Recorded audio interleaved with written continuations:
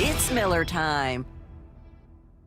Let's go! This is Seattle Sports. Streaming through the Seattle Sports app. KIRO AM Seattle. KIRO FM HD2 Tacoma. From the Quantum Fiber Studio This is Bump and Stacy. on Seattle Sports. Streaming through the Seattle Sports app and at seattlesports.com. Now, here are your hosts, Michael Bumpus and Stacy Ross. Here we go now. You knew that Monday was going to be either the best day of your sports life. It was the most important Mariners game ever. Furthest they'd ever been. For that matter, Game 6, that loss on Sunday was the furthest they'd ever been.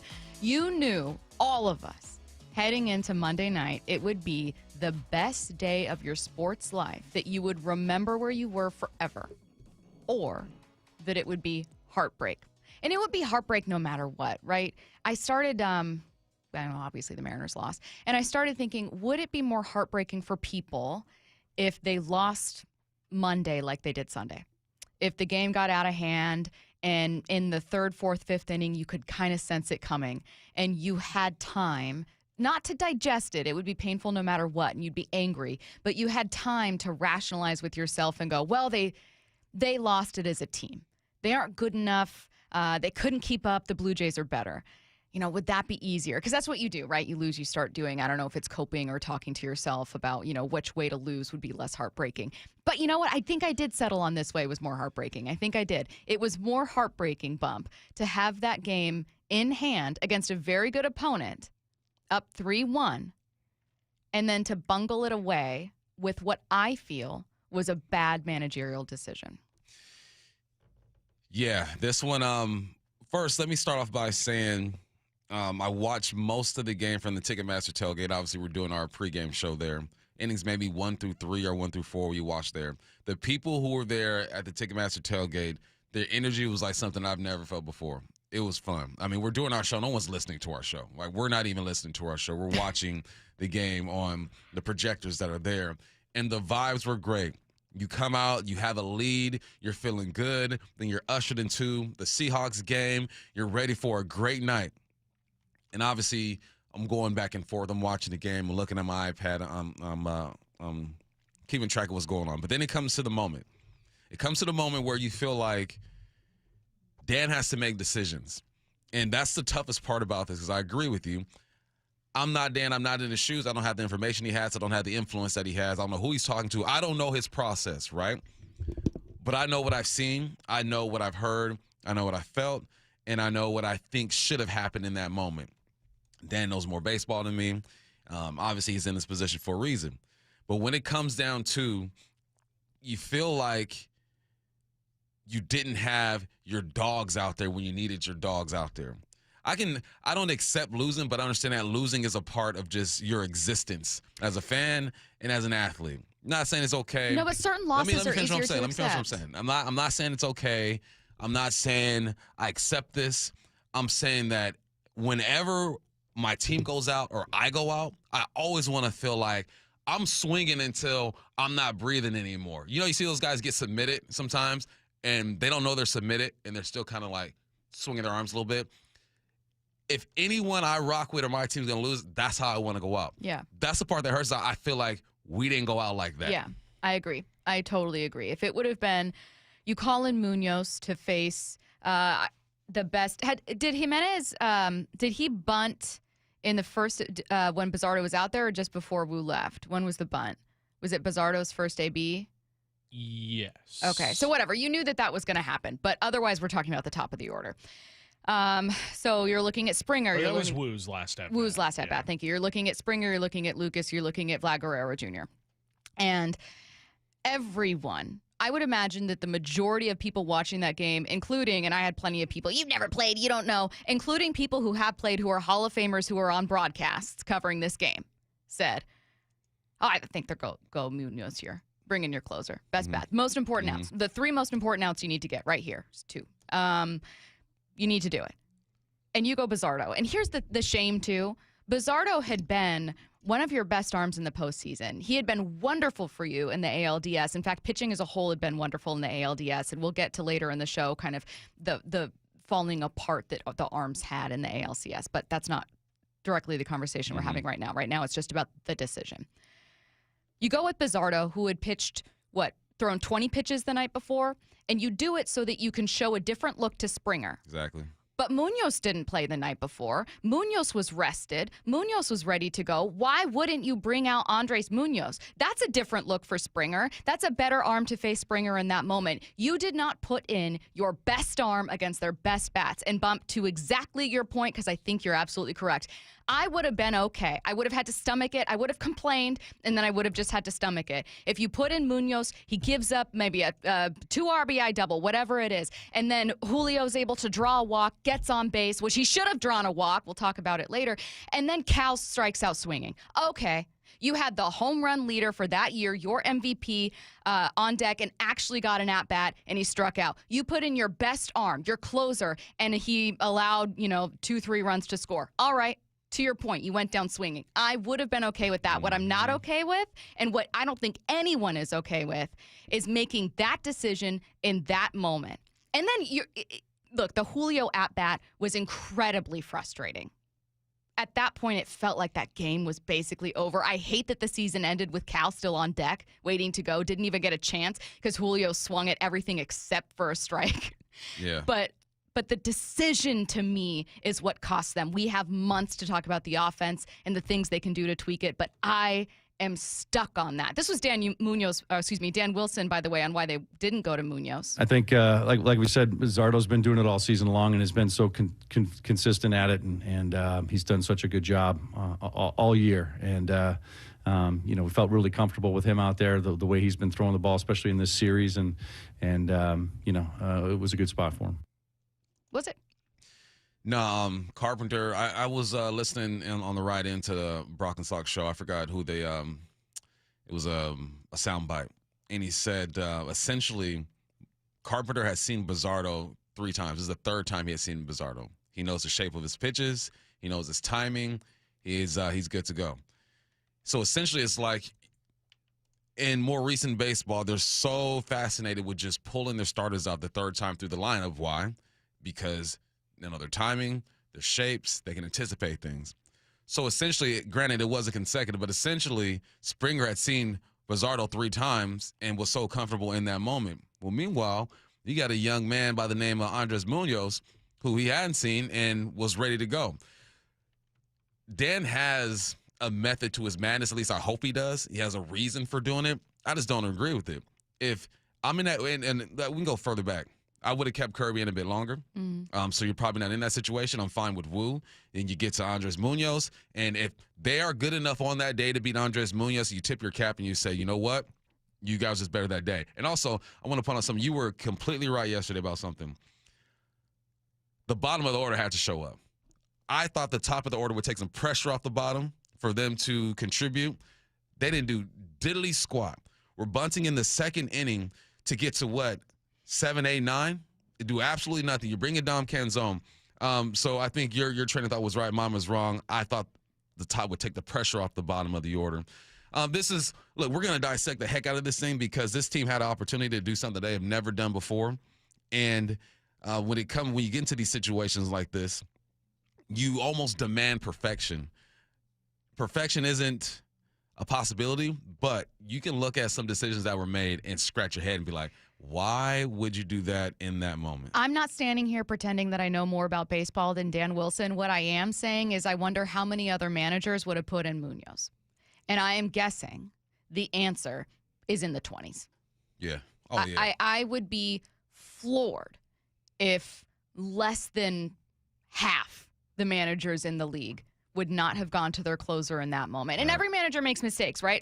Toronto's fans were complaining for 24 hours about Schneider putting in Little, specifically against Cal, going, you blew that game. You probably didn't, you cost us the World Series right there. And, unfortunately for Seattle, they lose game 6, so it didn't matter, and 7, but it didn't end up mattering at all. But there was a period there where fans were complaining about Schneider, who made an incredibly costly decision.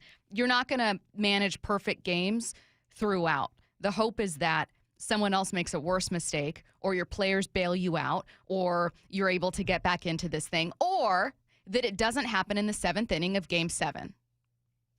Would have been great if this was Game 4 and it was a costly decision. And the thing is, like, this isn't me saying Dan Wilson should be fired. It's his first year as a manager. There was always going to be learning curves. Should a first-year manager have taken over a playoff roster? I don't know. That's a question. But he's here now. He's not going anywhere. So at least what I hope is twofold. One, that Dan Wilson learns from this decision, and I would imagine that he has. I cannot think that he actually stubbornly believes, like, no, I did the right thing. I think he thinks, like, I went with my gut here. It felt right. It didn't work out, so I'm not going to explain it further. He's not, especially vocal about his decisions. Okay, cool. Again, not my job. You're getting paid to do it. You're on the stage. I'm not. You face the criticism. I don't. That's not easy. And two, and this is a bigger conversation we'll get to as the months unfold, Cal's right. One image that will be stuck with me forever is the video of a clearly upset, tears in his eyes, Cal Raleigh, who can barely get through an interview. I'm super proud of these guys. It was a great team effort. Love every guy in this room, but ultimately it's not what we wanted, and it's I hate to use the word failure, but it's a failure, and that's what we expected, was to get to a World Series, win a World Series, and that's what the bar is and the standard is, and it's what we want to hold ourselves accountable to. But it hurts, but I don't want that to take away from like I said, I'm proud of the guys in this room. I thought we fought all the way to the end. Bump, I think a lot of Mariners fans are really glad Cal said that. Good. This is a failure. Game 7, a place this team has never been before in franchise history, but you didn't win. It's a failure. It's a really special season. Cal had a historic season. Julio did great things. Josh Naylor was amazing, an amazing acquisition for this team. I hope they extend him, and they absolutely should. So there are a lot of good things to come from the most fun season I can remember watching, me personally. However, this is a failure. And this being a failure needs to become the standard of this organization. That needs to be what this organization is trying to do. No more wild cards are great. Happy to be here. None of that. No more of that. No more droughts. No more just, settling for like, oh, great, a playoff appearance is just enough. You need to feel, as a front office, as an ownership group, as everyone within the building, the way that those players clearly do in that clubhouse and the way that fans clearly do today, which is, God, you should have been in a World Series. This season that they put together, this special season, deserved a trip to a World Series, and the players showed up and did their part, and we can pick apart the bottom of the lineup. Look, it's knowing that your season came down to Leo Rivas and Dom Canzone, essentially trying to get you on. Like, that's something that you have to sit with for a while and wonder if you should make some tweaks to that lineup. But overall, this is a failure, and that needs to be something you accept. You don't think they are? We got time will tell. But if I don't know. they don't, I need to see them make different decisions. I know we're not going to see decisions, right? We got to wait a while. But if they don't have a sense of urgency now, then this management group will never have that sense of urgency, because this team got to a place that they'd never been before, and you were a couple decisions, in my opinion. Obviously, the humans still got to go and perform, a couple decisions away from the World Series. So if this doesn't do it, then there's absolutely no hope for this this organization under its current leadership. But this group has done a decent job at the trade deadline. But what I think this might have done was, one, attract players to the Mariners, seeing maybe they're a bad away, maybe they're an arm away, maybe it's not as bad as it is over there. That's what my hope is with this squad, is that, yes, this hurts. You should be in the World Series, in my opinion. You were up 2 games at some point. You let this thing slip away, and partly some of that is on the players as well. I know we're focusing on Game 7, the decisions that were made. The players got to go out and play some good ball at the same time. There were times where we felt 2-0, we felt good about this thing. Everyone's projecting this team to go ahead and win the World Series. Players got to do their job too. But when it's all said and done, is there enough influence from Cal, Julio, and the players who are going to be here to put enough pressure on these guys, these fans, the situation, to make them go ahead and be aggressive? That's the next step for this group, because you got the money. You got some talent. All right, you got to Game 7.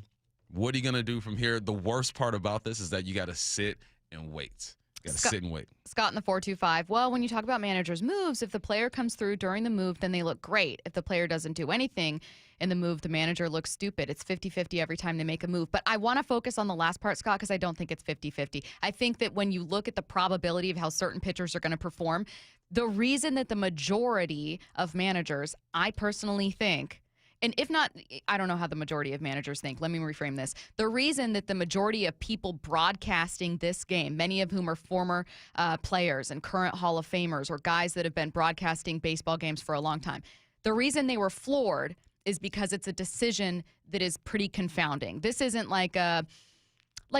think of George Kirby coming out of the bullpen, like a starter coming out of the bullpen and doing something. Let's say he was on short rest. That's one of those things that can either look brilliant or be bad. Right? Like if Kirby would have come out in the wild card comeback against the Blue Jays in 2022, and let's hypothetically say that it was 2 days after, and he's on, you're just going how's he going to do this? That's a move that's a little, not completely unconventional for a postseason game, but kind of something where it's ooh, here's a bet this manager's making.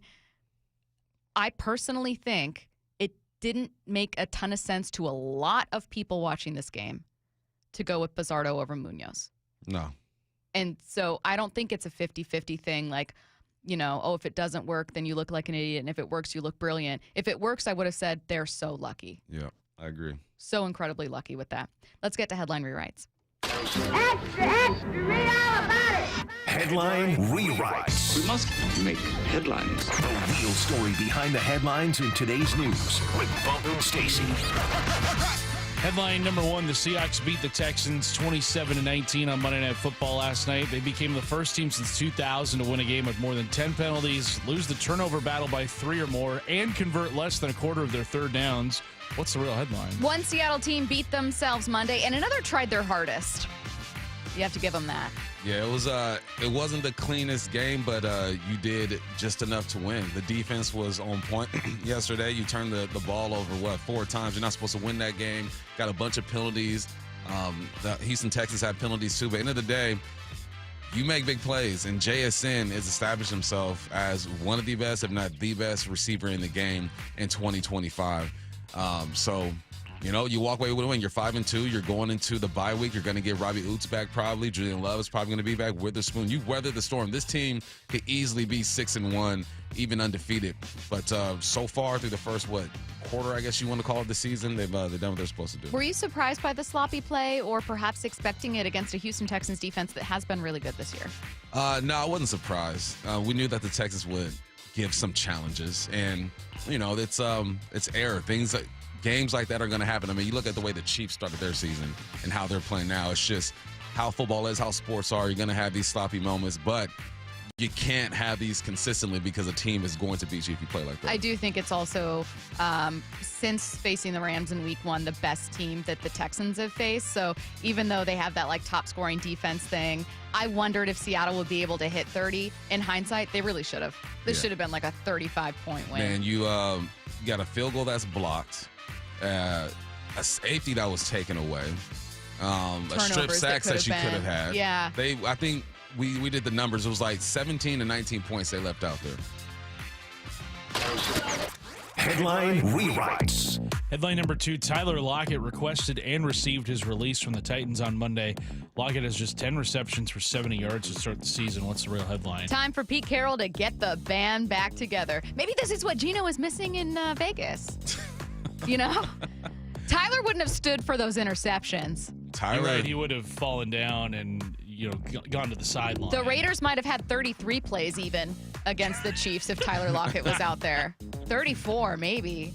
He only has 20 targets, 10 receptions, 70 yards. If you're a veteran receiver, you don't go to places where you're trying to rebuild. You're a veteran receiver, you go where you think, I will take my 10 receptions if we're winning ball games.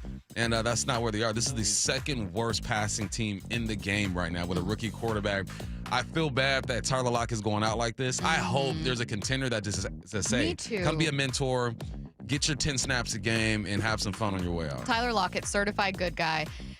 Never heard a single bad thing about him when I was here. Always gracious and nice and insightful with interviews. I don't know a single person that doesn't love Tyler Lockett, whether it's reporters or former players or current players. I agree with you. I was thinking, like, I don't know if it's going to be the Chiefs, but, like, I want there to be a really good contending team that's like, God, we're just one veteran receiver short. Like, man, I'm like going through. I'm like, well, Dallas has a lot of guys, and I don't know how much of a contender they're going to be. The Eagles have their guys. I don't know what cap space looks like, but, like, I mean, maybe it is a team like the Chiefs. Maybe it is. Rice looks great. Bills They made it clear. somebody? Yeah, the Bills. Yeah. They've had some receiver problems. Headline rewrites. Headline number 3, the NBA regular season tips off tonight with Oklahoma City receiving their championship rings. What's the real headline? Just what this day needed.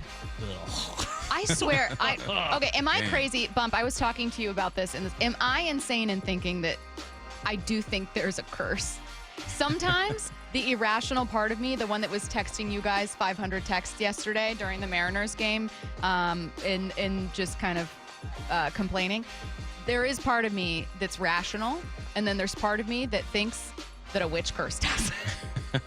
I don't know. That's the irrational part of me, but, like, God, there's so much pain. Yeah, they're not the only fan base with it, but no, I can understand why you would think there is a curse on this town. that's a lot of pain. At some point, Boston felt like that, and you see what happened over there. But I get you. I don't think it's real, but I get you, and I will never tell anyone how to live their sports life.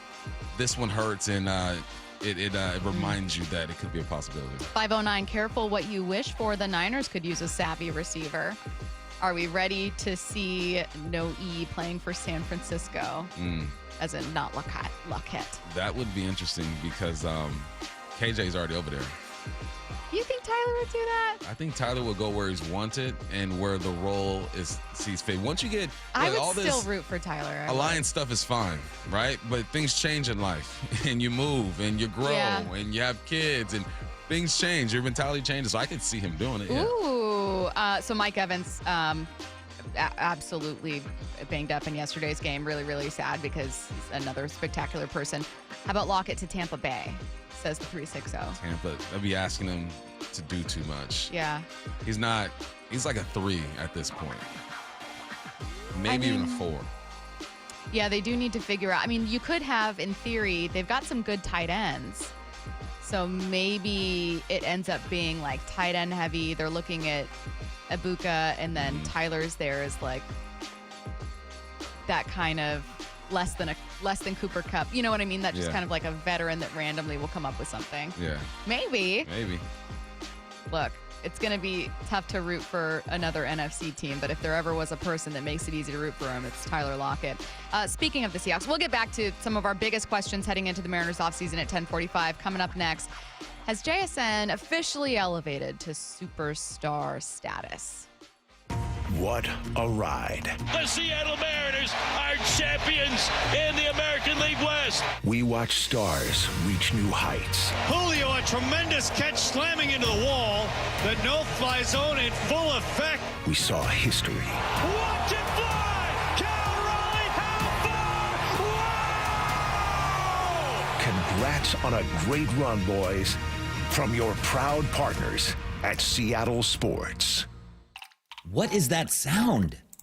Ugh, that sounds like a plumbing sound. Luckily, there's a company that fixes all the plumbing sounds across Puget Sound. That's All Sound Plumbing. Puget Sound's plumbing experts. Have a sound? Visit allsoundplumbing.com. Let's talk about your hair. Well, maybe after we talk about my hair. I've got great hair, as you know, and it's because of Advanced Hair. Yep, Advanced Hair Restoration. Their simple one-day treatment offers life-changing results that I can attest to. Guys, it's not magic, but it's close to it. They put hair where you need it most, and bam, it grows. It's actual science. Advanced Hair has top-rated physicians, modern technology, and best of all, you get your very own natural hair that begins to regrow the very next day. It's even guaranteed to grow for life. So schedule your free consultation now at 425-449-8185. Mention Curly to qualify for $250 off and 250 free hair grafts. It's a limited time offer. Advanced Hair, the winner of the 425 Business of the Year, and the team that gave me my hair back. More importantly, they'll do the same for you, Guaranteed. 425-449-8185 or advancedhair.com. Matt Coker here with West Coast Men's Health. In the past 5 years, we've seen thousands of men at our clinics. Most guys tell us the same story, that in their early 50s, it's not that they couldn't function, they just needed help. They started taking Viagra, and it worked great at first. But after a few years, it stopped working. The problem is that their arteries had become more restricted since they started taking it, because Viagra does not unclog arteries. Here at West Coast Men's Health, we use acoustic wave therapy to target the real problem. We break down plaque and clear up the arteries so blood can flow like it did in your 20s. This restores function. And guys, listen to this. You won't have to take a pill anymore. So if this sounds like you, give West Coast Men's Health a call today and see how we can help. With clinics in Redmond and Tacoma, call 206-519-6541. That's 206-519-6541. 206-519-6541. Online at westcoastmenshealth.com. For over 50 years, Bucky's Complete Auto Repair has been the one locals trust for fast, friendly service with guaranteed repairs. With 16 family-owned locations and a Carfax preferred badge, Bucky's makes it easy with same-day service and available financing. Visit buckys.com. With Progressive, it's easy to reach customer service with our app, website, chat, or by phone. Because when getting help is hard, it's not help at all. Little help. A little help over here. Thank you for calling Bench Press Assistance. What? Due to excessive gym volume, all available spotters are currently lifting heavy weights off the chests of other bench pressers. Seriously? Please continue to hold, and we will remove the barbell from your chest in the order in which your cry for help was received. Getting assistance should be easy. With Progressive, it is. Progressive Casualty Insurance Company and Affiliates. We know exactly what you're not thinking about right now. Wiper blades. But now that you are, take a moment to think about how Rain-X is the #1 brand of wiper blades in America. Why? Because Rain-X thinks about wiper blades all the time. We obsess, so you don't have to. Simply install our blades and then think about literally anything else. So choose Rain-X, America's #1 wiper blades, and then go back to not thinking about wiper blades. Rain-X. Outsmart the elements. Your home for baseball's postseason and your American League West champion Mariners, Seattle Sports. When it comes to the security of your business, doubts can creep in about who you're trusting to protect it. Are they a reliable service? How will I know if something happens? Are they keeping everyone safe? At Bay Alarm, we got you. For nearly 80 years, we've been putting our customers' minds at ease with our advanced technology and personalized support. Feeling insecure about your current security service? Visit bayalarm.com today to talk to a local security expert. Hey, it's Tim Hunter, former Seattle radio goofball here with 2 words that aren't funny. Prostate cancer. Get your annual checkup. Keep an eye on that PSA number. And if you hear those 2 words like I did, talk to the folks at Swedish Cyberknife. 5 treatments, minimally invasive and technologically advanced over the other options. If you were a friend, and I consider you one, I'd highly recommend Swedish Cyberknife. We are so lucky to have them right here in town. Do your research, but definitely visit swedish.org/cyberknife prostate. Dave Wyman here, and we've been fortunate to hear from 2 Swedish Cyberknife patients this year, Andy Ryder and Tim Hunter. Both heard about Cyberknife from our radio ads and completed successful treatment, raving about their experiences. Tim was impressed that treatment only took 5 days. Andy hosted a large international delegation the week after his treatment. If you, a friend, or a family member is diagnosed with prostate cancer, consider treatment with Swedish Cyberknife here in Seattle. Go to swedish.org/cyberknife prostate. You've heard the saying, you never get a second chance to make a first impression. Since 1926, my family's been helping local businesses make great first, second, and long-term impressions. We know how to make your company look good with quality uniforms, logoed apparel, floor mats, linens, and more. If you're paying for linen service or doing it yourself, let's have the conversation. The information and quote are free, but the savings and service can really add up. Visit suplinen.com. Superior Linen Service. It's what we do. From the Quantum Fiber Studio, you're listening to Bumpin' Stacy. Weekdays 10 to 2. On Seattle Sports and 97.3 FM HD2. Bump, the Seahawks won an ugly one against the Texans. This A should have been a blowout, and B, I don't want to say shouldn't have gone on as long as a 7 p.m. kickoff that was always going to be late, but like this game should have been feeling like it was over much sooner than it was. I do want to talk about that a little bit and some of the mistakes, whether or not you're concerned about them. Are you concerned about 4 turnovers? Are you concerned about a team that converted 14% of their third downs? Those are 2 questions I genuinely have for you, but I do want to start with Jackson Smith-Njigba, who once again is proving, oh, you want to double team me? You want to try to stop me? Doesn't matter. What's he doing well? What's happening here? What's working so where he can so consistently get these yards? He makes the difficult catch or the contested catch. It's not like when you see him, he has like 5 yards of space. There's always someone around him. And I think a lot of credit needs to go to Sam Darnold, too. Sam Darnold is tossing some dots. He's putting it right where it needs to be. I also think it's the scheme, the crossing routes, the corner routes, the corner curl routes. He's becoming a better and better route runner.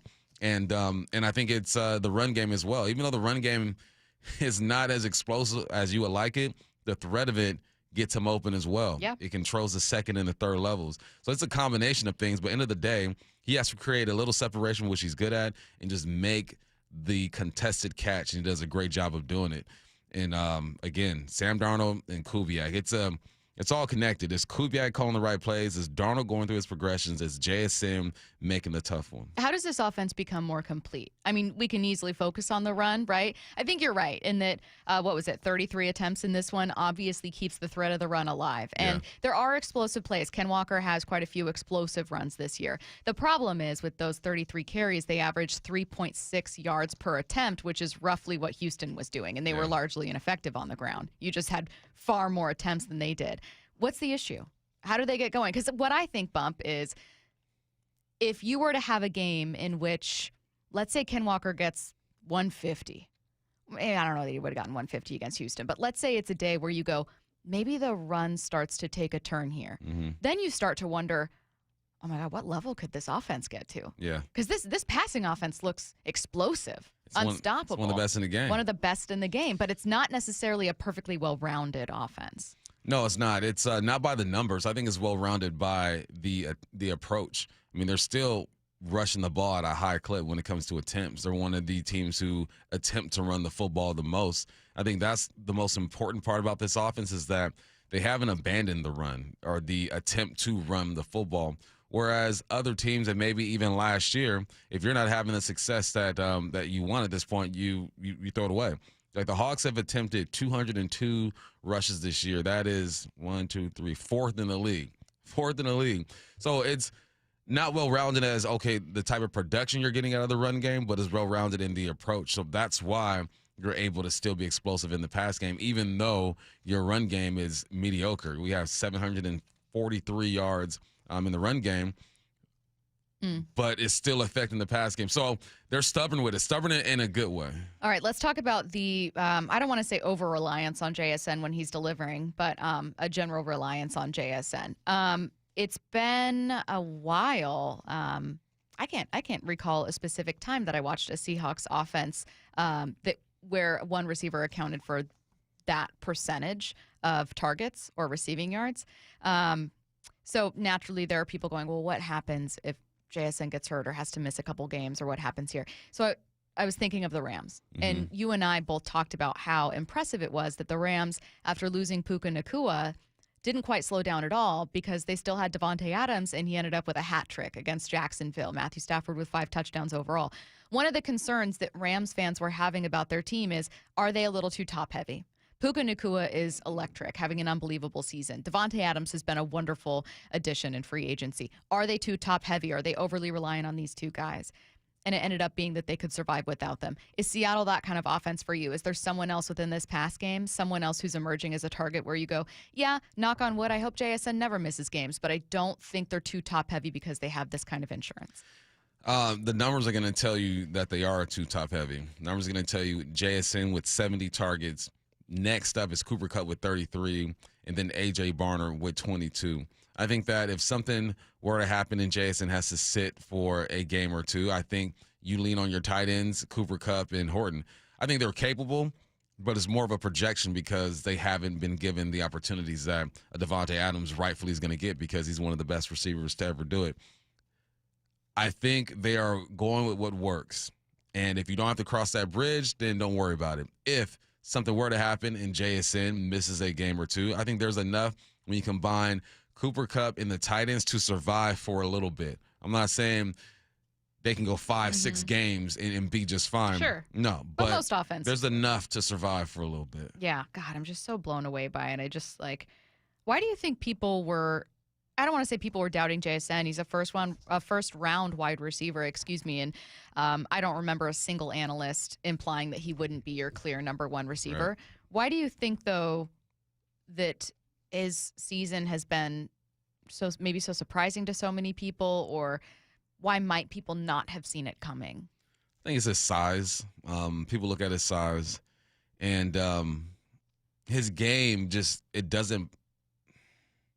When he got here, he didn't have the task of being the number one receiver. You look at the number ones in this league right now who are considered number ones. Jamar Chase, you're the guy as soon as you got to Cincinnati. Justin Jefferson, you were the guy when you got to Minnesota. Amon-Ra, you were the guy when you got to Detroit.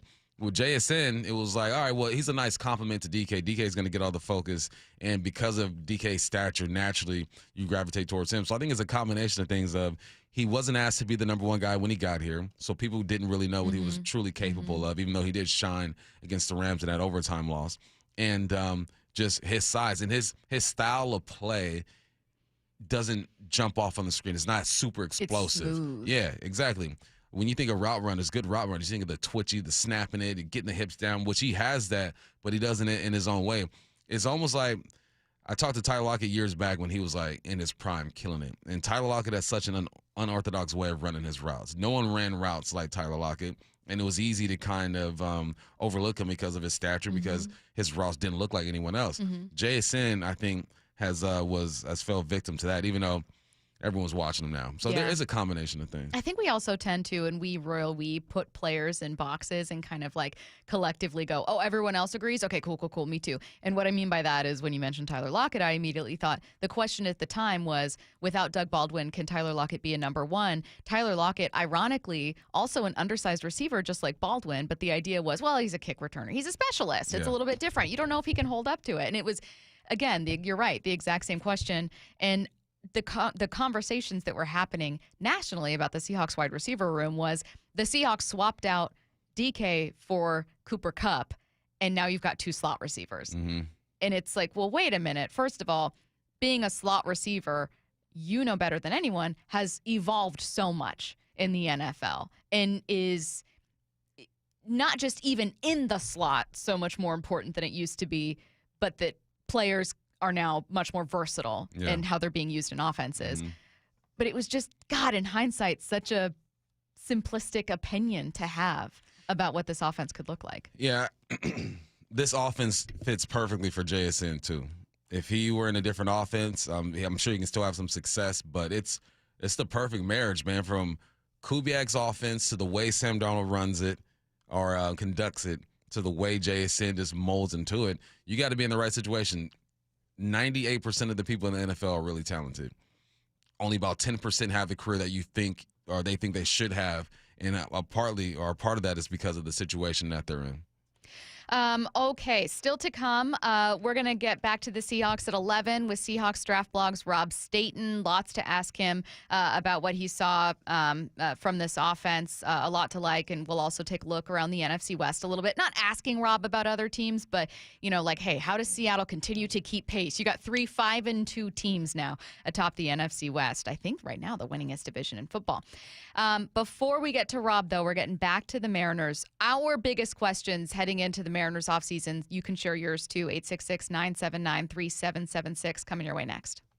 It's the Hawks Player Spotlight. Tight end A.J. Barner is with us. How are you, man? Doing well. It's good to be on here. Brought to you by Three Tree Roofing. The rookie on this O-line, Gray Zabel, is with us. Sam is an elite quarterback. Going deep with a different Hawks player every day at 3:30 with Wyman and Bob on Seattle Sports. Every time he walks into the huddle, we know we got a chance for a big play. Nick Eamon-Wari is with us. I felt good officially going into the game. Catch up on every Hawks Spotlight on Seattle Sports on YouTube and the Seattle Sports app. It's October and things are getting spooky around here. What's up, it's Bump, and fall is my favorite time of the year, obviously for football. You got the baseball playoffs, you got fall golf, the leaves are turning, and seeing all these kids and adults dressed up in funny costumes, what's not to love? This year, I want to start a new tradition. Make the easy drive up I-5 to Silver Reef Casino Resort. They have everything you need. Deluxe rooms where you can actually feel spread out and relaxed and comfortable, and then head downstairs and watch the games on their big screens at the sportsbook while grabbing a bite to eat. Then head outside to Lumenstrauss Golf Course, man. They got rates you cannot beat for a course this nice. There's water, there's trees that loops back into the forest where for a couple holes, you feel like you're the only group out there. While golfing, the missus can check out the spa, then we'll meet back up for a delicious dinner at either the steakhouse or the cantina. It is a great trip. You should try it off I-5 exit 260, silverreefcasino.com. Every time I turn around, my friends at Pure Talk give me one more reason to feel good about switching.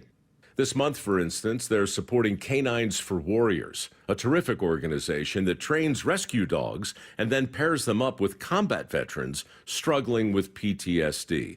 The result? They're saving lives on both ends of the leash. This is why I switched to Pure Talk. I like being in business with an American wireless company who shares my values. Yeah, I appreciate unlimited talk, text, and plenty of 5G data for just $25 a month, and I bet you will too.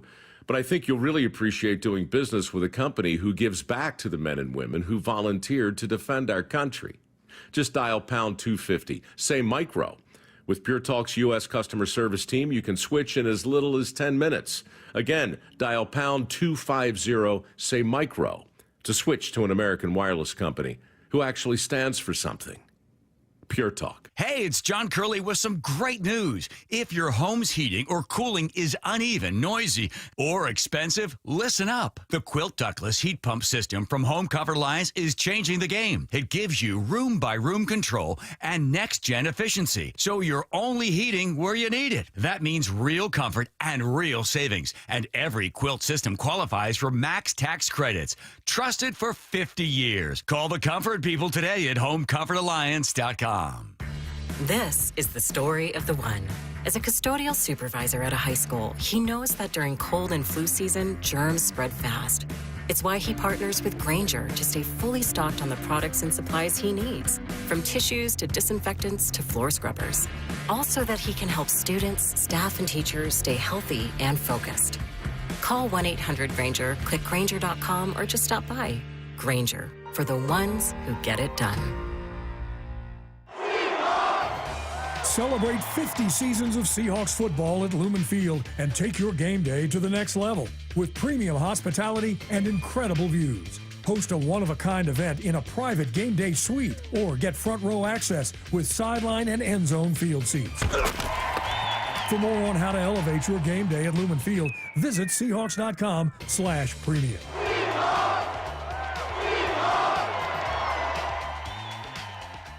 Get rid of stubborn fat and address areas of loose skin with ProSculpt, the simple one-day permanent fat reduction and skin tightening treatment. Book your free consultation at prosculpt.com.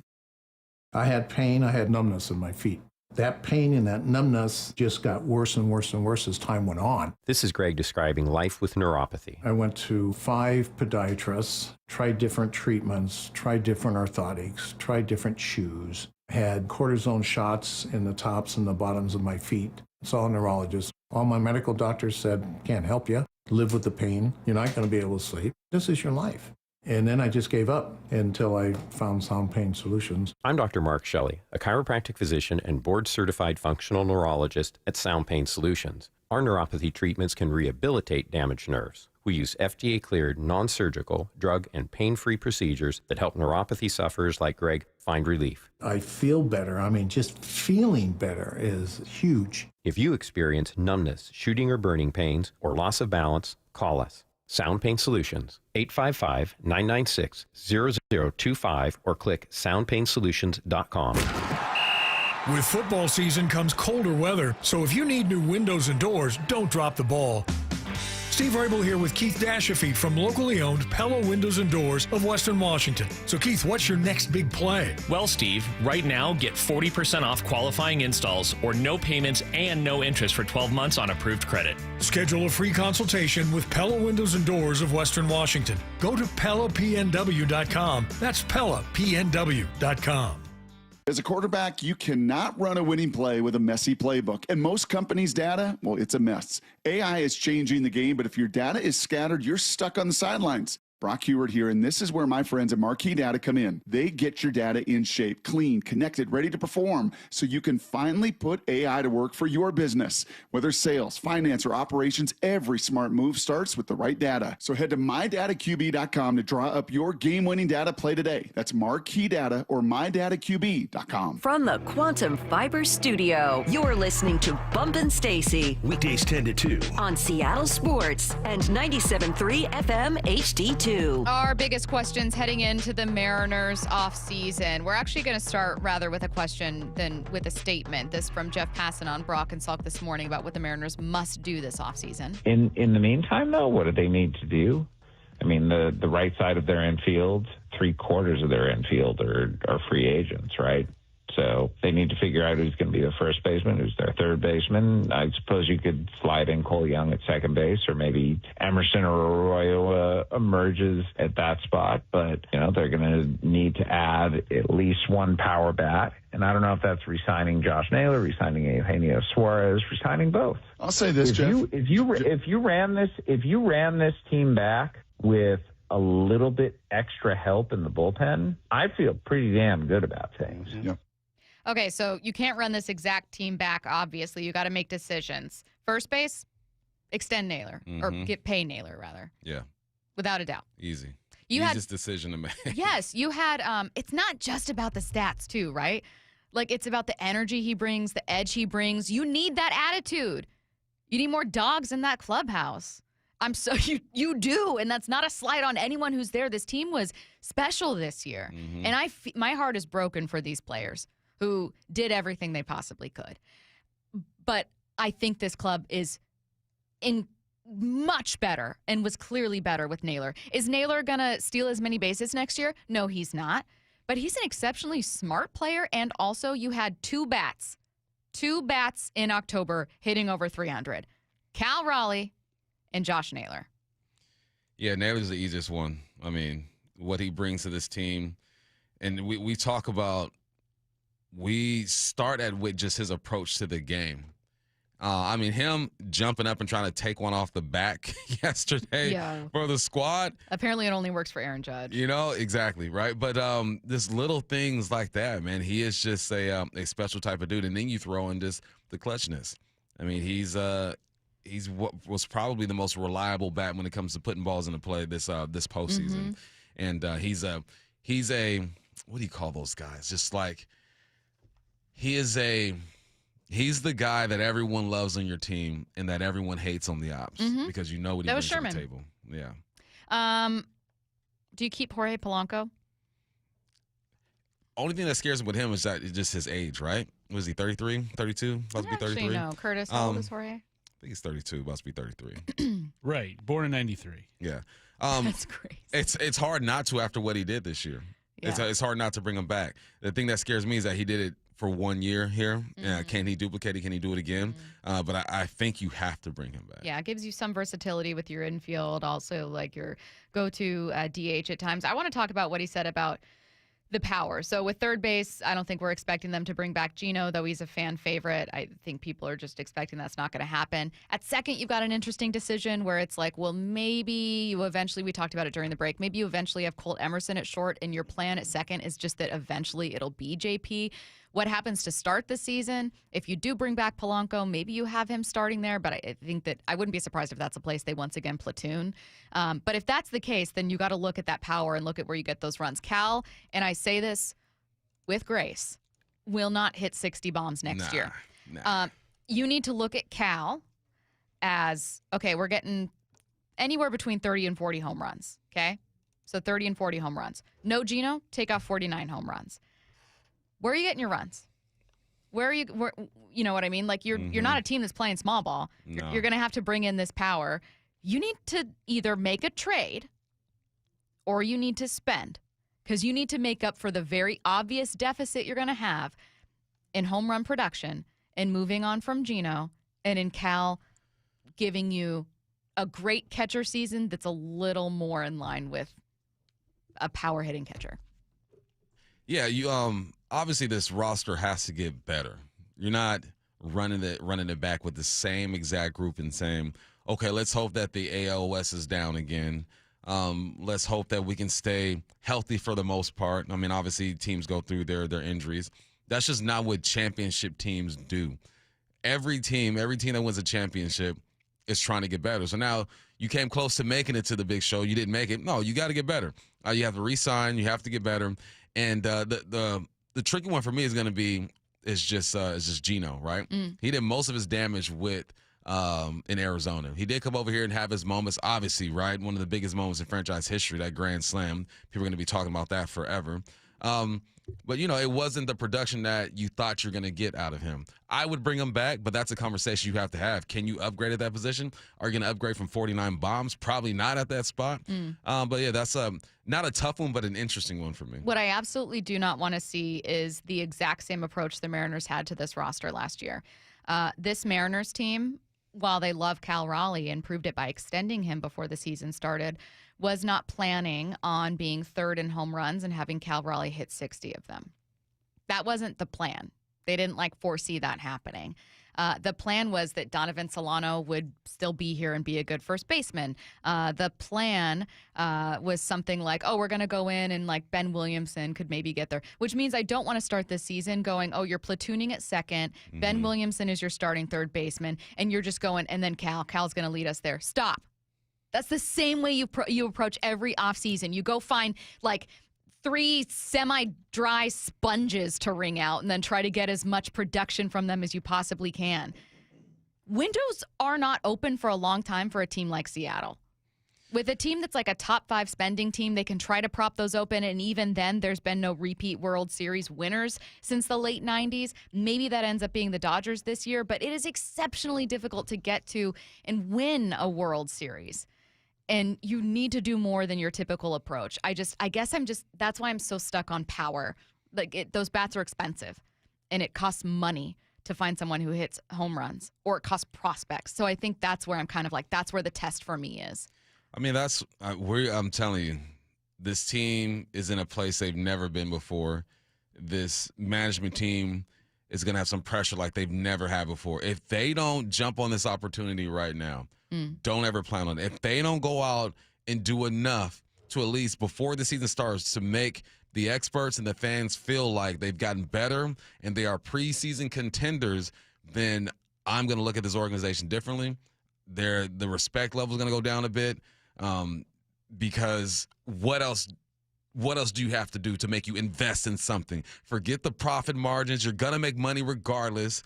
Put a team out there next year that preseason experts are legitimately saying they are contenders. Not this, we're going to send all these players to the Bump and Stacy show, to the Brock and Sox show, Wyman and Bob, and have them pump this narrative that was far from true a couple years ago. Let's make it real. Let's not make it a story. Let's not make it a hope. Make it real. If it doesn't happen now, Stace, I don't know about this. All right, well, let's hope it happens now. Again, we only spent 10 minutes on this. These are questions. Do you give Randy an extension? How do you make up for likely regression from Cal? What's your infield look like? And is JP part of that? And in what way? All of these are questions we're going to spend weeks and weeks and weeks talking about. And some of them we'll get answers for as the weeks and months continue here and we head into, February, pitchers and catchers reporting, this is by no means a silver lining, but with a season ending near the end of October, I'm like, well, maybe the offseason won't feel so long. And part of me is like, how do fans and players become emotionally ready to even turn to spring again and after that? But 29 teams do it every year. Baseball's so long. I hate this. I love the season. I'm sorry it ended that way. I hate this part because it's so hard to get here. I know. We do have to get back to the Seahawks. The Seahawks won on Monday Night Football, improving to 5-2, and they desperately needed to in a stacked NFC West. Seahawks Draft Blog's Rob Staton joining us next. What a ride. The Seattle Mariners are champions in the American League West. We watch stars reach new heights. Julio, a tremendous catch slamming into the wall. The no-fly zone in full effect. We saw history. Watch it fly! Cal Raleigh, how far? Wow! Congrats on a great run, boys, from your proud partners at Seattle Sports.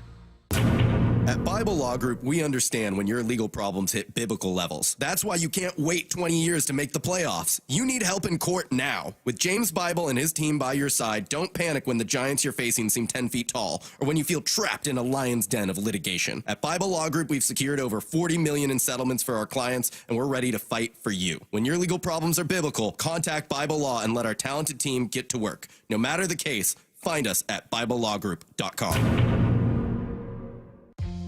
Ryan Roland Smith here. For more than 35 years, the NBA Health Insurance Trust has been helping local builders, contractors, and their employees save money and gain peace of mind. They offer customized group health plans from the state's leading insurance providers. Small and mid-sized businesses deserve big healthcare access.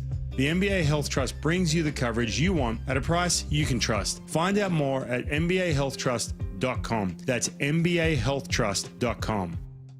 You're losing your hair and you simply need a solution that works. You want the best. Modern technology, top-rated physicians, something that's guaranteed to work. Guys, you need world-class Dr. Perungo and his team at Advanced Hair. Advanced Hair has completely redefined hair restoration. From the experience itself to their unmatched results. Receding hairline, bald spot, thinning hair, maybe all three like I had. Get your hair back with Advanced Hair's simple one-day treatment that begins to regrow your own natural hair the very next day. Advanced Hair has changed tens of thousands of lives, including mine. And get this, Advanced Hair is once again the winner of the 425 Business of the Year. For your free consultation, call 425-449-8185. Right now, you'll get $250 off and 250 free hair grafts.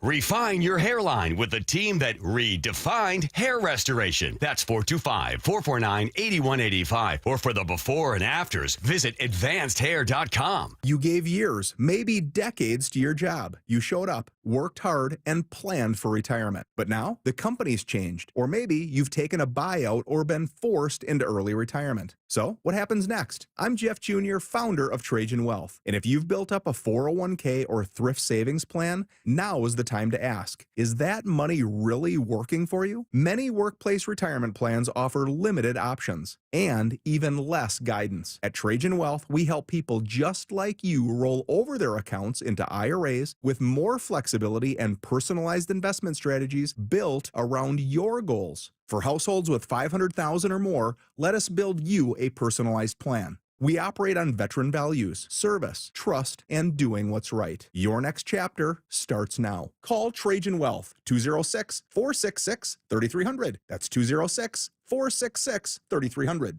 Advisory services offered through Trajan Wealth, LLC, an SEC-registered investment advisor. This is a message worth listening to. Our friends at Mazda of Everett always offer you their best deals. Mazda of Everett is the West Coast's largest Mazda dealer for a reason. They sell more new Mazdas than any other dealer on the West Coast, offering you their best deal every day. Shop over 300 new Mazda CX-5s with 0.9 financing for 60 months, available on approved credit. Located on Highway 99 in Everett, or shop MazdaofEverett.com.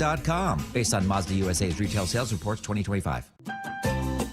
Happy 40th birthday to us at Pacific Power Batteries. Since 1985, we've learned that our customers seem to appreciate product knowledge and helpful advice about anything battery related. At Pacific Power Batteries, we like to sponsor smaller community causes and teams because they have a real community connection, sort of like a battery to a starter. Does that make sense? I'm Steve Alman, and all of us hope to connect with you soon at one of our Pacific Power Batteries stores.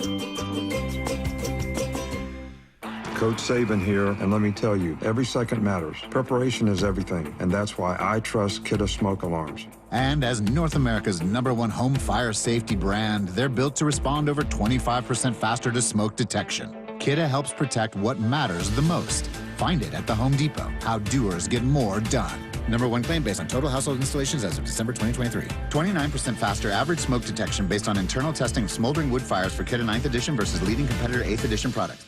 Introducing your new Dell PC with the Intel Core Ultra processor. It helps you handle a lot, even when your holiday to-do list gets to be a lot. Like organizing your holiday shopping and searching for great holiday deals and customer questions and customers requesting custom things, plus planning the perfect holiday dinner for vegans, vegetarians, pescatarians, and Uncle Mike's carnivore diet. Luckily, you can get a PC with all-day battery life to help you get it all done. That's the power of a Dell PC with Intel inside, backed by Dell's price match guarantee. Get yours today at Dell.com/deals. Terms and conditions apply. See Dell.com for details.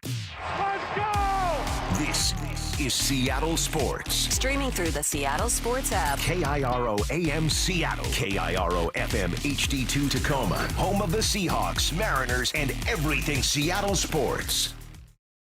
Seattle Sports Snapshot. The Mariners fell to the Blue Jays 4-3 in Game 7, ending their season and leaving the front office with some very important decisions to make. We're going to talk about more of that on today's show. Meanwhile, the Seahawks defeated the Texans 27-19 on Monday Night Football. They became the first team since 2000 to win a game with more than 10 penalties, lose the turnover battle by 3 or more, and convert less than a quarter of their third downs. Snapshot, brought to you by Miller Lite. When it's game time, it's Miller time. From the Quantum Fiber Studio, this is Bump and Stacy on Seattle Sports. Streaming through the Seattle Sports app and at seattlesports.com. Now, here are your hosts, Michael Bumpus and Stacy Ross. Here we go now. Joining us now, Rob Staton from Seahawks Draft Blog. And Rob, I got to say, going into this game, I expected it to be very low scoring. I was pleasantly surprised to see the Seahawks offense drop so many points on the Texans defense. I also feel like this game should have ended much sooner. So many turnovers. Let's start with just a big picture takeaway. You left the game thinking what about the Seahawks? Well, I think the point that you just made is a pertinent one. The game finished at 7 o'clock in the morning for me, and it should have finished half an hour earlier. Right? I don't know why the Seahawks decided they needed to drag that out for another half an hour, but I think my takeaway from it is the Seahawks have got to play cleaner football than this. There's clearly a lot of talent on this team. There's a lot of positives from this performance. Leonard Williams is unbelievable. The defense has moved on very quickly from that Tampa Bay game and has put back-to-back games together now that they look really good. Jackson Smith-Njigba is playing like one of the best players in the NFL. Forget receiver position. I'm talking about any position. He is unbelievable. You've got a lot of positives there, but for whatever reason, you look at the games that they've had so far, and the common trend has been they don't finish games off as quick as they should do. There's been some situations where they've kind of got in their own way. And if this team is going to achieve what it is capable of this year, it's going to have to fix that pretty soon. Let's go to, let's talk about Jackson Smith-Njigba. Now, for the first time in a Seahawks game this year, Jackson Smith-Njigba did not receive the longest pass play from Sam Darnold. This time it was Cooper Kupp. Last week, technically, he did tie with A.J. Barner. However, it was yet another exceptional game. Why did you choose the distinction of saying Jackson Smith-Njigba, one of the best players in the league? I mean, can you further explain just like what you're seeing overall from him this year to make you say this guy is playing special football? When you think about a top number one wide receiver, you are talking about a player who doesn't matter who you're playing, doesn't matter who the cornerbacks are on the other team, this player is going to have an impact. Now, Derek Stingley is one of the best cornerbacks in the NFL. He obviously did make a big play in that game. He wasn't covering Jackson Smith-Njigba when he made that play. But when you have teams like that who have good defenses, who have good defensive backs, and Jackson Smith-Njigba is going to get his 100-plus yards anyway, he's going to get his touchdown anyway, that is a player that you just have to accept as a team that he is going to get what's coming to him. And I think that's where he's elevated himself to a level now where when you watch the Vikings, you kind of expect, even when Carson Wentz is in there, if Max Bromer's going to have to play for the Vikings this week, that Justin Jefferson's going to get X number of yards and could get a touchdown in the game. It doesn't matter because he's so good, he's going to have an impact on games. I kind of feel like we're there with Jackson Smith-Njigba now. He has truly arrived this season, has announced himself as one of the very best receivers in the NFL. And, if you were going to do, I hate those kind of like top 100 lists that they do at the end of the season. Like Jackson Smith-Njigba, the way that he's played so far, could make a really strong case to be in the top 25. I want to talk about the run game a little bit. It's so funny. Obviously, you've been doing this with us all year, and you and I left game one, and I've said it a couple times already, but you and I left game one going, oh, God, what if there's some real depth concerns with this wide receiver room? And instead, what we saw in this one was, Cooper Kupp got involved a little bit more. No more throwing for Cooper Kupp, but overall, Cooper Kupp involved a bit more, and that was great to see. Torrey Horton really coming along. I'm so glad that he wasn't hurt, kind of came up limping on a deep passing attempt there into the end zone, but JSN just obviously spectacular. We are leaving week 7, heading into a break for Seattle, and then heading into the latter half of the season, and I still am waiting to see the run game get going consistently. 118 on the ground sounds great in theory, especially against a pretty suffocating defense, but it's 3.6 yards per carry. They really try to get after it. I can applaud their commitment, but what's not working for them? Because it sure feels like this would be a way to just round out what would otherwise be a really stellar offense. You want to be able to, run out the clock and be a little more effective there. What are you seeing? Well, they clearly don't trust this running game as much as they need to, because there's no way they should be throwing the football, nearly giving away another safety in the fourth quarter, just trying to win the game with the arm of Sam Darnold when you have a great lead, a 2-score lead. That's when it's calling for you to run the ball and to kill time. And it felt like Houston had 3 drives between 10 minutes to go and 5 minutes to go. Like they had ample opportunity to get back into that game and maybe do what the Broncos did against the Giants the other day and pull off some unexpected comeback because the Seahawks couldn't run the ball, because they couldn't kill that clock. Now, I think part of the problem is they're getting in their own way again. Just before the Sam Darnold interception, you have a really good run with Ken Walker. He gets called back on hold. The next play is the interception. Little things like that where you have prevented yourself from getting momentum into your running game. You've took a bunch of yardage off the stat sheet, and then you've got to go into 1st and 18 and throw it, and you're throwing an interception. So you're not helping yourself in that regard. I have to say as well that I really like Ken Walker and I really like Zach Charbonnet. Really rated both those players coming into the league, and they look like really good players. I'm not sure that I like Ken Walker and Zach Charbonnet. I think the fact that they've spent 2 second-round picks on them both means that they feel like they've got to find a way to get them both on the field. I'd love to see one of these running backs just get an opportunity to sort of build some momentum, to have 20 carries. I think Zach Charbonnet is better when he's a lead runner, not somebody who's coming in and spelling Ken Walker. And I think Ken Walker, it's kind of a similar thing. And they're trying to split the carries.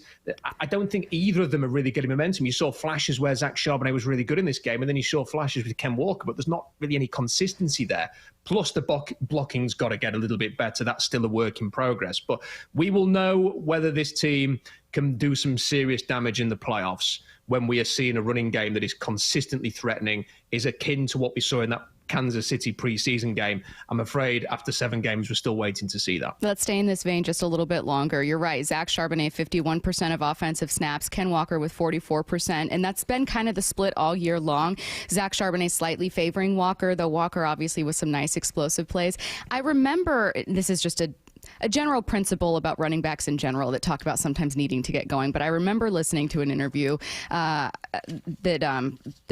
one of our other shows had with Rashad Penny, saying that in that kind of explosive end to the season he had a couple years ago, part of it was just feeling like you finally want to break through, and sometimes it takes a while and you almost need to build up to it, and then you kind of get in a rhythm. Do you think that for someone like Ken Walker, 44% of snaps, and again, barring injury, barring needing to take a break, do you think it's well, of course he's not going to get going. Of course you're going to have to rely on some random explosive plays because you can't ever get in a rhythm when you aren't the primary ball carrier? Well, this may surprise you, Stacy, but I've never run the ball in the NFL. But I can guess what it's like. And for me, if I was going out there and I'm thinking there's another guy on the sideline, but I want to have 15 carries plus in this game. So that means I have to make every single carry count. And then I'm running up the middle and I don't see anything, then I'm hesitating. I'm thinking, right, I need to make this needs to be a 7-8 yard gain. This can't be a 1 yard gain. I've got to make this happen because I want to have most of the snaps. I want to stay on the field. You may be just sort of mentally thinking, I've got to do a little bit more here. And then you do see a bit of hesitation sometimes with both of these running backs trying to make things happen. Whereas I do think if you had 20, 25 carries in a game, you can get into a rhythm where maybe you do have a 3-yard run, a 3-yard run, a 1-yard run, but then you've got a 10-yard run and you're not really sort of wondering, I've got to make things happen. I can take what's there. And sometimes there's not going to be anything there as a running back, but just live to play another down, go back out there and do it again. And maybe they are just sort of thinking, I have to do so much because I'm in a timeshare. I might only get 9-10 carries in a game. It's not really helping. I think they're both so talented. I think both in their own rights are lead running backs in the NFL. I'm just not sure that this split, which is perhaps inspired a little bit by we've invested in these players, we have to justify that now. I'm not sure it's really helping either of them or this running game. Far be it from me to complain about anything after a win, especially when this team improves to 5-2 with stiff competition around them, the Rams and 49ers, now also 5-2. But two areas that I do want to ask you about. Just tell me your level of concern.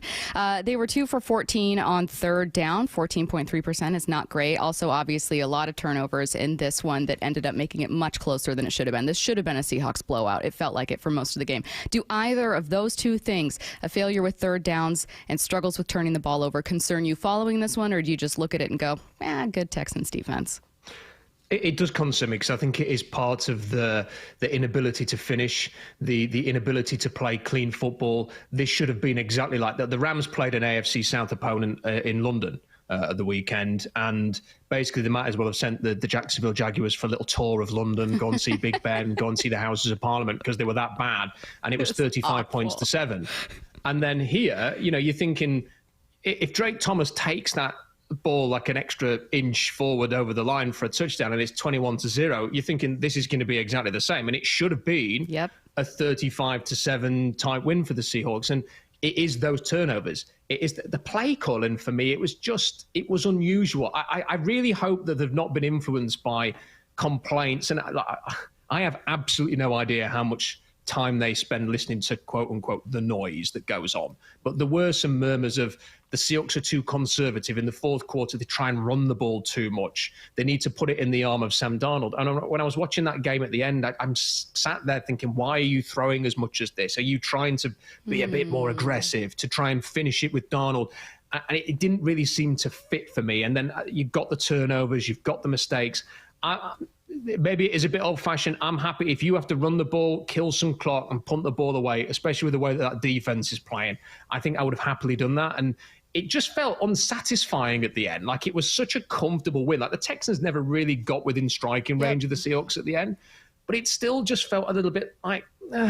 at the end, like, it just could they not have just finished with a bit more style? And it's the one thing, like, everybody's talking about how good are the Rams? How are the Niners doing this with all of their injuries? And from the Seahawks perspective, I feel like we're missing out. People should be able to go, this is a great team. They're right in the mix in the NFC. They've got the joint best record in the NFC right now. But the way that they didn't finish that game is just holding people back from sort of thinking, yes, this is a legit contender at the moment. So let's hope that they change that over the bye. Which is also a shame because they do not have the number of injuries that the 49ers are dealing with, and I will give Kyle Shanahan all the credit in the world for doing that. I still can't believe that. However, they were shorthanded in this one. No Devin Witherspoon, no Julian Love. Both of us probably holding out hope that at the very least Love could return with this one, or one or the other could come back. Instead, they were shorthanded again on defense with a really, really good defensive performance yet again. But you're right. It's stiff competition in a very, very tight NFC West race, and unfortunately surpassing our wildest expectations with the passing offense and continuing to be great defensively while being shorthanded in your secondary isn't quite enough. But let's take a few minutes to talk about the defense. Again, Houston's offense had not been great all year long. We already know this. Dropped 44 points on Baltimore, a really bad Baltimore Ravens, and a very banged up Baltimore Ravens defense. But this was still, to me, a very impressive performance considering you don't have defensive leaders out there. What did you see? I thought it was fantastic. I've not seen the number of pressures that the Seahawks created in this game, but it felt like it was like 100. Like, constantly, C.J. Stroud was under pressure. He will have gone to sleep at night having nightmares about players in navy blue chasing him in the pocket. Like, it was constant, relentless. They were physical. They hit with a punch as well. I thought it was superb. And then Leonard Williams, to me, it was great. I'm pretty sure that Dan Orlovsky at one point in the broadcast last night was talking about Leonard Williams potentially being Defensive Player of the Year. And for me, I was like, yeah, because the problem you've got is we pay so much attention to these PFF grades. I mean, Leonard Williams could have a 6-sack game and probably still get a 60 grade from PFF. But he's when you actually look at the eye test, what is he showing on the field? week after week after week, he's not just playing well, impacting games, creating situations where even if he's not the one getting the sack, he's the one that's creating the pressure, which enables somebody else to capitalize on that. He's a tone setter up front. He just looks fantastic. For me, he has to be in the running for that. He's one of the best defensive linemen in the NFL this year, perhaps the best defensive tackle. He and Jeffrey Simmons can have a little contest to see who deserves the crown for being the absolute best. But he was brilliant. Nickerman Worry looks, again, that's 3 games in a row now where you're thinking, this guy's got something about him. This is why they traded up for him. He is an exciting player. Tyre Carter, I thought, had a good game. I thought the cornerbacks, potential interceptions late on. But apart from that, he had a good game. Everybody played well in the secondary. So the Buccaneers game, thankfully, was a bit of a one-off. It was an anomaly. They have done a very good job shutting down the Jaguars, and now the Texans in back-to-back games. So they can get Julian Love back. They get Devin Witherspoon back. Maybe if they get into the trade market over the next 2 weeks as well. The bye may well have been timed quite well for that as well, so they can spend a bit of time looking at what's available in the NFL. Then this defense can take them a long way. You know what's interesting about the Tampa Bay game? You're right. I think it's an anomaly in terms of how the defense performed. And again, even backups were getting hurt in that game. You were down to like third-string guys that had been called up from the practice squad, guys that were banged up but had to stay in the game.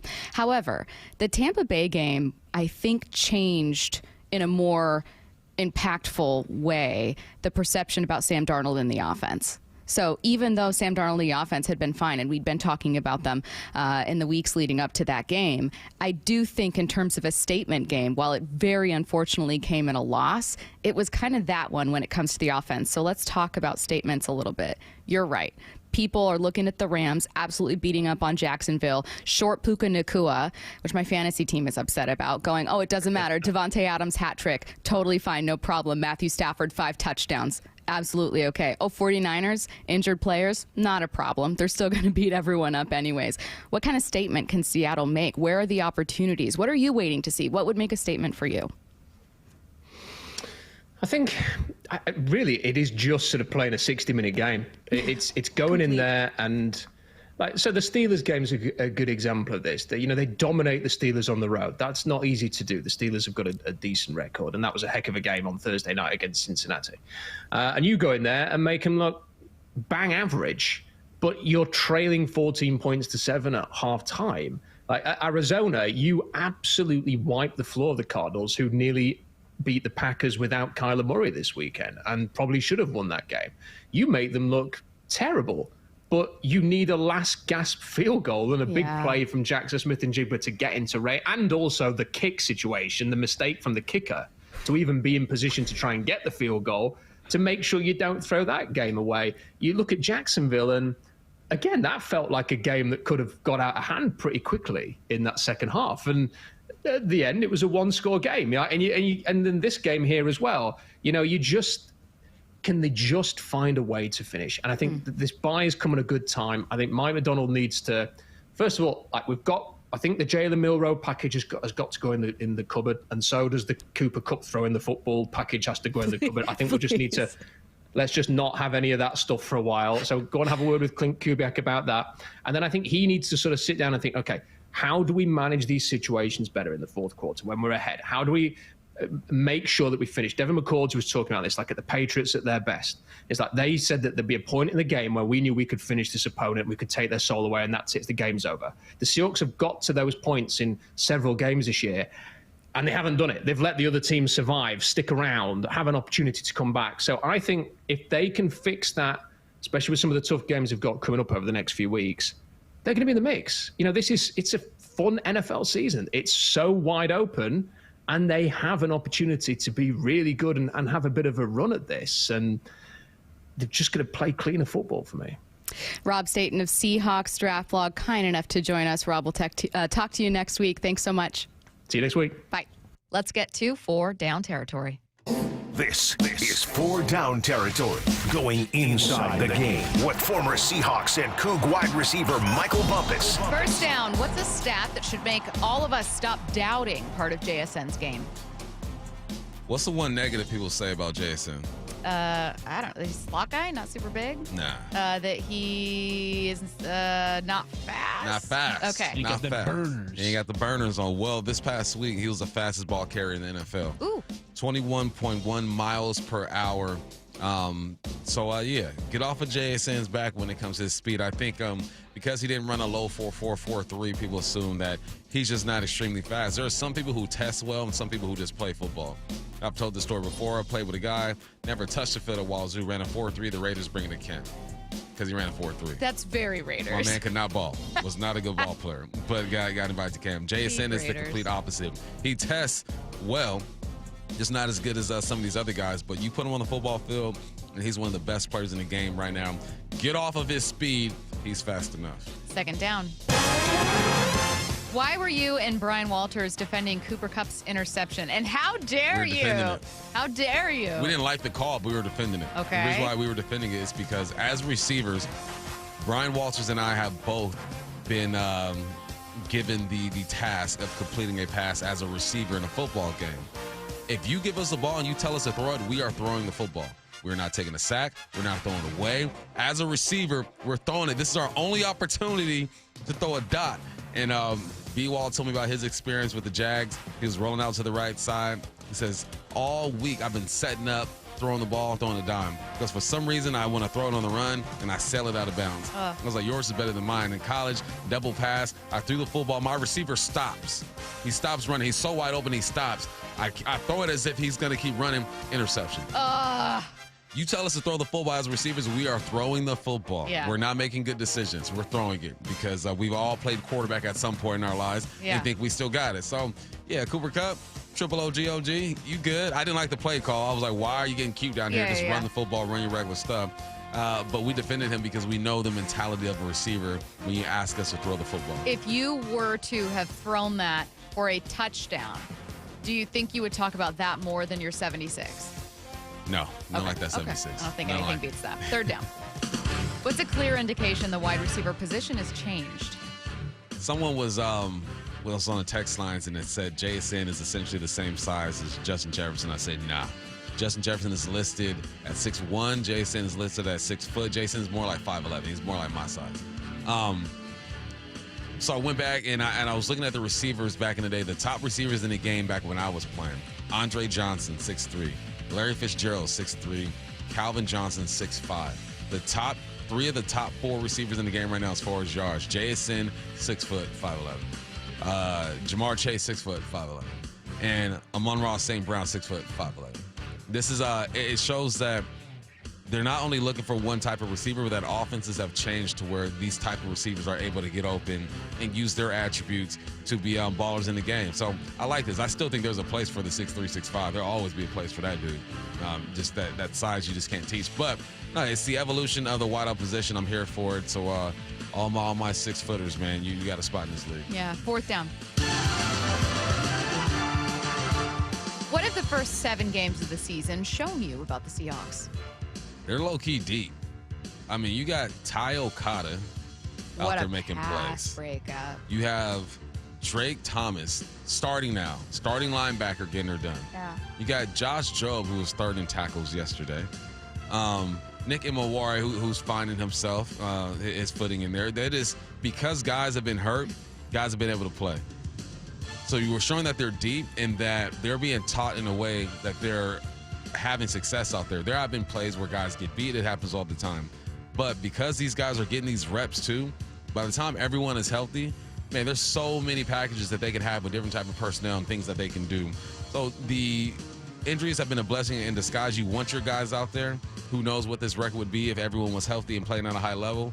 But the gift of this is that you're getting these 2s and 3s with reps, and they are making plays out there. So they're deep, and they're being taught at a high level. So big ups to those 2s and also those coaches for getting these guys ready. For sure curious to see what Julian Love and Devin Witherspoon's status is after the bye. Maybe we just assumed that, like, oh, you could have gotten an extra 2 weeks rest, so let's just take it. But I do have some long-term concerns if they don't get back here soon. Coming up next, a strange situation's brewing with one respected Washington High School's football program. You're listening to Bump and Stacy on Seattle Sports and the Seattle Sports app. Looking for even more Seahawks content? Then you gotta check out The Reset. Hey, it's G. Scott, and every week, me and my co-host and Seahawks great Brandon Meebane talk Seahawks. We break down the matchups, and we're joined by former Seahawks players from Lakewood to Lombardi. Seahawks champion, my main man, Jermaine Kearse. What up, G? Watch The Reset live on YouTube or subscribe on the Seattle Sports app. For over 50 years, Bucky's Complete Auto Repair has been the one locals trust for honest pricing, expert service, and guaranteed repairs. This dedication has earned them a Carfax Preferred designation. At Bucky's, every customer gets detailed Carfax updates, timely service reminders, and a full service history, all at your fingertips. With 16 family-owned locations, no appointment needed, and easy financing, Bucky's makes auto care simple. Visit Bucky's.com today and drive with confidence. Bucky's.com. Hey, baseball fans, Rick Riz here. I'm excited to introduce you to my good friend Keith Dashafy, owner of Pella Windows and Doors of Western Washington. Keith? Thanks, Rick. Just like our favorite baseball team, Pella Windows and Doors of Western Washington is stepping up to the plate. Mention Go Seattle when you book, and you'll knock it out of the park with 15% off and 12 months, no payments, and no interest. Schedule today before this deal is gone. That's fantastic, Keith. Don't wait. Schedule your free appointment today at PellaPNW.com. Every time I turn around, my friends at Pure Talk give me one more reason to feel good about switching. This month, for instance, they're supporting Canines for Warriors, a terrific organization that trains rescue dogs and then pairs them up with combat veterans struggling with PTSD. The result? They're saving lives on both ends of the leash. This is why I switched to Pure Talk. I like being in business with an American wireless company who shares my values. Yeah, I appreciate unlimited talk, text, and plenty of 5G data for just $25 a month, and I bet you will too. But I think you'll really appreciate doing business with a company who gives back to the men and women who volunteered to defend our country. Just dial pound 250, say micro. With Pure Talk's U.S. customer service team, you can switch in as little as 10 minutes. Again, dial pound 250, say micro, to switch to an American wireless company who actually stands for something. Pure Talk. Hi, I'm Justin Shirley. We offer 0 down, 0 interest, and 0 payments for 24 months on new roofs. Call 866-ROOF-ROOF now. State Roofing and Exteriors, held to a higher standard since 1968. The insurance world, it can be confusing, so have First Mark Insurance guide you through it by taking the free First Mark Challenge. They'll explore offerings from top carriers for better coverage and lower rates. They save the Heward family thousands. Go to firstmarkinsurance.com. I saw her texting, coming up to a stop sign, and so I saw the accident coming, and she T-boned us. In the blink of an eye, Crystal's life changed when she suffered a severe spinal injury. The pain was something I had never experienced before in my neck. I got massage therapy. I saw a chiropractor. I was prescribed muscle relaxers so I could sleep. I got depressed. Nothing was relieving the pain. Drugs, sleepless nights, and depression. Sound familiar? I'm Dr. Mark Shelley, a chiropractic physician and board-certified functional neurologist. At Sound Pain Solutions, our treatments include high-dose laser combined with spinal decompression and other comprehensive therapies to rehabilitate damaged discs. We use treatments that are non-surgical, FDA-cleared, drug and pain-free. I was able to get off my pain medicines, and I was able to sleep through the night, and that was what I was desperate for. To learn if you're a candidate for our treatment, call us. Sound Pain Solutions, 855-996-0025, or click soundpainsolutions.com. This is the home of the Seahawks. Going to let one fly deep. Got a man out there. Ball is caught down at the 10-yard line, and it's JSN. Seattle Sports. Mike Rowe here with a quick question. Have you noticed cracks in your drywall, chimney, or exterior walls? I hope not, because if you have, they could be indications that you've got a much bigger problem with your foundation. That's where Groundworks comes in. They can honestly assess your situation and create a plan to stabilize your foundation. Schedule your free inspection at groundworks.com/row. And while you're there, check out my latest dirty job. It's a good one. Licensed in all states where work is performed. See website for details. Temperatures are dropping, but you don't have to settle for a chilly home this winter. Keep cozy and safe with energy-saving products during Washington Energy's home heating sale on now. Upgrading your home is as easy as $1,000, $2,000, $3,000 off. Take $1,000 off furnaces, fireplaces, and water heaters. $2,000 off high-efficiency heat pump systems. And $3,000 off whole home generators and ductless mini splits. Plus, free financing. Washington Energy Services, your expert resource for affordable home comfort. Call for a free estimate. Start having fun. Caesar Sportsbook at Muckleshoot Casino Resort is your #1 place to eat, drink, watch, and have fun. Keep up with your favorite sports anywhere and everywhere on property with the mobile app. Visit muckleshootcasino.com today. Scan the QR code and let the play begin. Muckleshoot. Front Row Card Show is returning to Tacoma. Join them at the Greater Tacoma Convention Center October 25th and 26th. Baseball, football, basketball, and hockey cards, plus collectibles such as Pokemon, Marvel, Star Wars, and comic books. Beckett, CGC, and JSA will be there. So bring your cards, comics, and autographs to sell, trade, or get them graded. More than 400 tables, thousands of dollars in free prizes. Front Row Card Show, Greater Tacoma Convention Center. Saturday and Sunday, October 25th and 26th, 11 to 5. For more info, go to frontrowcardshow.com. This is The Timeline with Bump and Stacy. Brought to you by 1-800-DUI-AWAY. It is The Timeline on Bump and Stacy, reading you the top stories you're going to see and hear about. And this one, typically we go outside of Seattle, look around the sports world. This one actually concerns a high school football program here in Washington State. A strange situation brewing with Skyline High School's football program and its head coach. And again, I always get in trouble for saying former Coug. Once upon a time, Coug, but always a Coug linebacker, Peyton Puller. He's at the center. Puller, excuse me. He's at the center of it. So this is hours before Skyline's game against Woodinville for the Kinko Championship Friday. Puller was notified by Skyline principal Keith Hennig that he was being suspended. And then the Issaquah School District would complete an investigation. So then there was an email sent to families from the principal of Skyline High School. Skyline did still manage to win their game against Woodinville 49-14. So that's great for Skyline. However, questions naturally came up. Well, why is he being suspended? Why is Puller being suspended? Why and why right before this game? And what's happening here? Is there like misconduct? What's going on?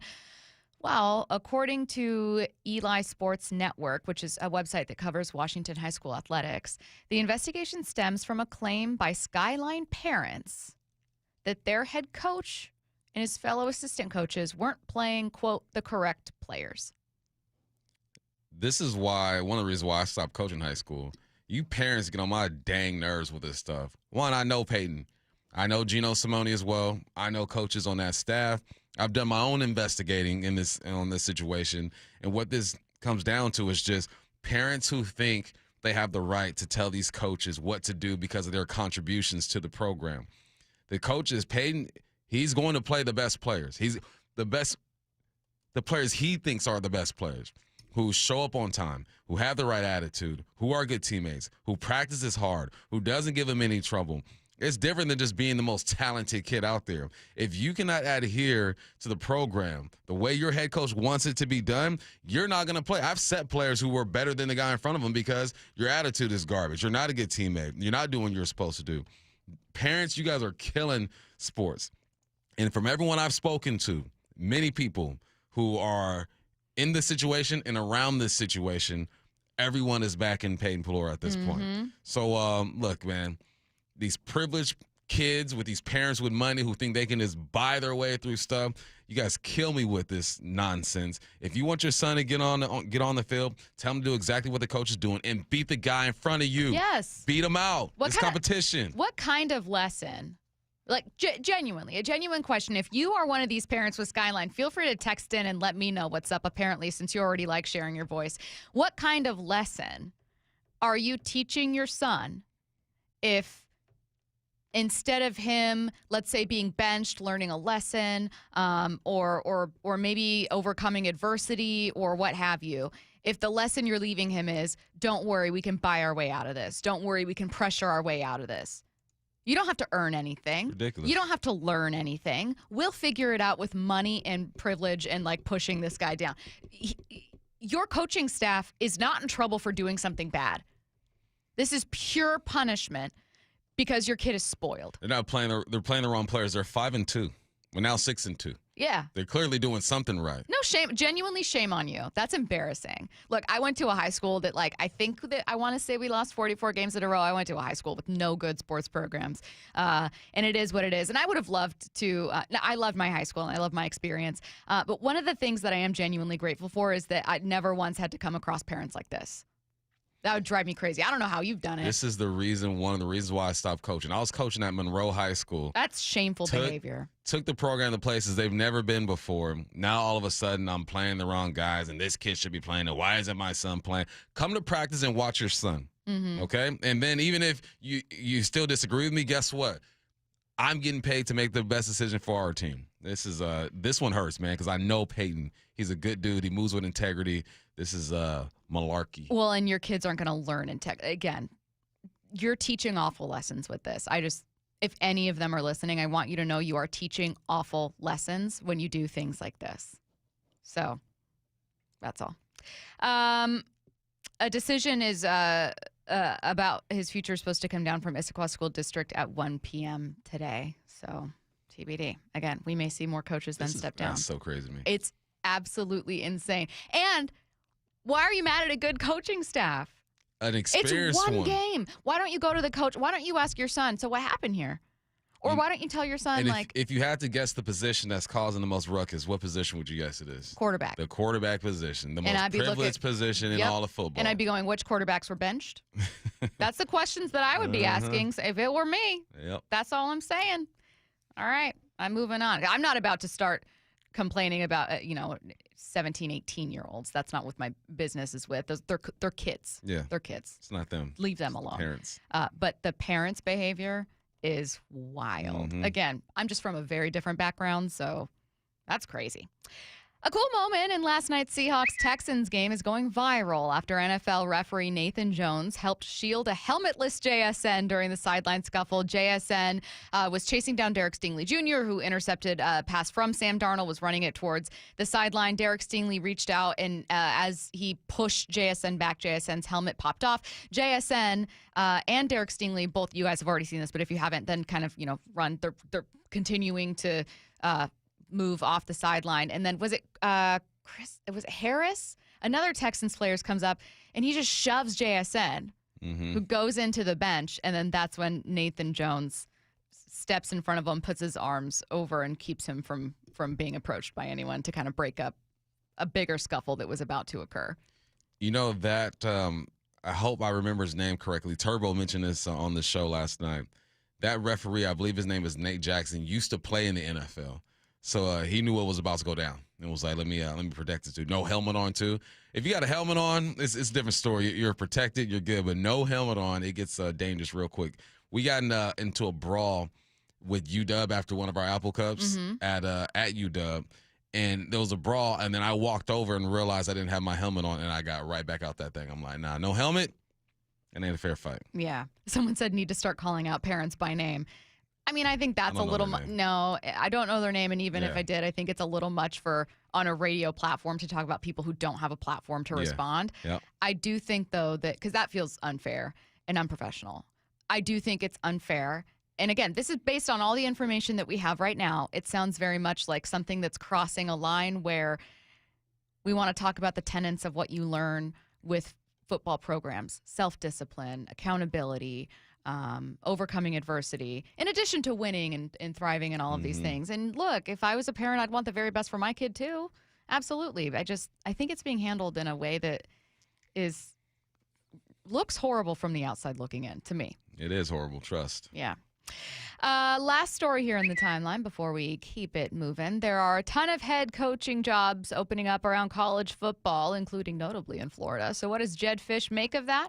He was asked that very question at his Monday press conference. Yeah, I'm not going to address any of the coaching changes or coaching rumors or anything to that effect. I've learned from that the most important thing we can do here is talk about being where our feet are. And I think it's a really important time for us to play really well this week, and that's what our focus is on. And my responsibility is to make sure that our team is fully ready to play our best game on Saturday. I don't know what else he can say there. I mean, it's kind of the only thing you can say. It's even if he's that's a hard position to be in, because if you do answer and you say, you know what, I'm a dog, I signed a contract, I'm going to be here, yada, yada, yada, and then you make a move after the season, everyone's going to call you a liar. But everyone knows the situation. You know that if he continues to win, he will be a sought-after coach. So, yes, he's in a tough position. I think he handled it as good as he can. But we know that he will be taking phone calls at the end of this year. All right, what makes JSN so incredibly tough to cover? It's a question that we talked about earlier in the show, and it's one that Brock and Salk asked Mike Macdonald himself. That sound coming your way next. Get inside the huddle. The handoff inside. He's Charbonnet. He's going to go. Touchdown, Seahawks. Taking you inside the VMAC every week. Thursdays, noon to 2. Our guys show up to play. Player interviews. It's obviously been paying off. Just going to continue to do that. Previewing this week's matchup. We'll say they come out and just run the ball down the Niners' throats. And everything Seahawks. If anybody had a doubt, don't. The Huddle. Every Thursday at noon. Exclusively on the home of the Seahawks. Seattle Sports. Hi, it's me, Flo, here to tell you that with the Progressive Home and Auto Bundle, you get 24/7 protection, so you're covered no matter where the day takes you. Even I added too much water to the pizza dough day? Yep. How about getting a call from my daughter to pick her up at the airport because her boyfriend is unreliable day? Especially that day. What about finding out that one of my pipes suddenly burst in my basement day? Progressive has every day covered 24/7 with a Home and Auto Bundle. Also, you have a lot of bad days. Oh no, that was all the same day. At least you're covered with Progressive. Progressive Casualty Insurance Company affiliates and other insurers. Not available in all states. This is the story of the one. As a custodial supervisor at a high school, he knows that during cold and flu season, germs spread fast. It's why he partners with Grainger to stay fully stocked on the products and supplies he needs, from tissues to disinfectants to floor scrubbers.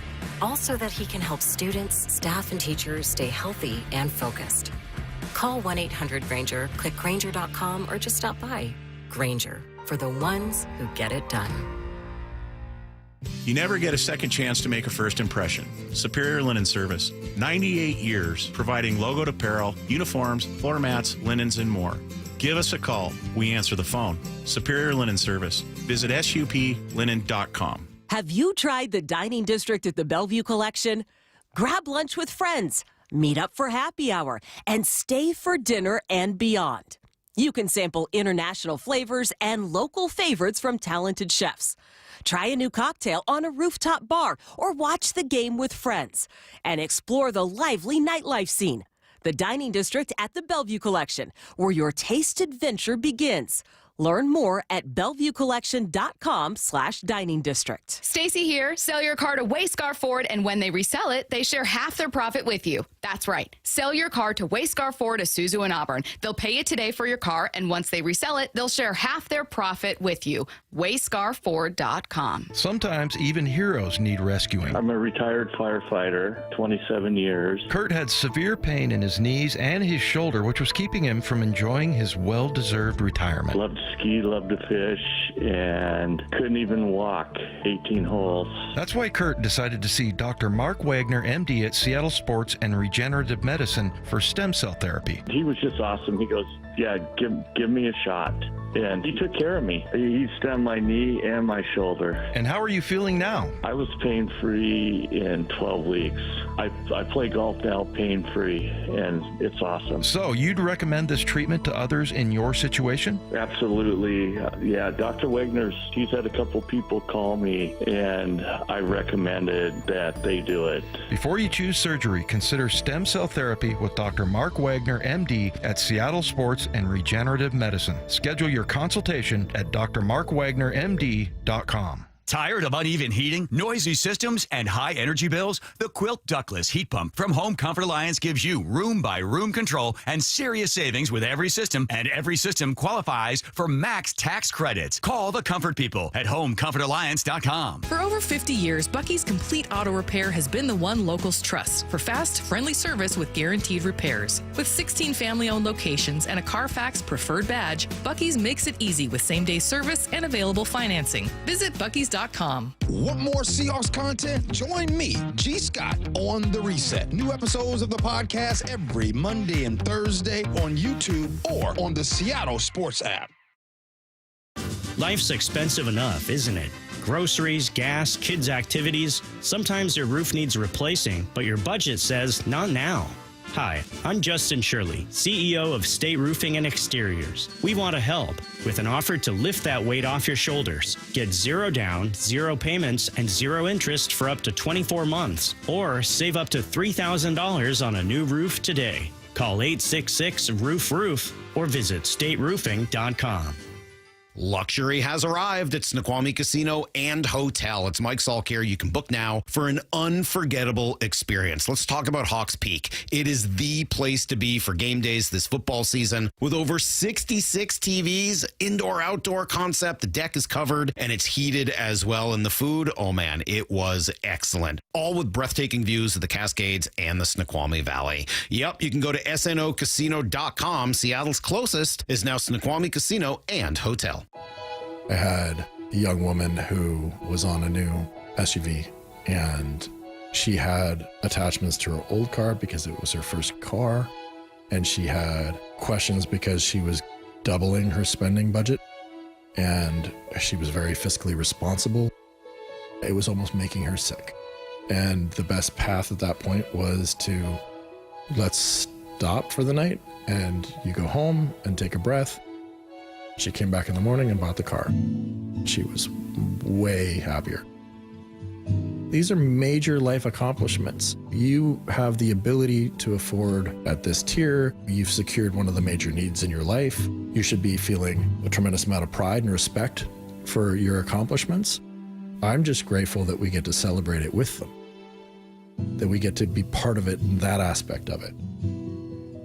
The LJ Way is the Lee Johnson Auto family. From the Quantum Fiber Studio. This is Bumpin' Stacy. Weekdays 10 to 2. On Seattle Sports and 97.3 FM HD2. All right, sticking with Seahawks for a little while here. Also, as a reminder, watch high school football live Thursday night for the final Seattle Sports Game of the Week, presented by STSPN. The Mount Lake Terrace Hawks host the Edmonds Woodway Warriors live from Mount Lake Terrace High School. You can watch the game live Thursday, 7:30 p.m., exclusively from the Seattle Sports app, seattlesports.com, and the Seattle Sports YouTube page. For full 2025 matchups, visit seattlesports.com/high school. Despite being shorthanded on defense, Seattle's defense still was able to lock down the Houston Texans offense. Mike Macdonald with Brock Salk talking about that defensive performance. Yeah, trying to win the game, and we talk about it all the time, like complementary football, picking each other up, staying together, playing our style of ball. I think we've really shifted our focus and focusing on how we play and, trying to make teams respond to us. And the guys did that last night. They did a great job. I feel like tackles for loss was maybe the most notable thing to me. 10 of those. They had 3 sacks compared to 2 for Houston, but they took 31 yards on those. Just lots of negative yardage plays for the Texans, which is great news for Seattle's defense. Bump, what did you see? Pretty much what you pointed out. I mean, the Texans weren't great on third downs. I mean, the Hawks weren't either. Yeah. But if you're going to be bad on third downs, you got to make them bad on third downs. Fourth down, the Texans were 1 for 4. Obviously, a lot of that is out of necessity towards the end of the game. I saw just a sound defense. I didn't feel like there were many missed tackles, too. That's been a thing the past couple of weeks when it comes to this team. Just missed tackles. And then turnovers, right? Ernest Jones with another interception. I think he has 3 on the year so far. So it was a well-rounded game defensively, and I appreciate that. All right, let's jump to JSN a little bit. Asked why he's so incredibly hard to cover. I mean, look, if I feel like people knew that right now, maybe they would have less success. It's not like he's the only guy running the route. He's part of the progression. So like he's either the first guy in the progression, second, third. Talk about shocking. That's probably a good one for you, Brock. Is like, yeah, it looks like he makes pedestrian, like he makes very like high level stuff look not pedestrian, but like it looks just like simple. Do you see what he was saying in the end that he makes high level? Like, what's an example of something you've seen where you go, yeah, that's making a high level thing look simple? There's a catch on the sideline where he has a defender on his hip, and you got to get your feet down. And he makes it look just so easy. He's a natural catcher of the football. A lot of people knock DK because he wasn't a natural catcher of the football. He could catch, but it looked like it was forced sometimes. With JSN, I don't think you ever feel that. And that's no knock on DK. T.O. was the same way. T.O. didn't have the greatest hands, and he's top 3 receivers of all time. Receivers. Yeah. JSN just makes it look like there's magnets on his hands, and the ball just automatically drops where it's supposed to be. A lot of that is Sam Darnold, but a lot of it is him positioning his body in a way to where he makes the difficult catch look easy. What kind of work does it take to get the chemistry that he and Darnold have right now? Is some of that just natural? You just vibe with a certain guy, or is that countless weeks spent together working on this? I think it's both, and I think it's watching film together too. And because Sam has to throw a football while understanding JSN's body language. Like there's I train wideouts, right, wide receivers, and there are wideouts that I've trained for 5 to 6 years. So when we're training, I'm throwing footballs to them, and we're doing our drills, and they're breaking. I know when they're about to break just by their body language. A new wideout is going to take me some sessions to understand how his body moves, and that's just me as a wideout trainer. Sam Darnold has to do that with every one of his receivers, and sometimes you just understand the body language a bit more. You trust him that he's going to get to a spot, and that's another thing is trust. Sam Darnold trusts that Jason's going to get to where he's supposed to be, so he can literally throw it to a spot.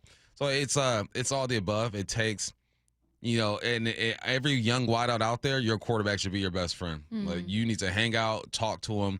Y'all should be attached at the hip because it shows up on the field. Let's talk about what Kubiak's doing when it comes to this. Here's Mike Macdonald. Yeah, it's a great point. Clint, all of our guys are doing great job. Clint, Janoko, Pete's, Mac does a great job with it. But if one guy's just going to stand in one spot all the time and he runs from the same split, well, there's a lot of stuff on defense that we can do to manipulate how he gets the ball and things like that. But it's a testament to Jax to be able to move around. It's not easy. Play multiple positions, different spots, all that. And our coaches, too, for making that, seem simple and seamless and move him around where you can't just, quote-unquote, cloud him all the time, or play cover 2 to him or play cover 4 to him or just play man, these are some answers. You double them. Okay, well, now you double them. Now somebody else is it. So you got to keep the target moving, and you got to try to stay ahead of the curve. And so far, our guys have done that. What role is Clint Kubiak playing in the start to the season? I should say the first half to the season that JSN has had. Well, he has to find a way to scheme him and get him open or to get him in matchups that are advantageous, right? He also has to insert him in the offense where his attributes are going to shine. And I think JSN is at his best going diagonal across the field. He is so good at finding his way through the second level, influencing the safety, getting flat or taking it high. I think that's where JSN shines the most. He can operate from the outside and match up one-on-one and do his thing. But in this Kubiak offense, everything is horizontal. A lot is horizontal. A lot is diagonal. And he has found the perfect receiver for his offense.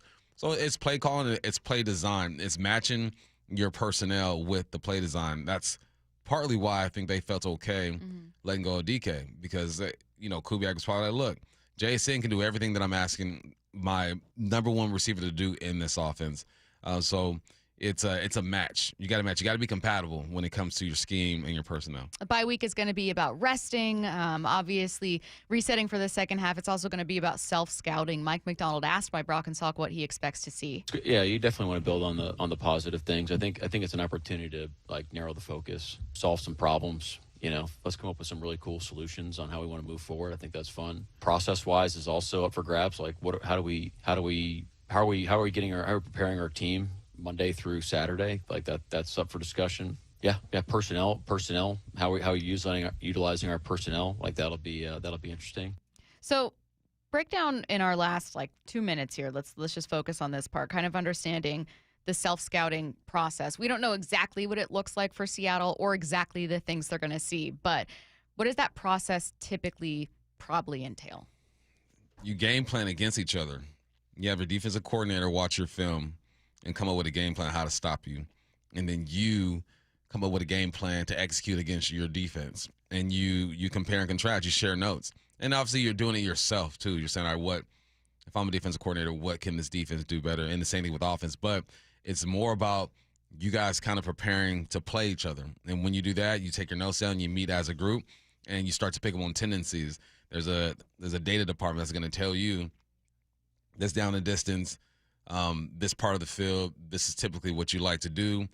Guarantee you other teams are seeing that as well. How can you mix that up? How can you show a team a formation and a situation that you thought they prepared for and then have it be something else?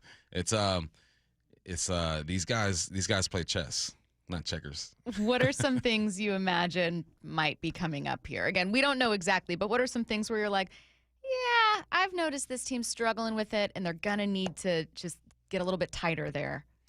It's really just the run game. Yeah. Just being explosive. And I think that yesterday they figured out running in between the tackles a bit more. Like Charbonnet he didn't break any big ones, but they were some hard ran 4 or 5 yard gains getting downhill. So it's essentially the run game. If that run game can just become top 10 in the NFL, these guys I think are already contenders for the conference. Yeah. I think they can take another level, another step. Is a big-name defensive player potentially going to be moved at the NFL trade deadline? That's coming up with NFL headlines at 12:30 before we get to it. Plays of the game. That's coming your way next.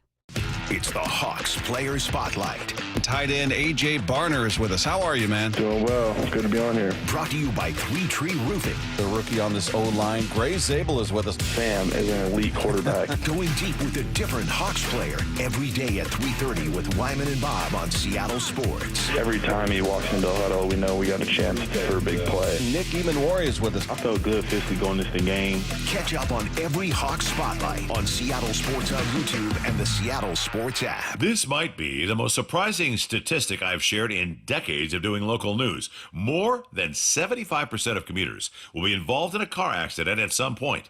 JP Pendergast of Pendergast Law with more. What makes it more surprising? The average person will be involved in 3 to 4 collisions in their lifetime. With accidents unbelievably prevalent, what are some safety tips if it happens to you? Safety first. Secondary collisions are not uncommon while awaiting help. Turn on those hazards and remain in a safe place. If a bystander witnessed the accident, capture their information and encourage them to remain at the scene. Seek medical attention immediately if needed, as delaying can be a costly mistake. Lastly, remember that statements made to police and insurance adjusters can affect your case. Collisions are more common than we'd like to think. If you find yourself in one, follow these helpful tips and then call my friends at Pendergast Law. If you or a loved one's injured in a car accident, call Pendergast Law. We can help. PendergastLaw.com. The rainy season's here, Seattle, and your roof can't wait. Schedule your free estimate at 3treeroofing.com and get $500 off today. Costly repairs and Band-Aid fixes won't hold up and just drain your pockets. Our technicians replace roofs year-round, backed by the strongest warranties. 3 Tree Roofing, your Puget Sound roofing experts. The fall, well, it's a great time to reset your workouts on new stuff, and Top Fitness has some great deals going on right now. Hey, Brock Hewitt here, and you've heard me talk about working out in your home gym. It's the best. From flooring to everything that goes in that gym, like treadmills, ellipticals, and strength training systems, well, Top Fitness provides it all. Top Fitness represents the very best brands available, like Washington's own Precor, yes, the company that created the elliptical, and Inspire Fitness, the leader in strength training machines, along with so many others. Give Top Fitness your room dimensions right now, and you know what? They'll do the rest. They'll do a complete fitness room design. And right now, get 0% interest financing, and mention you heard it from me, and receive an additional $100 off any new treadmill or home gym. It's no secret that everyone, from personal trainers to professional athletes, love Top Fitness. Top Fitness has locations in Tukwila, Linwood, and Bellevue, or visit them online at topfitness.com for more info. That's Top Fitness, your best place for home fitness equipment.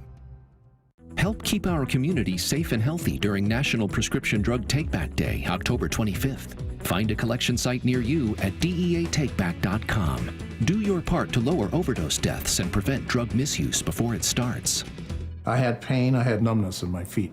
That pain and that numbness just got worse and worse and worse as time went on. This is Greg describing life with neuropathy. I went to 5 podiatrists, tried different treatments, tried different orthotics, tried different shoes, had cortisone shots in the tops and the bottoms of my feet. Saw a neurologist. All my medical doctors said, can't help you. Live with the pain. You're not going to be able to sleep. This is your life.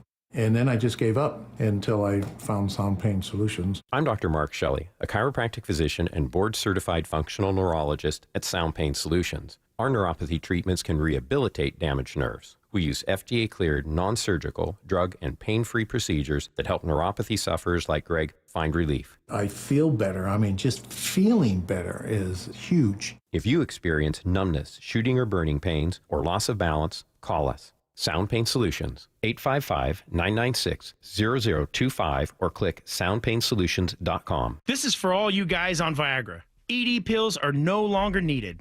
The brutal side effects like 4-hour headaches, blurred vision, and that flush feeling can all be put behind you with our treatment. Here at West Coast Men's Health, we have a better approach to ED. Acoustic wave therapy creates blood flow circulation by safely removing the plaque in your arteries and restoring function naturally. Guys, let me be clear. Pills will never fix your problem. Our equipment is the latest technology, and our medical staff is the best in the industry. So give West Coast Men's Health a call today. Speak with our clinic manager. Ask him any question you like, how it works, the science behind it, and even the cost. If you suffer from ED or Peyronie's disease, give West Coast Men's Health a call today. It's not just about better health. It's about a better life. With clinics in Redmond and Tacoma, call 206-519-6541. That's 206-519-6541. Online at westcoastmenshealth.com. For over 50 years, Bucky's Complete Auto Repair has been the one locals trust for honest pricing, expert service, and guaranteed repairs. This dedication has earned them a Carfax Preferred designation. At Bucky's, every customer gets detailed Carfax updates, timely service reminders, and a full service history, all at your fingertips. With 16 family-owned locations, no appointment needed, and easy financing, Bucky's makes auto care simple. Visit Bucky's.com today and drive with confidence. Bucky's.com. Let's go! This is Seattle Sports. Streaming through the Seattle Sports app. KIRO AM Seattle. KIRO FM HD2 Tacoma. Home of the Seahawks, Mariners, and everything Seattle sports. Seattle Sports Snapshot. Something to keep an eye on in the NFL from over the weekend. Former Seahawks wide receiver Tyler Lockett requested and received a release from the Titans today. The Mariners fell to the Blue Jays yesterday 4-3 in Game 7, entering their season and leaving the front office with some important questions to make. We're going to talk more about that on today's show. And also the Seahawks defeated the Texans 27-19 on Monday Night Football. Plays of the game coming your way in 30 seconds. Snapshot, brought to you by Miller Lite. When it's game time, it's Miller time. From the Quantum Fiber Studio, this is Bump and Stacy on Seattle Sports. Streaming through the Seattle Sports app and at seattlesports.com. Now, here are your hosts, Michael Bumpus and Stacy Ross. Here we go now. All right, the Seahawks defeat the Houston Texans. Is probably still the top scoring defense in the league, but Seattle dropped 27. So let's talk about how they did it with plays of the game. Here we go. We're going to get started. Seattle initially goes 3 and out, a little tough to start, and you wonder if the Houston Texans defense is actually going to hold them to their average of 12 points. Houston Texans try to keep it rolling, but can't, so Seahawks take over again at 10:06. We're looking at 2nd and 5 at 9:31. Darnold finds Elijah Arroyo. Saubert, the tight end, now shifts from right to left. The turn, play fake. Darnold looks, going to throw, got a man, wide open, making the catch. It's Arroyo who makes the catch down near the 10-yard line. The rookie knocked out of bounds. They'll spot it back closer to the 12 where he got hit, but a 27-yard gain. The play fake, Dave, held everybody for Houston, and Arroyo just comes free down the near side. It was already a much better start to this drive for Seattle. Ken Walker picks up 5 yards on 1st and 10, but that one really felt like it broke it open. Bump, what did you see? Yeah, it's just that is the threat of the run. And Raves described it beautifully. The threat of the run, even though it's not hitting, it's going to get guys open. Arroyo, all he does is make big catches. I know he doesn't have a lot, but every catch he's made is over 15 to 20 yards. Right place, right time, but that was a run. All right, let's go to the first touchdown of the game for either team, but for Seattle here in this case, it's going to be Zach Charbonnet for 1 yard. Offset eye, Darnold under center. Charbonnet in the backfield. He gets the handoff. He's looking for a little bit of a gap. Getting some push. Still getting some push. Getting push. Down at the goal line. Does he get in? He does!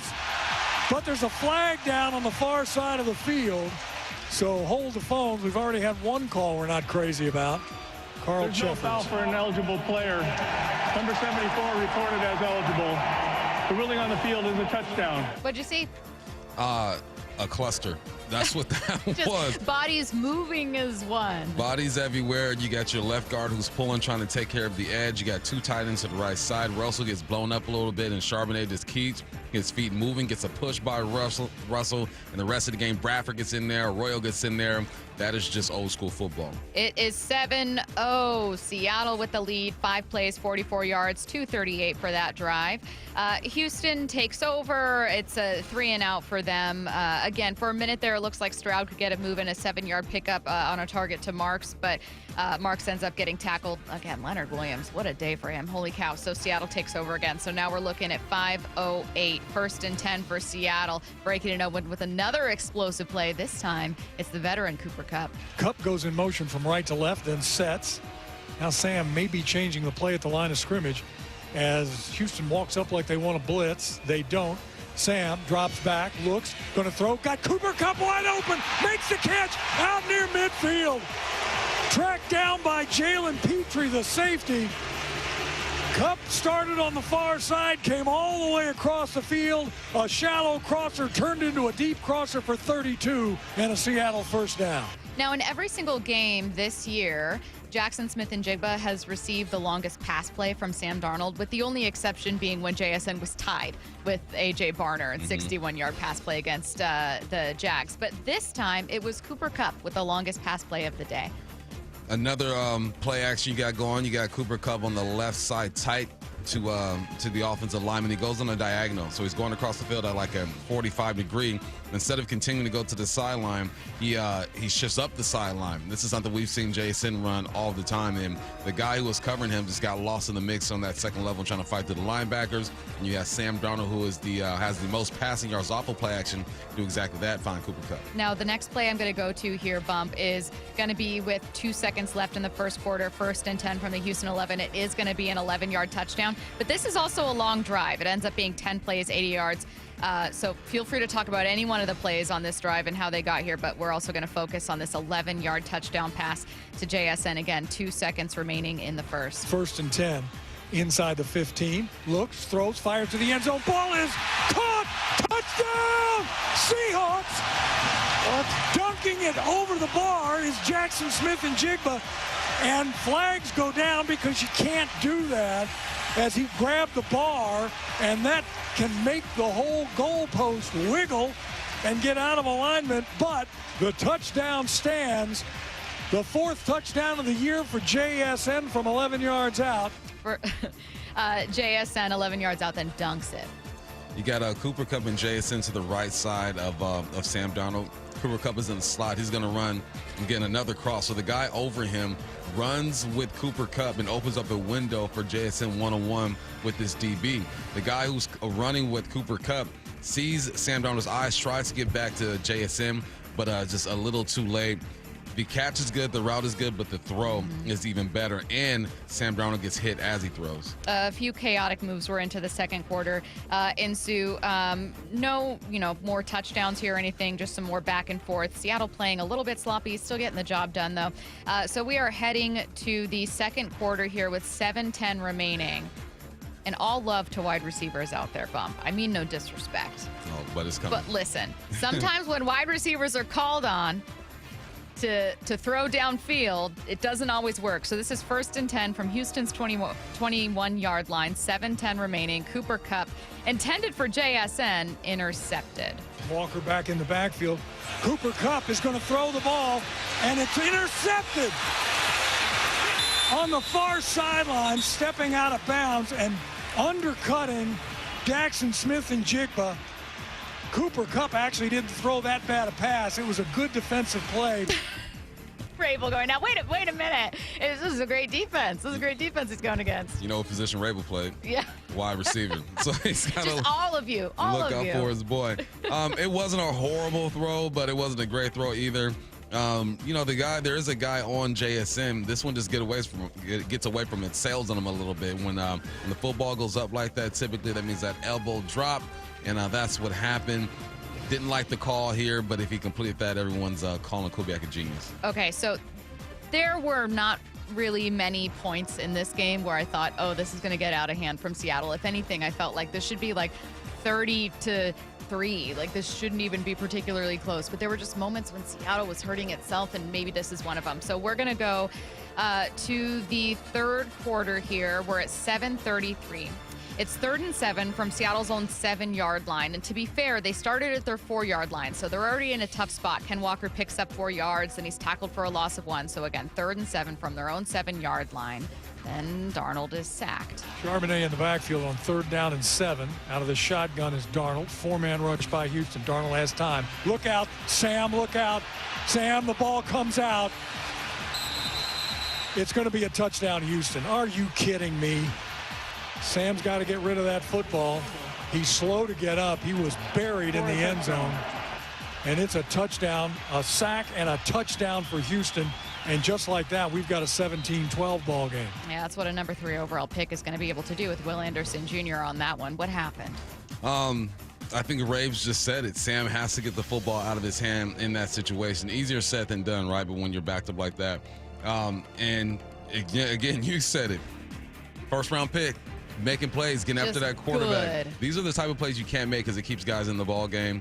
But unfortunate right there. Sam's got to be better, but Will Anderson was just better in that situation. All right, no more lowlights. A couple of highlights to finish off the show. So let's continue to talk about the connection between Sam Darnold and JSN. We're going to go to 2:26 remaining. 3rd and 7 from Houston's 36. We are still in the third quarter here, and Sam Darnold at 2:26 is going to find Jackson Smith and Jigba for 19 yards. Empty backfield. Slots to both sides. Houston looks like they want to blitz. Darnold from the shotgun, and they do blitz. There's the throw back inside. Ball is caught. It's JSN breaks a tackle inside the 20. It was a rifle shot, a laser from Sam Darnold to Jackson Smith and Jigba for 19 yards and a first down. If you're going to blitz the Seahawks, by golly, you better get there because Sam is going to pick you apart. So, again, this connection continues to be as strong as ever between these two. JSN still finding explosive plays. Now, this is going to end with a Zach Charbonnet 2-yard touchdown run. So, again, ends up being a vital play, but only converting two third downs on the day. This was a pretty important one. Yeah, it was, and it's all timing. You look at Sam Darnold, he's getting blitzed from the left side. He knows he has to get the football off quickly. Jason gets to that third step, and then you let it go. You got a corner who's playing off like that. You got your inside receiver running a slant as well, kind of holding that dropping in. It's just all timing. You see space, you're on time, chemistry throw.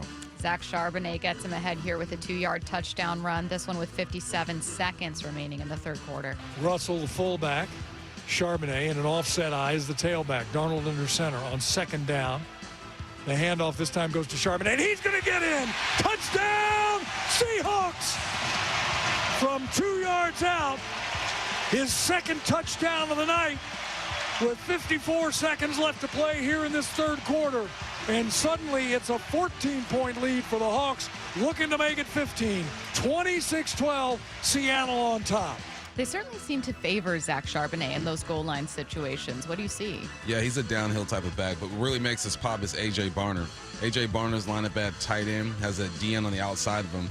Before the ball is snapped, the tight end goes inside. A.J. Barner clips him, pops him inside, and then gets back outside to the safety who's waiting right there. Made it easy for Zach Charbonnet to get in there. Okay, a real question before we go to our last and final play, which is going to be a Jones interception of Stroud. Could we see Walker in a few more of those moments? Again, Zach Charbonnet and Ken Walker are kind of like maybe like just above a 50-50 split favoring Charbonnet, but otherwise are being used kind of equally. But we're seeing a lot more from Zach in these, hey, 1st and 1 from Houston's 1, 2nd and 2 from Houston's 2, and Charbonnet being able to bring it in.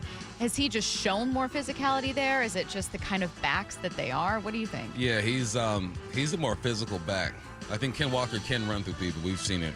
But because Zach Charbonnet doesn't have the wiggle that Ken Walker has, he's getting downhill. We were talking about that yesterday with Big Ray.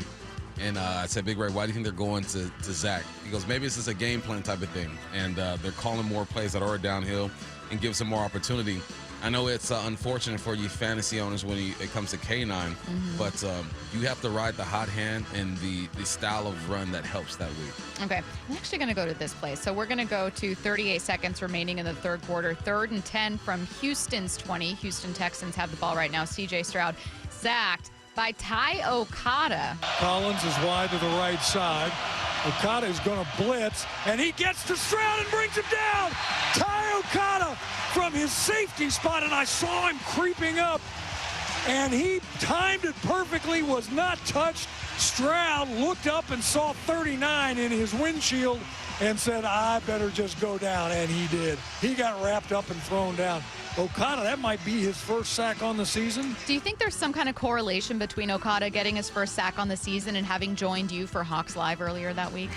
I hope so. I think maybe there is. You go on our show, but what really makes this happen is what's happening on the defensive line. You got Big Cat, who's in that one tech. He slants to the right side, so he takes the center and a guard with him. You got Drake Thomas, who's at the line of scrimmage, so the running back has to take him. You're just overwhelmed. Boya Mafe on the left side. There's no one to block Ty Okada. Great design, perfect timing. Yeah.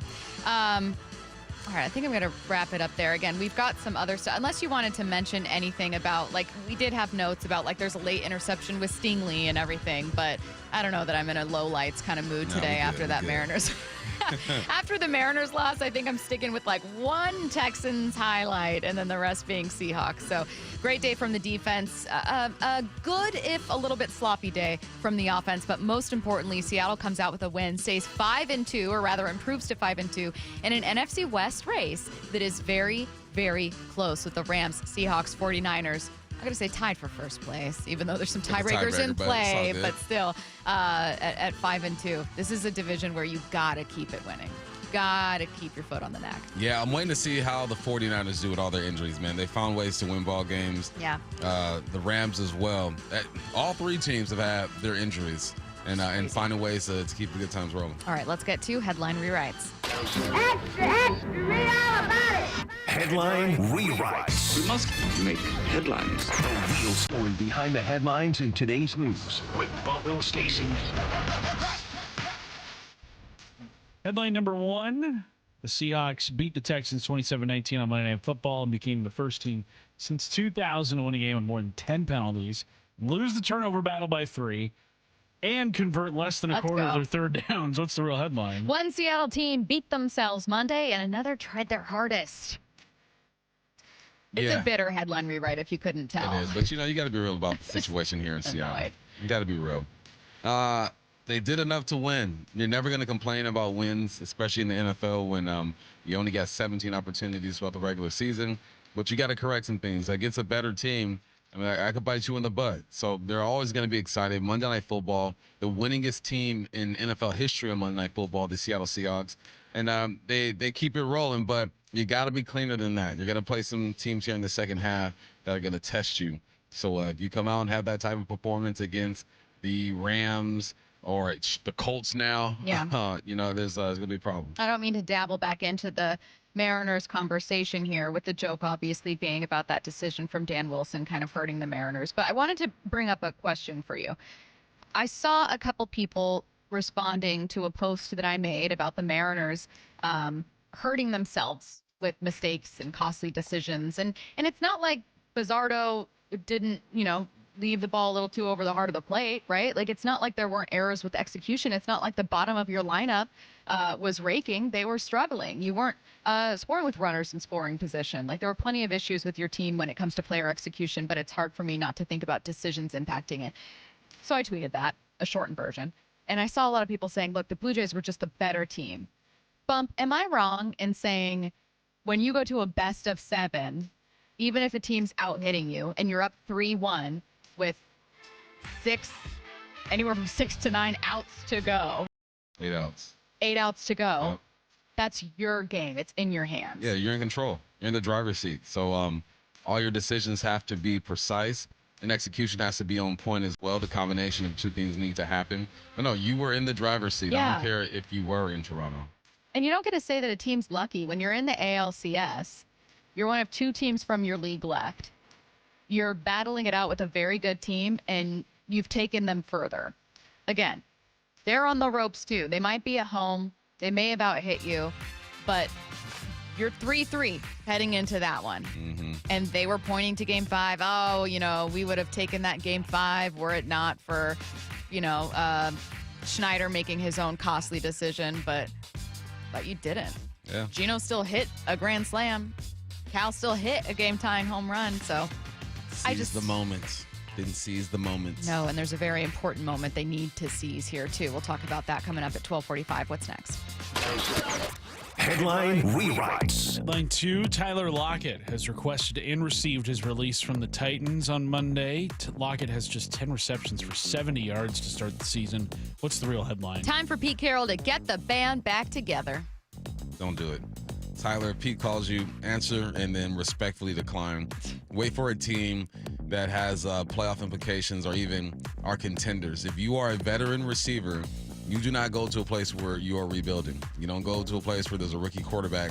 You've earned the right to set yourself up for success. You either do that or you just bow gracefully and keep your real estate business going because you deserve better, Tyler. You deserve better. Now, we were talking about whether or not Tyler Lockett could potentially land with a team like Kansas City, which it feels like for the last several years has been a regular contender, always a wide receiver short, even if they have won Super Bowls during that time. But there is an NFC team that could definitely use some wide receiver help right now. We'll talk about that with NFL headlines at 12:30. What's next? Headline rewrites. Headline number 3, the NBA season tips off tonight with Oklahoma City receiving their championship rings. What's the real headline? You can tell from Curtis's tone just what this day needed. Well, the Lakers play at 7 if you want to check that out. Play the Warriors. Uh-huh. Yeah. You can check that out. Are not Sports, are Seattle sports cursed? I can see why people think that. That's a real question. I can't believe I'm asking. You believe in curses? I think so. Yeah? Yeah. Is this the only curse you believe in, though? What do you call persistent heartbreak or pain or bad luck? That persistent pain, bad luck. I don't know. Heartbreak. I think it's an exceptional thing to accomplish a postseason drought for 21 years. I think to be the only team not to make it to a World Series is like almost an impressive feat. You know what I'm saying? Like statistically, what are the odds of that happening? Sometimes there are things that happen to the Mariners when I'm like, what are the actual odds of that? And usually they're very low.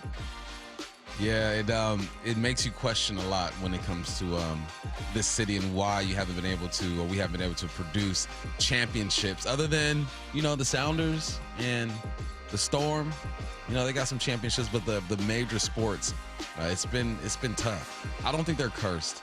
I think that in the moments where you have a good group of athletes, the people who make the decisions have not been aggressive enough. I agree. Curtis and I were doing a little bit of coping earlier, which I will openly admit, wherein we were saying, well, technically, the Guardians have been there, but haven't won it since 49. So there's the vast majority of their audience that has no recollection of that whatsoever in any way. And the people that have a good experience watching that as adults are dead. So that's a long time ago. Yeah. So I get it. There are teams, no part of me is ever going to feel bad for the Yankees, ever. Miss me with it. But somewhere out there are Yankees fans. My sister's dating one who they will still say, look, I know in 2009 we won one, and I know we have 27 pennants, but this team spends a lot of money and comes frustratingly close without getting it. They have their own hills to stand on and die on, and I totally get it. It's all about perspective, but I was just trying to think, such a painful day for Mariners fans, and I guess I was just trying to add, is there something I can look at here that adds context for fans or makes you feel like either you're not alone in heartbreak or that there's a path where you don't have to always experience that? There's a path. It's called spend and attract and lure in so much talent to whereas you get into these situations and you don't have to count on 7, 8, 9 to win you ball games. Even though the Blue Jays 7, 8, 9 did pretty good this year. Yeah, they did really good. Yeah, I think that the goals moving forward for the offseason are number one, when you look at the lineup throughout the entire year, I don't care, the question can still be answered May 1st. When you look at the lineup throughout the year, tell yourself if you were down to 3 outs before your season ended, if you were 3 outs from being kicked out of your chance to be in a World Series, and this person was up to bat, would you feel good? Would you feel like it was possible they could do something? And if your answer is no, that's a problem. Yeah. I mean, I feel like most teams have that, though. Most teams have guys where you go, do I think that Isaiah Kiner-Falefa is going to knock in a grand slam every time? No, you want Vlad up in that situation, or maybe Springer up, or Lucas had a great series. Clement had a great series for Toronto, but they were still doing stuff. You can still feel like there's something they can do. Yeah. Mariners fans instead were going, you're telling me I hope that 2 of the 3 guys that are going to be up here are not guys you're looking at as making real impact. Which is a bummer because Leo Rivas has had some special moments this season. Key RBI single in ALDS Game 5 where he was a hero. Walk-off home run against the Rangers where he was a hero. Just overachieved, man. But that's the one you're counting on. Someone you're hoping makes a play. And then the second thing is that I need seize the moment, that general theme, to now be about your window. Mm-hmm. Seize the moment. Go get more talent. Spend more money. Spend money. Get talent. Just be aggressive.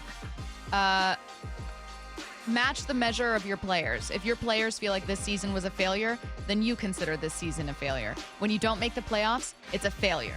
When you don't dig through the postseason and make it to a World Series, it's a failure, and that's how you should be seeing it. It doesn't mean you can't be incredibly proud of what they did and look back at highlights and remember the season for all the amazing moments that it had, of which there were many. It's maybe the best season I've seen that I can recall actually sitting and watching.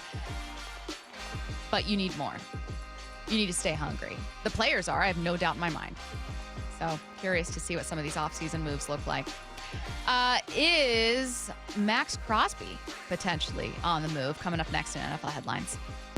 They restored hope to the loyal, longtime fans. The Mariners will play in October. And showed a new generation what October baseball looks like. Get out the rye bread and mustard, Grandma. It is grand salami time. Eugenio Suarez. The next season will hang a new banner. The Seattle Mariners are champions in the American League West. Congrats on a great run, boys, from your proud partners at Seattle Sports. Comcast Business can help turn your small business into a connected, secure, modern business. It's how restaurants become reliably up and running neighborhood favorites. How healthcare offices become the data-protecting caregivers that we all depend on. And how wealth management firms become cyber-securing guardians of your information. With reliable connectivity, enhanced cybersecurity, and Wi-Fi backup, your business can stay connected and get threat-ready with Comcast Business, powering possibilities. Now through November 16th, new Comcast Business customers can get started with 150 megabit internet plus security for $59.99 a month for 12 months with a 2-year agreement. Plus, ask how to get a $500 prepaid card on a qualifying gig package. Call today. Restrictions apply. Requires enrollment in paperless billing and auto pay with bank account. Early termination fee applies. Equipment, taxes, and fees extra. The LJ way is. You look at stuff like this and it's like, I don't want to come into an industry and work on a place that is going to compromise how I feel about myself. I get to go to work every day with good people, and I get to enjoy what I do because I'm out there just trying to do right by people I care about, which is our community. We're going to see them at the grocery store. I'm going to see them at the sports tournaments. 2 friends of our daughters came in last night just on the lot, didn't know I was there, and it was cool because you got to take them through, and they're going to buy a car for their first driver and a car for their kid going to school soon. These are the people that you're going to work with, and so you better make sure that your laundry's clean. I don't think Lee Johnson specifically, right, Speedway Chevrolet, where I'm at, I don't think they've ever had a problem with the community of being able to stand up and look them in the eye and know that they did their job well. The LJ way is the Lee Johnson Auto family. You're losing your hair and you simply need a solution that works. You want the best. Modern technology, top-rated physicians, something that's guaranteed to work. Guys, you need world-class Dr. Perungo and his team at Advanced Hair. Advanced Hair has completely redefined hair restoration. From the experience itself to their unmatched results. Receding hairline, bald spot, thinning hair, maybe all 3 like I had. Get your hair back with Advanced Hair's simple one-day treatment that begins to regrow your own natural hair the very next day. Advanced Hair has changed tens of thousands of lives, including mine. And get this, Advanced Hair is once again the winner of the 425 Business of the Year. For your free consultation, call 425-449-8185. Right now, you'll get $250 off and 250 free hair grafts. Refine your hairline with the team that redefined hair restoration. That's 425-449-8185. Or for the before and afters, visit advancedhair.com. Hey, baseball fans, Rick Riz here with Luke Wilson, a local owner of Pella Windows and Doors of Western Washington. Thanks, Rick. Just like October baseball, Pella Windows and Doors of Western Washington is stepping up to the plate. Mention Go Seattle when you schedule and you'll score 15% off plus 12 months with no payments and no interest. This is your chance to swing big. This offer won't be around for extra innings. Don't wait. Schedule your free appointment today at PellaPNW.com. The Bump and Stacy Show is powered in part each day by the caring and compassionate team at Pendergast Law Personal Injury Lawyers. Go to PendergastLaw.com. Luxury has arrived at Snoqualmie Casino and Hotel. It's Mike Salk here. You can book now for an unforgettable experience. Let's talk about Hawks Peak. It is the place to be for game days this football season. With over 66 TVs, indoor-outdoor concept, the deck is covered and it's heated as well. And the food, oh man, it was excellent. All with breathtaking views of the Cascades and the Snoqualmie Valley. Yep, you can go to snocasino.com. Seattle's closest is now Snoqualmie Casino and Hotel. Change is always happening. It's part of life. And when it comes to music, change is all around us. Songs are rewritten, classics are remixed, bands and artists come and go. Even our taste in music changes. Here at Xfinity, we know there's still good in keeping some things the same. That's why we want to do our part with a 5-year price guarantee on our internet. It means no matter what changes, you get 5 years of the most reliable Wi-Fi with our best equipment included for a price that stays exactly the same. Surprised? Life is full of them. One internet price, 5 years, guaranteed. Learn more at xfinity.com/deals. Restrictions apply. New residential customers only. Taxes and fees extra and subject to change. Most reliable Wi-Fi based on Open Signal Awards USA. Fixed Broadband Experience Report, August 2024. Ryan Rowland-Smith here. For more than 35 years, the NBA Health Insurance Trust has been helping local builders, contractors, and their employees save money and gain peace of mind. They offer customized group health plans from the state's leading insurance providers. Small and mid-sized businesses deserve big healthcare access. The NBA Health Trust brings you the coverage you want at a price you can trust. Find out more at mbahealthtrust.com. That's mbahealthtrust.com. From the Quantum Fiber Studio. This is Bump and Stacy. Weekdays 10 to 2. On Seattle Sports and 97.3 FM HD2. Is Max Crosby on the move? Friend of the show, Trey Wingo, reports the Cowboys have made inquiries with the Raiders about a potential acquisition of the edge rusher. Now, listen, the Dallas Cowboys have right now one of the most potent offenses in football. They are a top 4 scoring offense. Dak Prescott is competing with Baker Mayfield for an MVP caliber season. They look absolutely amazing. But, of course, that trade of Micah Parsons is coming back to haunt them a little bit in terms of their defensive performance. But if they shore that up, they can look like a Super Bowl team. They've already got one half of the solution. Is the other half getting Max Crosby? It'll help. I mean, your offense is doing its thing. Your defense has not been great against the run or the pass. You can't expect Dak to put up 44 points every single week. I don't think one person transforms your defense, but it definitely helps.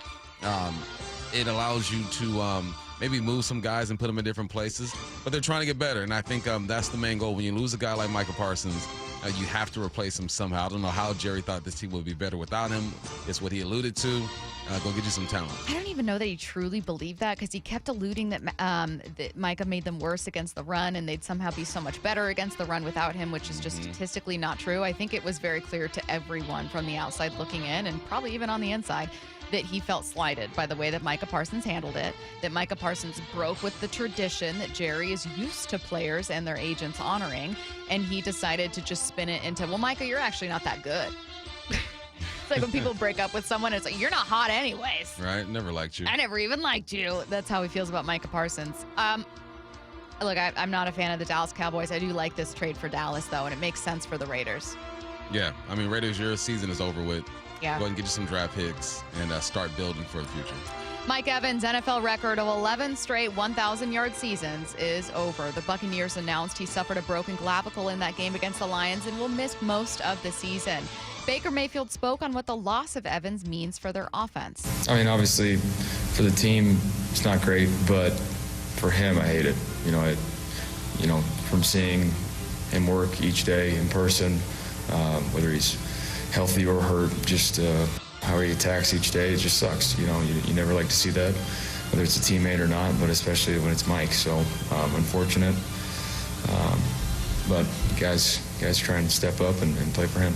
The Tampa Bay Buccaneers are 9th in passing yards per game this season, also a top-scoring team in the NFL. As for Mike Evans, he is not leading the team in receptions because he's already had some injuries this year, but accounts for 14, 140, and a touchdown. I wanted him to break this record so bad.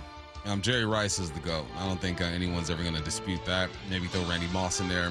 But Mike Evans has been consistent. And to do what he's done over the past, 10, 11 years, it's been remarkable. Last year, he went over 1,000 yards in the last play of the season. So you know how hard that is, especially at his age. So now they're going to need guys like Emeka and Godwin to step up. Yeah. Who's going to be the third receiver? We have some people texting in. Maybe bring Tyler Lockett over there. I don't think he's ready for that. Make him a fourth receiver. But, it's unfortunate. And for Baker Mayfield, if he wants to continue to be in that MVP race, he's going to need guys like Mike Evans. So now it's all about who else steps up. Would you make a trade for Waddle? Miami are going to be sellers. Definitely. I think that could be kind of fun. Yeah, I like that one. I mean, again, the players involved, their lives get shaken up, and I feel for them there. But from a purely football perspective, this story is really more, and you were right to mention it first, this story is really more about how it's a bummer for Mike Evans to not accomplish that, set a new record and do all those things, and less about the Bucs being like completely, out of options without him. That's not the case. He's not been their leading receiver. He's not been the Mike Evans we're necessarily used to seeing. Again, he's dealt with a couple things this year. This is not his first injury. But a real question is like, oh my God, suddenly the Buccaneers have the best record in the NFC. Or one of them, really. What are they now? 5 or 6? Anyways. Suddenly, look like a real Super Bowl contender. Baker Mayfield leading some MVP conversations. Miami most definitely out of it. They're moving on from their head coach. That season is done. Teams are going to start picking apart the Jets, picking apart the Dolphins, picking apart the Raiders. Some wide receiver talent out there for the Bucs. Yeah, it's out there. This is the time of year where teams kind of figure out who they are. Are we really playing for the playoffs? Are we just trying to ruin someone else's season? What are our assets? It's about to start, trade deadline in 2 weeks, something like that? Yeah, I think, is it November 4th? It's whatever the first Tuesday in November. Yeah, election day. Yeah. All right, well, speaking of losing teams, after back-to-back brutal starts, is it time for the Jets to bench Justin Fields for good? Head coach Aaron Glenn spoke on his team's looming decision at quarterback. Well, that's something that, I want to continue to look at. There's a lot of thought that goes into that. For me personally, and then being able to get with the staff, and then just being able to ask other coaches that have been in the situation, how they handle that. So I want to make sure that I make the right decision. And I don't want to make rash decisions either, So I just want to make sure when the decision is made, it'll be the right one. Do you think it's the right one to bench Justin Fields? Tyrod Taylor is the guy over there. The Jets aren't going to the playoffs. Absolutely not. So what are you playing for? You're playing for development. You're playing for guys are playing for jobs. You're evaluating. I think you give him a couple more games. I don't think it's time to bench him quite yet because Tyrod Taylor's not going to change who your team is and where they're going this year. It's a wrap for the Jets. So you might as well see if Justin Fields can develop to be your guy. Doesn't look like he's going to be, but I say write it out. It's such a weird, I don't want to say a drop-off for Justin Fields. I mean, God, the Jets are 0-6. It's not like he was playing exceptionally well and they were winning and then suddenly he was bad. But if you ignore the fact that all of these are losses, there is a drop-off in actual play. So against Miami, which was a one-score loss, he was 20 of 27 for 226 yards and a touchdown.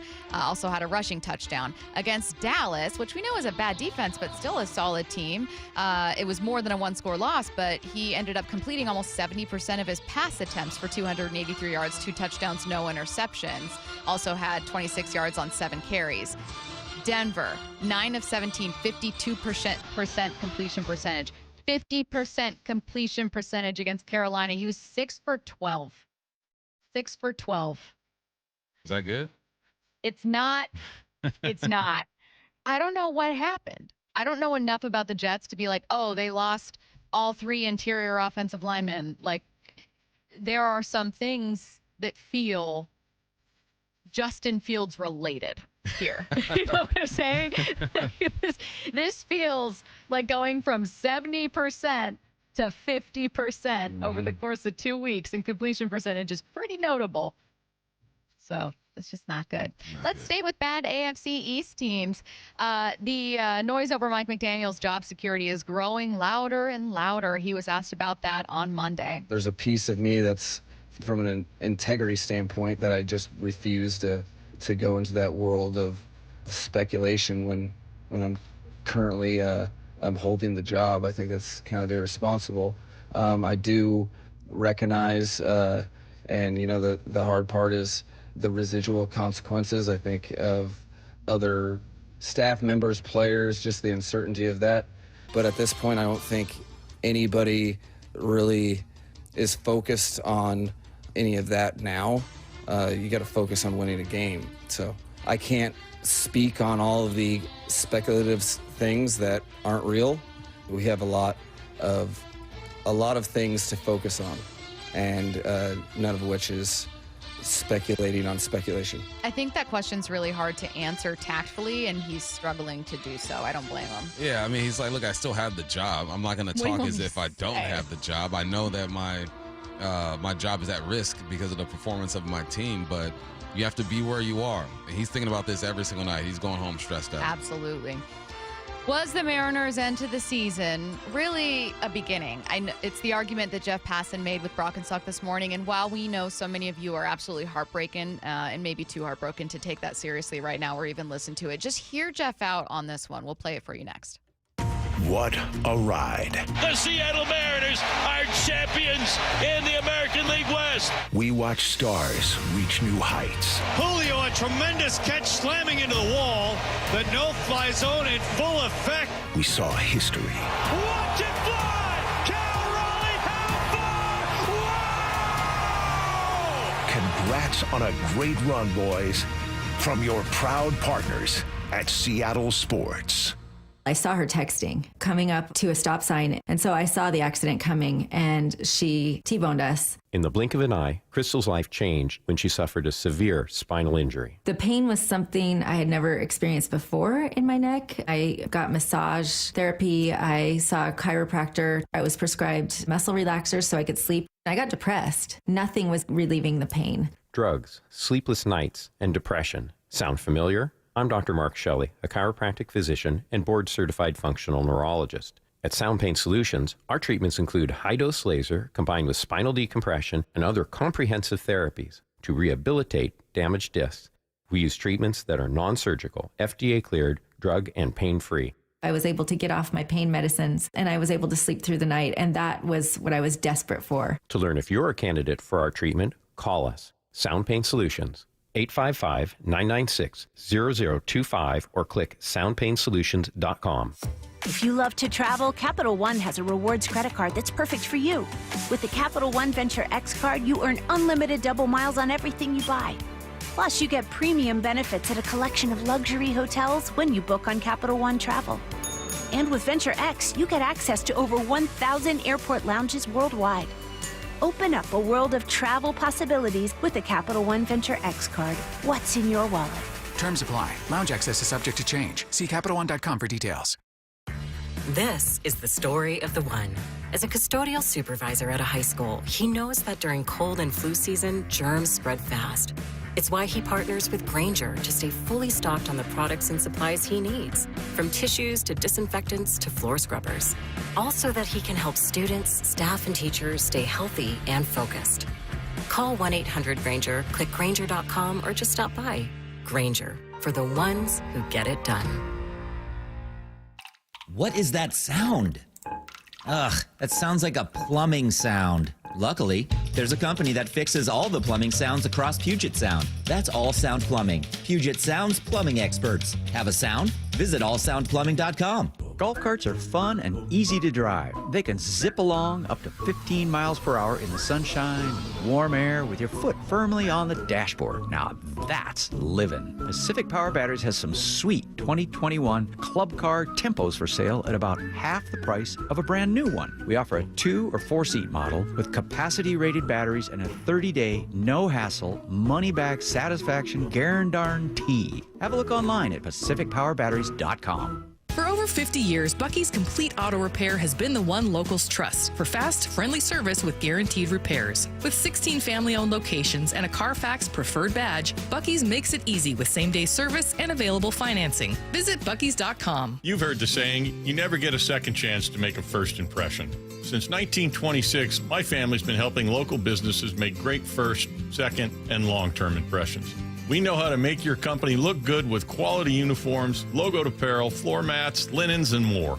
If you're paying for linen service or doing it yourself, let's have the conversation. The information and quote are free, but the savings and service can really add up.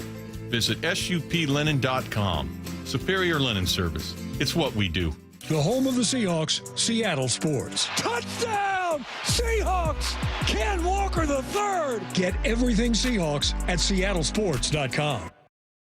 At 65 years old, Brian has a rather demanding hobby. My biggest passion is snow skiing, and I ski between 70 and 80 days per year. And I ski instruct at a private resort in Montana. Needless to say, that can be a bit tough on the joints. When this knee started to bother me, I thought I'm doomed. That's when Brian decided to see Dr. Mark Wagner, MD, at Seattle Sports and Regenerative Medicine for stem cell therapy. If I did yard work or skied a few days in a row, I was fighting swelling and pain and no sleep and all sorts of problems, and that has absolutely gone away. So are you back on the slopes? I mean, I had a 14-day stretch with clients where I skied every day and I had no problem. It was fine. It was just like, I felt like new. So I'm guessing you would recommend this to others. Oh, I already have. I've told everyone that'll listen. Whether it's a shoulder, hip, or knee, before you choose surgery, consider stem cell therapy with Dr. Mark Wagner, MD, at Seattle Sports and Regenerative Medicine. Schedule your consultation at drmarkwagnermd.com. It's really, truly a miracle. Cancer impacts so many families, including mine. Former Washington Husky Mario Bailey here. My mother was treated for cancer at UW Medicine. As devastating as cancer is, there is hope, because the Cancer Vaccine Institute is developing vaccines to treat and prevent the deadliest cancers. Patients who received vaccines over 20 years ago are still alive today. Please join me and make a donation to the Cancer Vaccine Institute at local Safeway stores. Learn more at uwcvi.org. Have you tried the dining district at the Bellevue Collection? Grab lunch with friends, meet up for happy hour, and stay for dinner and beyond. You can sample international flavors and local favorites from talented chefs. Try a new cocktail on a rooftop bar or watch the game with friends and explore the lively nightlife scene. The Dining District at the Bellevue Collection, where your taste adventure begins. Learn more at BellevueCollection.com/dining district. From the Quantum Fiber Studio. This is Bumpin' Stacy. Weekdays 10 to 2. On Seattle Sports and 97.3 FM HD2. All right, we spent a lot of time, recapping a Monday night win over Houston, which was much needed. And maybe a palate cleanser a little bit in terms of Seattle sports. But we have to get back to the single biggest Mariners game and probably the most heartbreaking one ever. So we're going to bring on Ryan Divish of the Seattle Times at 1, ask him about the clubhouse environment, his conversations with players. He was asking Dan Wilson all about that decision in the post-game press conference. So ask him a bit of what he thought, what he learned from those conversations. So that's coming up in less than 15 minutes. Right now, the latest from Jeff Passan. First, he talked about that decision. The Mariners are out in the World Series for a number of reasons, and we can go back to previous games and missed opportunities and starting pitching foibles and bullpen maneuvers that didn't go correctly. And that latter category is really, to me, what sealed Game 7. He said that decision will haunt them until they win a World Series. And he's right. But let's talk about what went wrong with the decision. This is what Jeff thinks. It was a distinct lack of acknowledging the leverage of the situation and, frankly, a sort of move that I would think a manager would have made 10 or 15 years ago. But the vast majority of managers these days understand that sometimes the most important outs in the game are not in the ninth inning, they're in the seventh. And in this case, getting those outs and bringing in a strikeout pitcher and somebody who has not faced George Springer all series, as opposed to someone who had faced him multiple times already, would have been the right thing to do. But Dan Wilson did not do it. And the Mariners are paying with the end of their season. I have heard nothing but good things about Dan Wilson as a person, that he's the nicest guy. But I'm sorry, it is not a sin to say that that was a horrible decision. I will spend the rest of my years trying to understand why he made it, because I cannot think of a baseball reason. Well, he said Bizzardo had some good stuff last time out. But if you listen to Passan and anyone else who does this at a high level, analyze this game, I think everyone is on the same page. As, all right, well, this is it. This is your season right here, right? You got a couple innings, 8 outs. This is your season, and you're going up against a guy who has shown that he is clutch, who has seen Bizzardo stuff before. If I'm in this situation, one, I'm pushing my starter a bit longer. I need him in there for another inning or so. And I'm getting to my dogs quickly. Bizzardo has helped this ball club. He's played in almost every game, it seems like. But Springer has seen him. He knows the stuff. And Munoz and Springer have not had that matchup before. I'm going down swinging with my big dogs. I am too. And if Munoz gives up that home run, you made the point earlier. I'm just echoing it, but it was just right. And I just felt it. If Munoz gives up that home run, okay, cool. If Cal, who was waiting on deck, and that's how he ended the season, but if Cal is able to come up to the plate and strikes out swinging with Julio on, and that's it for your season, okay. Yeah. Those were your 2 punches. Yep. And you didn't land them. Happens. There are a lot of teams heartbroken right now. 28 other teams absolutely heartbroken for right now, and it's about to be 29 eventually. But I have a hard time making sense of a game. We went into it yesterday listening to sound from Derek Jeter and a bunch of the other guys from the FS1 crew or Fox Sports crew saying, your stars need to show up. Cal hit a home run. Julio hit a home run. I know that last AB is a problem, but, like, he hit a home run. George pitched, did his job. Yeah, Woo let runners on, but you should have left him in. You should have. Or you should have gone to Munoz. Mm-hmm. I don't understand the decision. And it's really hard when players showed up and did their job. Yeah, that's the tough part. You hear when coaches in other sports, you don't hear it as much as in baseball, but they still have this responsibility. Coaches say, I didn't put my team in a position to win. I didn't put these guys in a position to have success.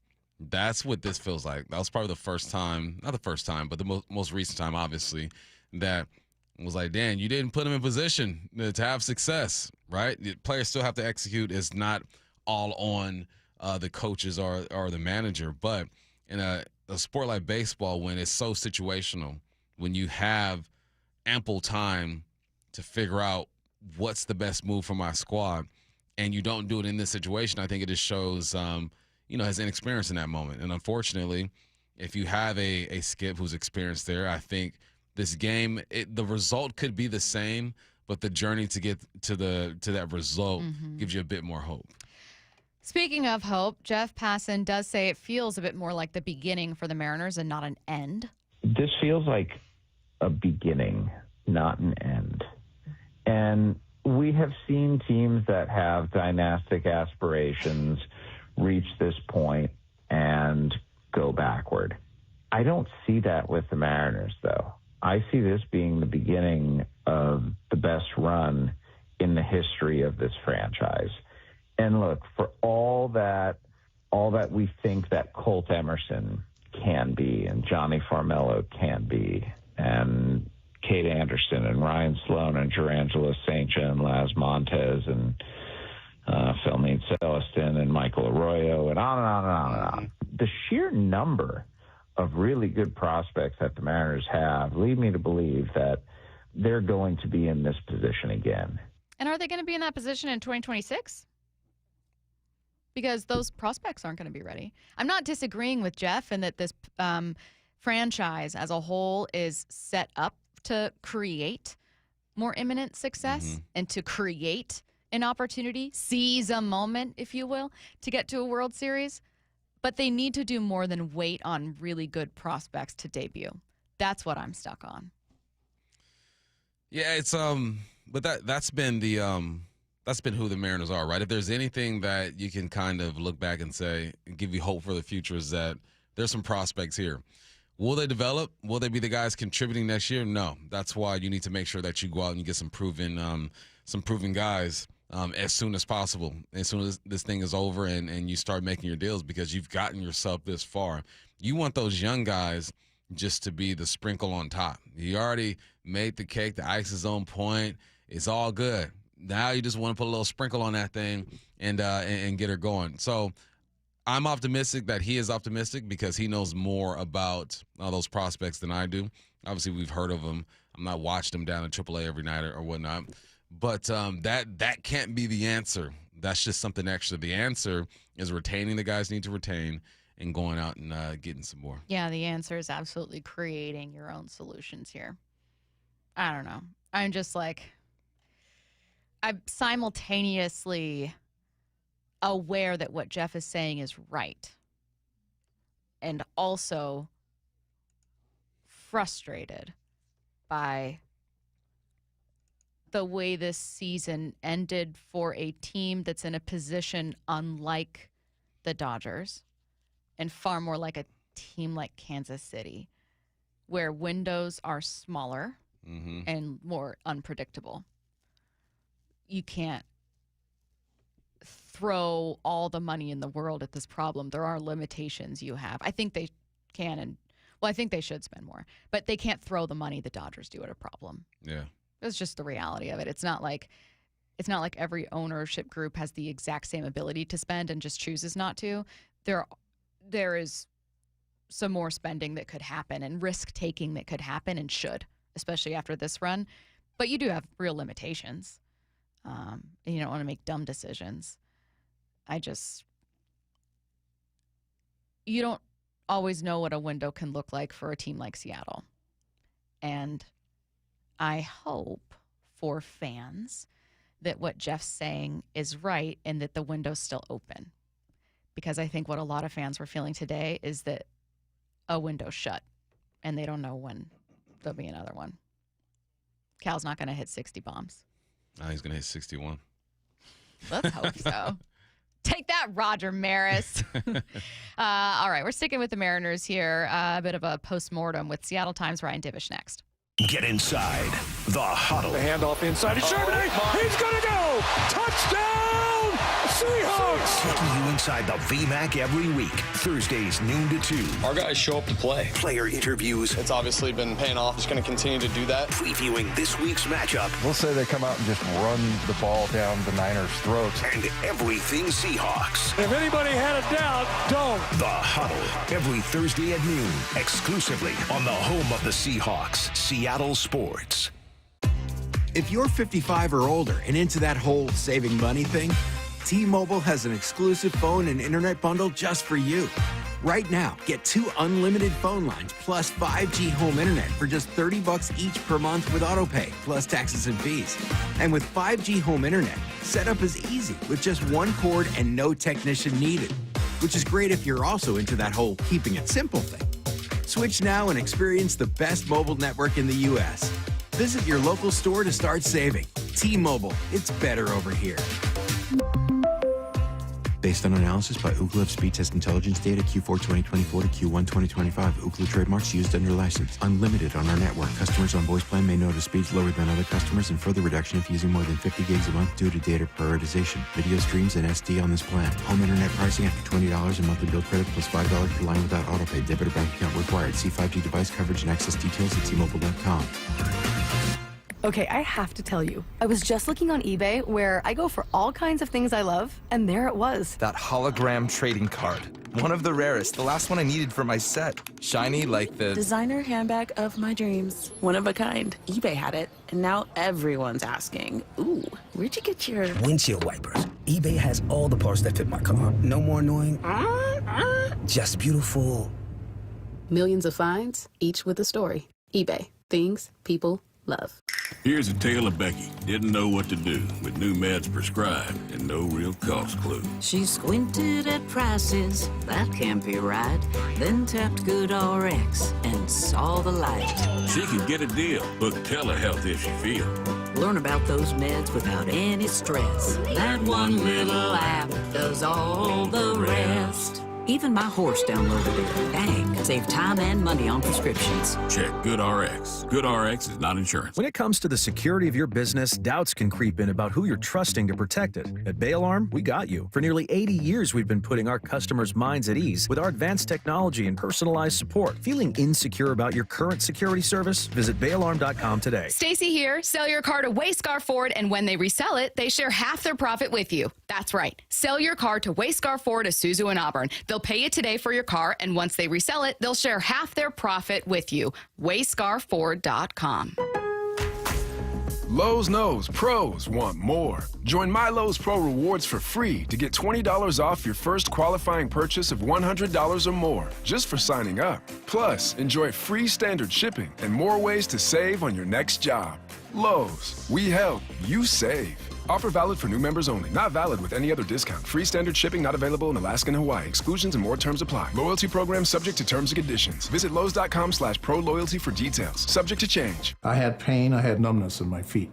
That pain and that numbness just got worse and worse and worse as time went on. This is Greg describing life with neuropathy. I went to 5 podiatrists, tried different treatments, tried different orthotics, tried different shoes, had cortisone shots in the tops and the bottoms of my feet. Saw a neurologist. All my medical doctors said, can't help you. Live with the pain. You're not going to be able to sleep. This is your life. And then I just gave up until I found Sound Pain Solutions. I'm Dr. Mark Shelley, a chiropractic physician and board-certified functional neurologist at Sound Pain Solutions. Our neuropathy treatments can rehabilitate damaged nerves. We use FDA-cleared, non-surgical, drug, and pain-free procedures that help neuropathy sufferers like Greg find relief. I feel better. I mean, just feeling better is huge. If you experience numbness, shooting or burning pains, or loss of balance, call us. Sound Pain Solutions, 855-996-0025, or click soundpainsolutions.com. Matt Coker here with West Coast Men's Health. In the past 5 years, we've seen thousands of men at our clinics. Most guys tell us the same story, that in their early 50s, it's not that they couldn't function, they just needed help. They started taking Viagra, and it worked great at first. But after a few years, it stopped working. The problem is that their arteries had become more restricted since they started taking it, because Viagra does not unclog arteries. Here at West Coast Men's Health, we use acoustic wave therapy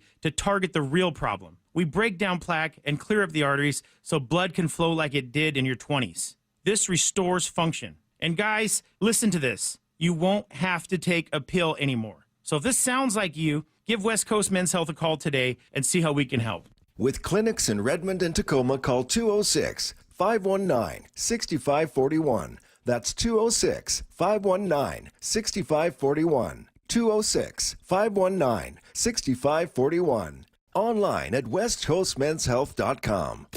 Let's go! This is Seattle Sports. Streaming through the Seattle Sports app. KIRO AM Seattle. KIRO FM HD2 Tacoma. Home of the Seahawks, Mariners, and everything Seattle sports. Seattle Sports Snapshot. The Mariners fell to the Blue Jays 4-3 in Game 7 last night, ending their season and leaving the front office with some important decisions to make. We're going to talk about those with Seattle Times Ryan Divish coming up in 30 seconds. Snapshot, brought to you by Miller Lite. When it's game time, it's Miller time. This hour is brought to you by Mazda of Everett. From the Quantum Fiber Studio. This is Bump and Stacy. On Seattle Sports. Streaming through the Seattle Sports app and at seattlesports.com. Now, here are your hosts, Michael Bumpus and Stacy Ross. Here we go now. Seattle Times Ryan Divish joining us on the Emerald Queen Casino Sportsbook Hotline. Ryan, we appreciate your time. We know it's been an incredibly busy postseason for you as well. And by the way, amazing coverage from the Times staff as a whole. You guys have been gracious and joining us throughout. I'm going to start with the decision that Dan made. You were watching, I'm assuming, from the press box in Toronto next to your colleagues. Were you guys surprised, or were you kind of waiting to see what would happen? Just walk us through that moment from your point of view. Yeah, I was pretty stunned. And to be honest, like I was kind of watching everything else, and so I wasn't paying attention to who was warming up, you know. And I was just like, I under no circumstance did I think that it wouldn't be Munoz. Like I just figured, oh, that's who it's going to be, because that's the leverage point of the season or the game. It's Game 7, you know, and I thought, oh, it's going to be Munoz, and I kind of look up and I see it's Bizzardo coming in. I'm like, huh. And I looked at Adam Jude and Tim Booth, because Adam was writing the game story. I just said, all right, I'm going to write this decision one way or the other, because if it would have worked right, you know, and they were able to go to Munoz in the 8th and 9th or whatever like that, it would have still been pretty important. But I just kind of said, you know, I think in my mind, I think I knew it wasn't going to be good, so I just had told them, look, I'll write this. And then when it really went south, I knew that's exactly what I was going to write. I mean, I checked with everyone else, but I kind of just said, no, I'll write this. This team, Ryan, as you know, man, just did some things that, you know, we've never seen out of a squad before. How do they get back to this point? Yeah, I don't know. I think, you know, they have a core group in place. You look last night for the first 6 innings, and Tim Booth wrote about it, but like, you know, it was Kirby and Wu, and it was Julio and Cal doing the damage. And you're like, okay, and you can see like the core group of players that they have is outstanding. It's now, how do you supplement it, or how do you make sure, you know, you continue to add to that team and build? Because it's like, you can't just simply run it back, in the sense that they need to decide who their first baseman and their third baseman are going to be, because both those guys are free agents. And I know everybody wants to re-sign Naylor now or sign Naylor to an extension now. I don't think that's going to happen. That's not to say that he won't end up with the Mariners, but the guy made it to free agency. He deserves he wants the right to kind of see what his market is. So they have to make those decisions. I mean, like, yeah, all the pieces are in place for them to get back. And a lot of people are saying this is only a beginning. It's only, you know, that's all well and good that this is the beginning. But it's only the beginning if you continue to invest and build in your team and supplement your team. You know, you have to, it was clear you needed another leverage arm in the bullpen. And you need, you know, other players. I mean, the 7, 8, 9 players that they had this year were not getting the results in the postseason that were needed. And I think you look at that and you say, okay, can we upgrade there? How do we upgrade there? And it shouldn't be and money shouldn't be an excuse, considering they went over their attendance totals from last year, thanks to that final week of the season, and they're playing into the postseason and get a share of the postseason money. So yeah, they should have the money to invest in this team to try and make a run next year, because all the pieces in terms of, like, you look at the division, you look at where Houston's at, Anaheim, the Rangers, Oakland. I mean, like, the division is there to win again. And now it's just like, what do you do to make this team more effective to win the division and be more effective in the postseason? I don't mean to take it back to your conversation with Dan, but you were one of the reporters there asking him questions about his decision. Did his answers make sense to you? And then I have a quick follow-up after. I mean, like, his answer, his justification is that they've always done it this way. I mean, and which is yes and no. They have went to Bizzardo as their pivot guy often during the regular season. This isn't the regular season. Also, they didn't, you know, Bizzardo had thrown 2 innings the day before. Yeah, it was only 15 pitches, but he'd thrown 2 innings the day before, and they'd only done that a couple times during the season where they asked him to pitch the day after throwing 2 innings in a game, and I don't think either time went well. Something I didn't get worked into my story early enough. So, yeah, all those things. Like, Dan never went to Munoz in the leverage situation early. At least I don't recall. It wasn't like with Service, where Service would see a situation in the seventh, eighth, or not in the seventh or eighth sometimes, and go to Munoz and say, "No, you need the strikeout here, you need the out here," and go to your best guy. Dan hasn't done that. He was always more cautious to make sure that Munoz pitched the ninth, or in a save situation or in a tie game in the ninth, instead of the leverage situation, maybe the seventh or the eighth. Okay. And go ahead. Oh, I was continue with what you were going to say about his answers. My follow-up is going to be about the clubhouse. Oh, well, yeah. I mean, like, the clubhouse was pretty morose. I mean, yeah. You see tears in Cal's eyes, and a lot of tears in a lot of players' eyes. And JP could barely, whisper his answers. He was so upset, and it was pretty crushing to them. I mean, I think because they really believed that they were going to make it to the World Series, and I think everything they had done, especially like the magic of Game 5, was that this team would figure out a way to get there. And then when it doesn't happen, and it ends so dramatically, you're just kind of stunned. You don't really know how to react. And I think that's an issue. I mean, I think there are a lot of disappointed guys there. You can sit and say, "Oh, I'm going to use this as motivation," and that's a really good platitude. But we'll see if it carries over, and what guys, how guys handle themselves next year. I mean, they used the motivation of missing the postseason by one game each of the last 2 years to help get them there. So that's getting to the postseason again, and winning in the postseason also is dependent on being better than other teams that are also in your league. Does this season, or do you think this season does anything to attract some free agents? They showed that there's a core here, there's a nucleus. When the pitching's healthy and on point, one of the best in the game. What do you think this has done for the Mariners' reputation, and does it help when it comes to getting guys to want to play ball here? It certainly doesn't hurt. I think, you see T-Mobile Park packed and loud, and people going crazy on national television, and players are watching, and they see the reactions from the players and their interaction with fans and everything else. That doesn't hurt, and winning and being on a good team, like, game recognizes game. Like, if you're a player and you're looking around and you see, oh, yeah, well, I have a chance to go hit in a lineup that features Cal Raleigh and Julio and whoever. I mean, like, that is attractive if you want to have success, especially if you're an older guy. Like you're an established veteran that hasn't been to the postseason or craves that postseason, then you're looking at the Mariners going, okay, yeah, this is a younger team that has a lot of good things in place that I want to be a part of.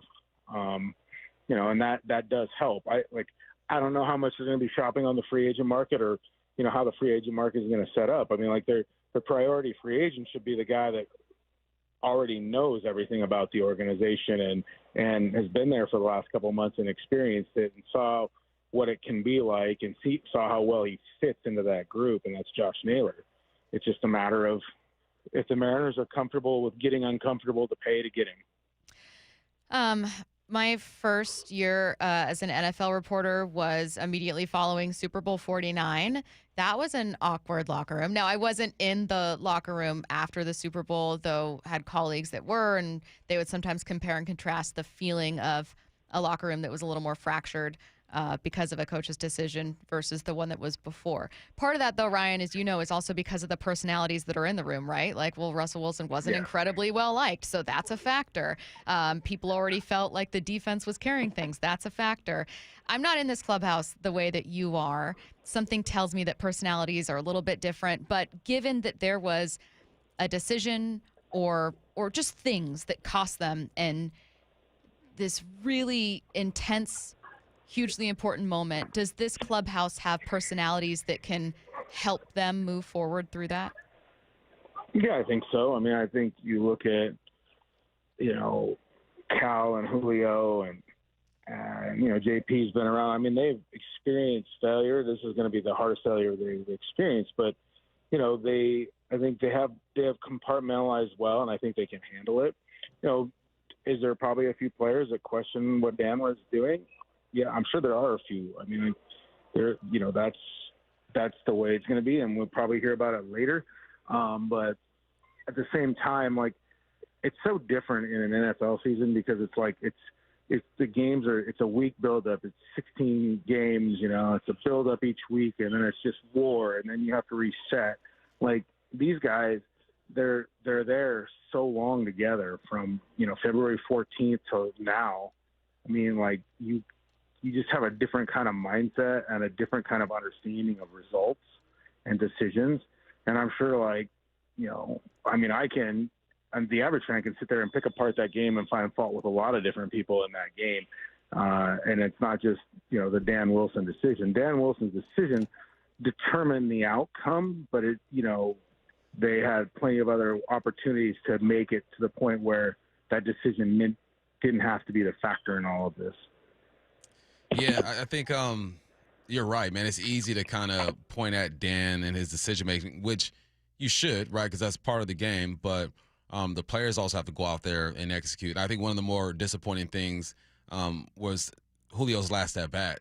I felt like for the first time around in that moment that he was going to be okay because he's shown that, he's swinging at the right pitches. How would you evaluate just Julio's playoff performance?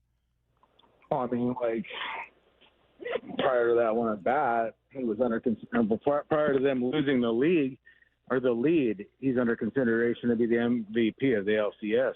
He had double to set the tone to start the game, score a run. You have a home run, a massive home run there. It would come down to either him or Cal probably as the MVPs. I thought Julio in general took a major step forward. Yeah, that last at bat was ugly, but I mean, like,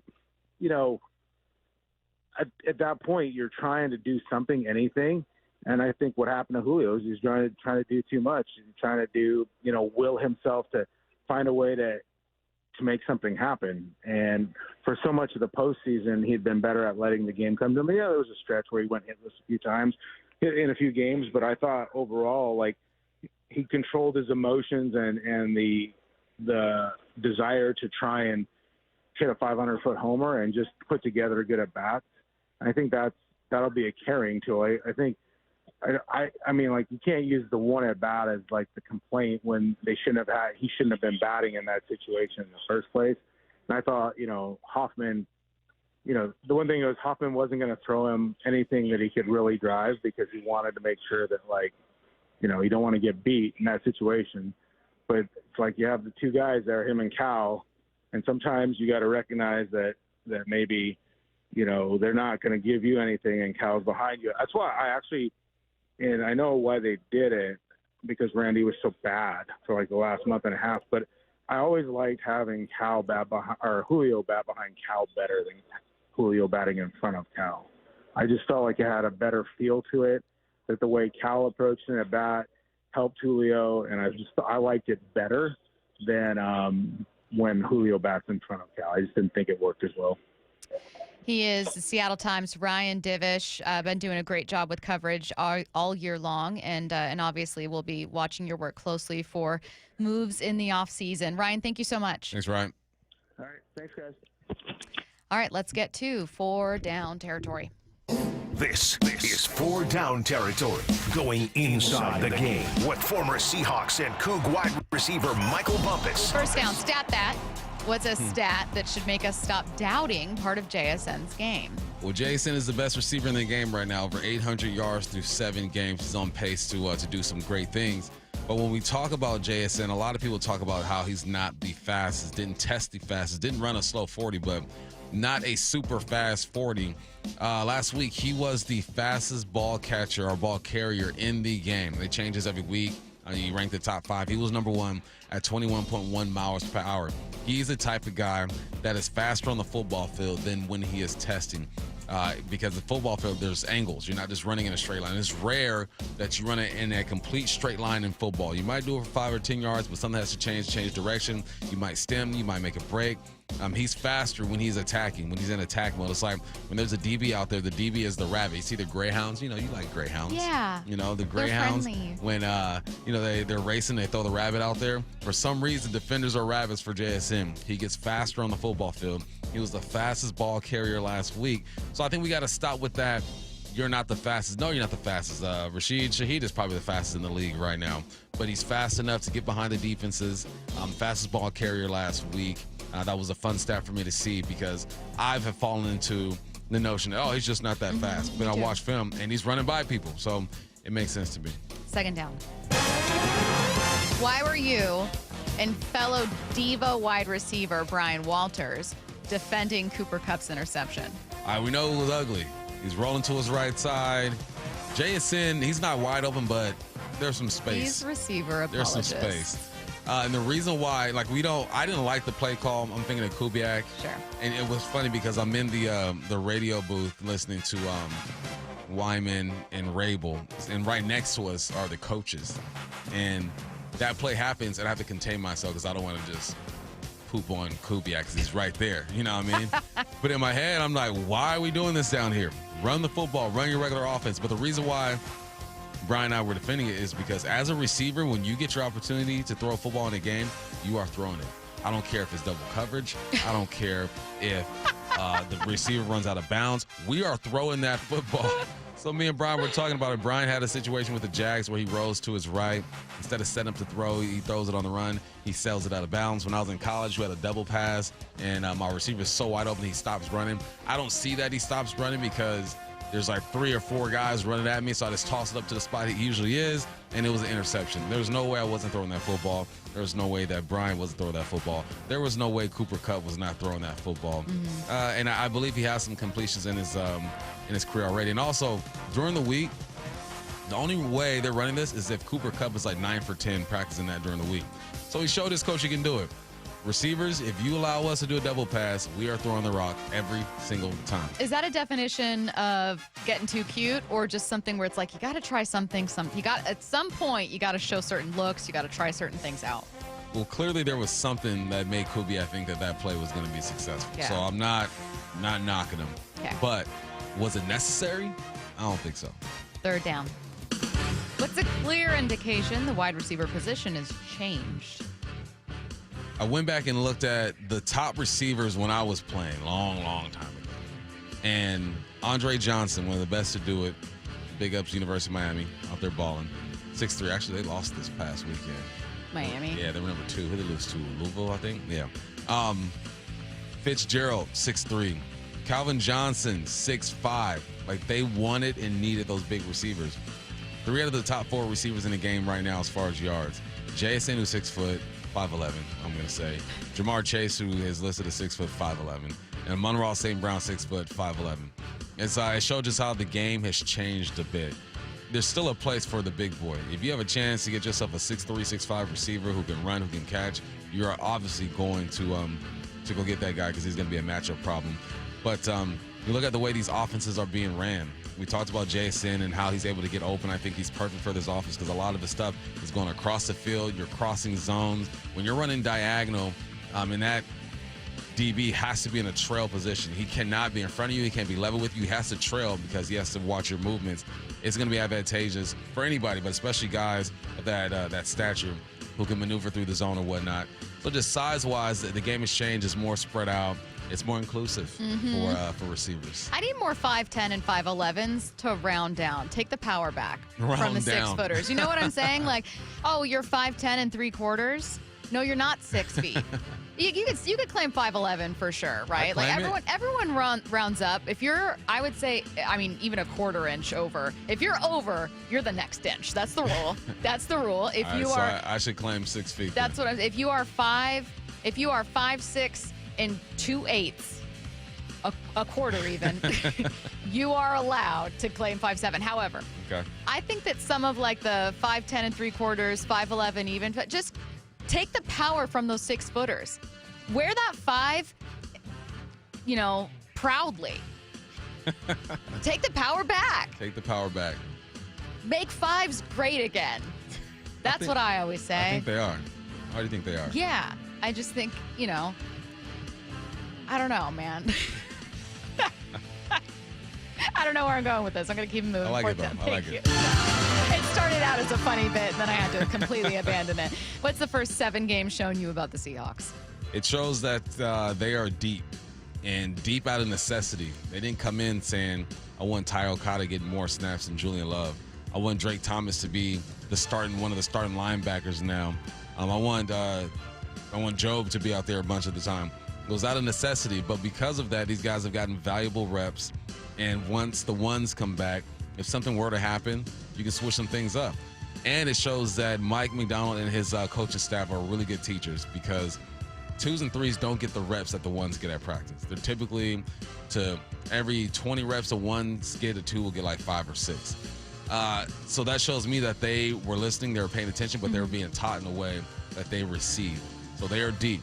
Can't wait till everyone gets healthy. Yeah. Hopefully Derek Hall is back, Spoon's going to be back, Julian's going to be back, and you'll get to see everyone perform at the same time. But push come to shove, you got guys who can fill in and play some ball. I was so pleasantly surprised by that, because I think when we saw the Tampa Bay Buccaneers performance, we thought, oh, God, you really need Love back. You really need to get Witherspoon back. And they both came back briefly. Or not both. And then ended up not staying back. So I don't know, man. This defense has continued to really apply pressure in a way that's been so impressive, considering they are shorthanded. So they should feel proud of themselves. Let's see what's on tonight. Why are you laughing? What's on tonight with Bump and Stacy, brought to you by Caesars Sportsbook at Muckleshoot. Now, here's what's on tonight. The Kraken take on the Capitals at 4 p.m. on Kong and Amazon Prime. NBA regular season also tips off with the Rockets taking on OKC at 4:30 on NBC and Peacock. Hype Train coming your way next. It's the Hawks Player Spotlight. Tight end A.J. Barner is with us. How are you, man? Doing well. It's good to be on here. Brought to you by Three Tree Roofing. The rookie on this O-line, Gray Zabel, is with us. Sam is an elite quarterback. Going deep with a different Hawks player every day at 3:30 with Wyman and Bob on Seattle Sports. Every time he walks into the huddle, we know we got a chance for a big play. Nick Emanwari is with us. I felt good physically going into the game. Catch up on every Hawks Spotlight on Seattle Sports on YouTube and the Seattle Sports app. Start having fun. Caesars Sportsbook at Muckleshoot Casino Resort is your #1 place to eat, drink, watch, and have fun. Keep up with your favorite sports anywhere and everywhere on property with the mobile app. Visit muckleshootcasino.com today. Scan the QR code and let the play begin. Muckleshoot. You never get a second chance to make a first impression. Superior Linen Service will help your company with logoed apparel, uniforms, floor mats, linen, and more. Give us a call. We answer the phone. Superior Linen Service. It's what we do. Visit suplinen.com. Seattle's rainy season is here. Don't wait to replace your roof. Schedule your free estimate at 3treeroofing.com and get $500 off your roofing project. Our expert team creates a custom plan for your home, ensuring a smooth, worry-free installation even in the winter months. With material prices low and lead time short, now is the best time to act. Stop throwing money at costly repairs. Protect your home this winter with a new roof from your neighbors at 3Tree Roofing. Visit 3treeroofing.com today to secure your $500 discount. 3Tree Roofing, your Puget Sound roofing experts. At Bible Law Group, our team reflects the same lessons learned by our founder, James Bible, while playing for legendary Husky coach Don James. Coach James always said it's amazing what gets done when nobody claims credit. That's the philosophy we carry into every case, because your victory is what matters at Bible Law Group. When your legal problems hit biblical levels and you feel like you're stuck in a lion's den of litigation, you need a legal team that won't back down. At Bible Law, we've secured over $40 million in settlements for our clients, and we're ready to fight for you. Find us online at BibleLawGroup.com. My perfect day has sand, salt water, and friends. But my moderate to severe plaque psoriasis can take me out of the moment. Now I'm all in with clearer skin thanks to Skyrizi. Risankizumab Riza, a prescription-only 150 milligram injection for adults who are candidates for systemic or phototherapy. With Skyrizi, most people saw 90% clearer skin, and many were even 100% plaque-free at 4 months. Skyrizi is just 4 doses a year after 2 starter doses. Don't use if allergic to Skyrizi. Serious allergic reactions, increased infections, or lower ability to fight them may occur. Before treatment, get checked for infections and tuberculosis. Tell your doctor about any flu-like symptoms or vaccines. Thanks to Skyrizi, there's nothing on my skin, and that means everything. Ask your doctor about Skyrizi, the #1 dermatologist-prescribed biologic in psoriasis. Visit Skyrizi.com or call 1-866-SKYRIZI to learn more. As a quarterback, you cannot run a winning play with a messy playbook. And most companies' data, well, it's a mess. AI is changing the game, but if your data is scattered, you're stuck on the sidelines. Brock Heward here, and this is where my friends at Marquee Data come in. They get your data in shape, clean, connected, ready to perform, so you can finally put AI to work for your business. Whether sales, finance, or operations, every smart move starts with the right data. So head to mydataqb.com to draw up your game-winning data play today. That's Marquee Data or mydataqb.com. Tired of uneven heating, noisy systems, and high energy bills? The Quilt Ductless Heat Pump from Home Comfort Alliance gives you room-by-room control and serious savings with every system, and every system qualifies for max tax credits. Call the comfort people at homecomfortalliance.com. This is the home of the Seahawks. Just going to let one fly deep. Got a man out there. Ball is caught down at the 10-yard line, and it's JSN. Seattle Sports.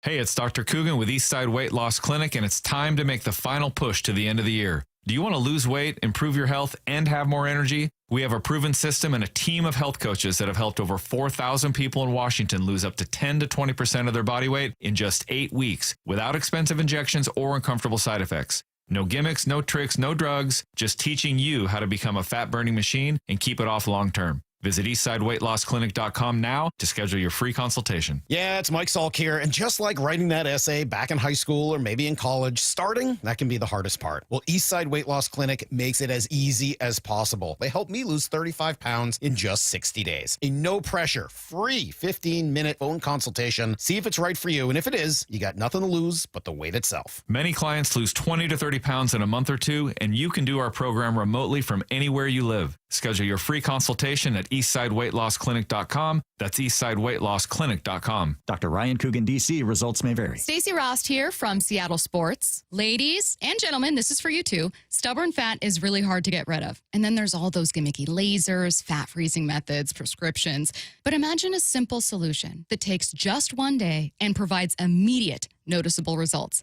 Introducing ProSculpt. ProSculpt uses air-assisted technology that's safe and gentle, yet powerful, delivering instant fat-reducing and skin-tightening results.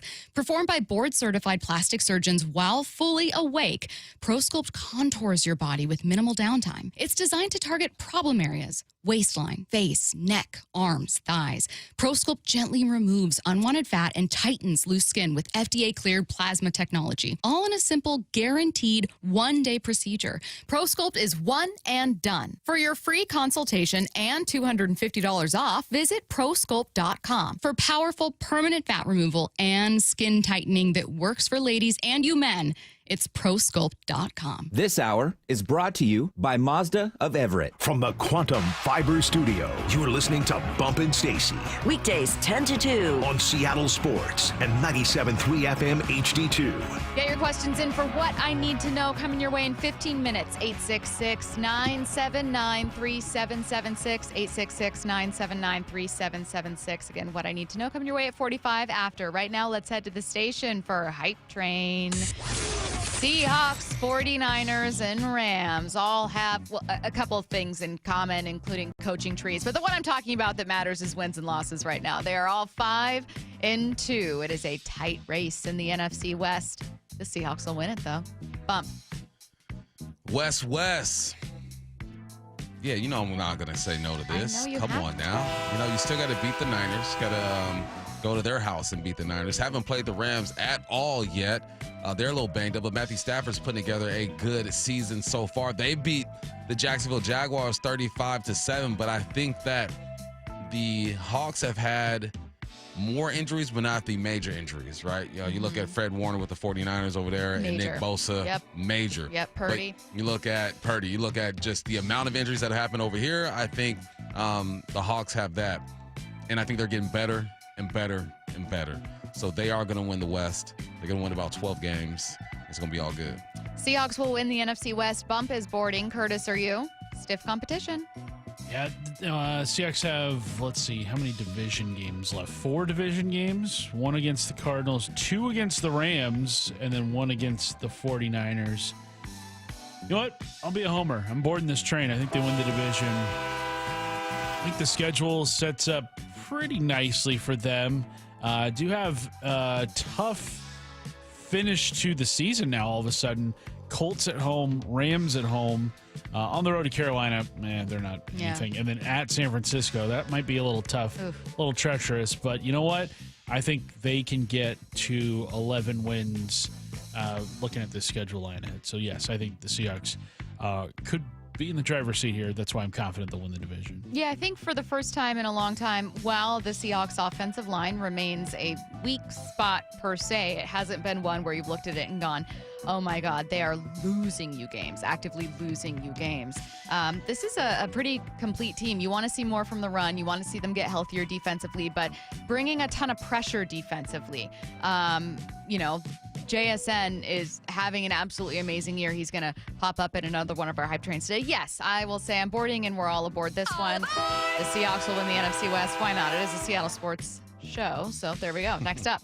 The Dodgers taking on the Blue Jays in the World Series beginning Friday, October 24th. Every game, I believe, is going to be at 5 p.m. Pacific. The Dodgers will repeat as World Series champions. I grew up in Culver City, California. That's considered West LA, Curtis. West Los Angeles. That's right. I grew up a Dodger fan. I am devastated that the Mariners did not make it to the World Series. I told you guys who I was going to be rocking with. I'm also not mad that I don't have to make that decision anymore. You know my Dodgers are going to get this done. And they're going to sweep it. I hope they sweep. Sweep. I hope they sweep. Who has home field? We got home field or they got home field? Blue Jays Toronto have home will. field. Yeah. All right, let's do it at their house. Dodgers will repeat as World Series champions. Curtis, are you boarding? Bump is. I'm boarding as well. And you know what's interesting? The Blue Jays have a hotel attached to their stadium. If I'm the Dodgers, I just jump on the bed in my cleats. Heck just Let's wreck that go, hotel brother. room. Just be like, yeah, it's our World Series. Yeah, I'm boarding this one as well. I saw a couple tweets of the Mariners were just going to get swept by the Dodgers anyways. And it's like, I don't care, man. The We've whole been to point. the World Series, yeah, the right? whole you need to pretty relate cool. to the pain that Mariners fans feel. The whole point would have been getting past that point and getting to the World Series. Yeah, maybe your hearts get absolutely ripped apart because you get swept by the Dodgers or you lose to the Dodgers. The Dodgers look absolutely unstoppable. That's not the point. Not the point. And yes, I think the Dodgers will repeat as world champions. Next up. Jackson Smith-Njigba leading the league right now in receiving yards, and he is the NFL MVP through 7 weeks. This one's tougher. Man, you know you can't do that. Well, You know you can't do that. I mean, He's the offensive player of the year, not the league MVP. okay. So no, not the league MVP. It's a quarterback award. As much as I'd love for a receiver to get it, you got to go for 32,000 yards in one season and 85 touchdowns before they even consider you. So no, offensive player of the year, not league MVP. JSN is NFL MVP through 7 weeks. Bump said, look, having an amazing season, but we know what this is. It's whatever quarterback is leading in touchdowns and passing yards. Curtis, JSN, NFL MVP through 7 weeks? It's going to be a weird... Whoever wins MVP this year is not going to be, I think, a traditional name because, I mean, you don't have Lamar Jackson right now. Patrick Mahomes' numbers aren't what we are accustomed. I mean, 14 touchdowns, 18. He might be in the running for sure, but Josh Allen has not put up the numbers that he did a year ago. Baker Mayfield having a really good season. Drake May having a really good season. Those are two names I could see creeping into that MVP conversation. But, man, JSN off to just such a ridiculous start to the season. I don't think he's going to be MVP this season, but definitely in the running for an all-pro nod because, man, he could have 1,000 yards by... I don't know, week 9? Yeah. It's stupid. Here's the thing that's a bummer for JSN. If he finishes with 2,000 receiving yards, it means Sam Darnold finished with 5,000. So it's just going to go to Sam Darnold. It's the pain, I'm sure. Bump knows this, of being a wide receiver is that your success is always going to be tied to a quarterback, and then everyone's going to look at the quarterback. I think Bump's right. It may be a name we're not used to seeing. Maybe a Baker Mayfield. Maybe Matthew Stafford makes this case instead of Patrick Mahomes, but I think it'll absolutely be a position we're used to seeing, and that's going to be a quarterback taking it. But JSN is the single biggest reason for the Seattle Seahawks. He's been absolutely undeniable, and it's been fun to watch his season so far. Next up. Let's head to college football. Jedd Fisch is back at Washington in 2026. Ooh-wee.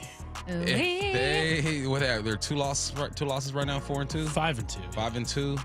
Yeah, add that extra win. You know what? If they finish, how many more games do they have? 5 more, Whatever I think, in the regular season. 5 more? Yeah. All right, so if they finish 10-2, he gone. He is gone. If they drop a couple games, he's going to stay. So I'm going to say that he's going to stay because they're going to drop a couple more games. Okay. Curtis, Jedd Fisch. I feel like I know where you're going to go here before. Arizona alum Curtis. Jedd Fisch is back at Washington next year. You know how that cut we played earlier in the show where he's like, I learned, a few years ago not to do this because before he left Arizona, he was like, yeah, we're going to run it back next year. We're going to be even better. And then he ditched out on the Wildcats and still has not put together a winning season since. Just throwing that out there. Tough test on Saturday against Illinois. They're ranked 23rd. I think 8-4, probably a likely finishing point for the Huskies this season, which I think is worthy enough of getting another job elsewhere. Probably at the University of Florida is my guess. So we're not going to board this train. Jedd Fisch is not back at Washington next year. His family doesn't even live with him in Seattle, by the way. Really? That's public news, by the way. I didn't know that. His wife and daughters still live in Tucson. They never made the move up to Seattle. But how old is his daughter? She's probably in high she's school. probably They're in high school, yeah. that's tough. But I don't think the family ever acclimated to the Seattle weather. I mean, I don't know if Jedd Fisch is long for this team, but I do think he comes back next year. Let's do another one quickly. I was just thinking about this because I had s'mores ice cream the other day, and I was like, what a wonderful flavor. But then I thought s'mores are never worth the mess. Never? They are not worth the mess. There are so many other desserts that are less messy and just as good. Here's the angle that makes it worth it for me. My kids love s'mores, and that's the one of the few times we all get together and everyone's all family-like. And we share a moment over s'mores. The memories. Horrible dessert. S'mores aren't worth the mess, Curtis. You have 2 little kids. I do. So you already know the answer. They've eaten s'mores, yeah. Blair is forbidden to eat a s'more outside of the kitchen table because exactly. We have carpet in our house. You know what doesn't mix well with carpet? Marshmallow. But have you ever put a Reese's peanut butter cup on a s'more? Oh yeah. Dang. Look, I get it. It's delicious. Yeah. But they're so messy. They are so messy. So messy. I'm not gonna board this train. They're delicious. They're incredible. And if you can roast a marshmallow with the best of them, like your boy, then you can dodge a ball. Yeah, exactly. Get your questions in for What I Need to Know, 866-979-3776. What a ride. The Seattle Mariners are champions in the American League West. We watch stars reach new heights. Julio, a tremendous catch slamming into the wall. The no-fly zone in full effect. We saw history. Watch it fly! Cal Raleigh, how far? Whoa! Congrats on a great run, boys. From your proud partners at Seattle Sports.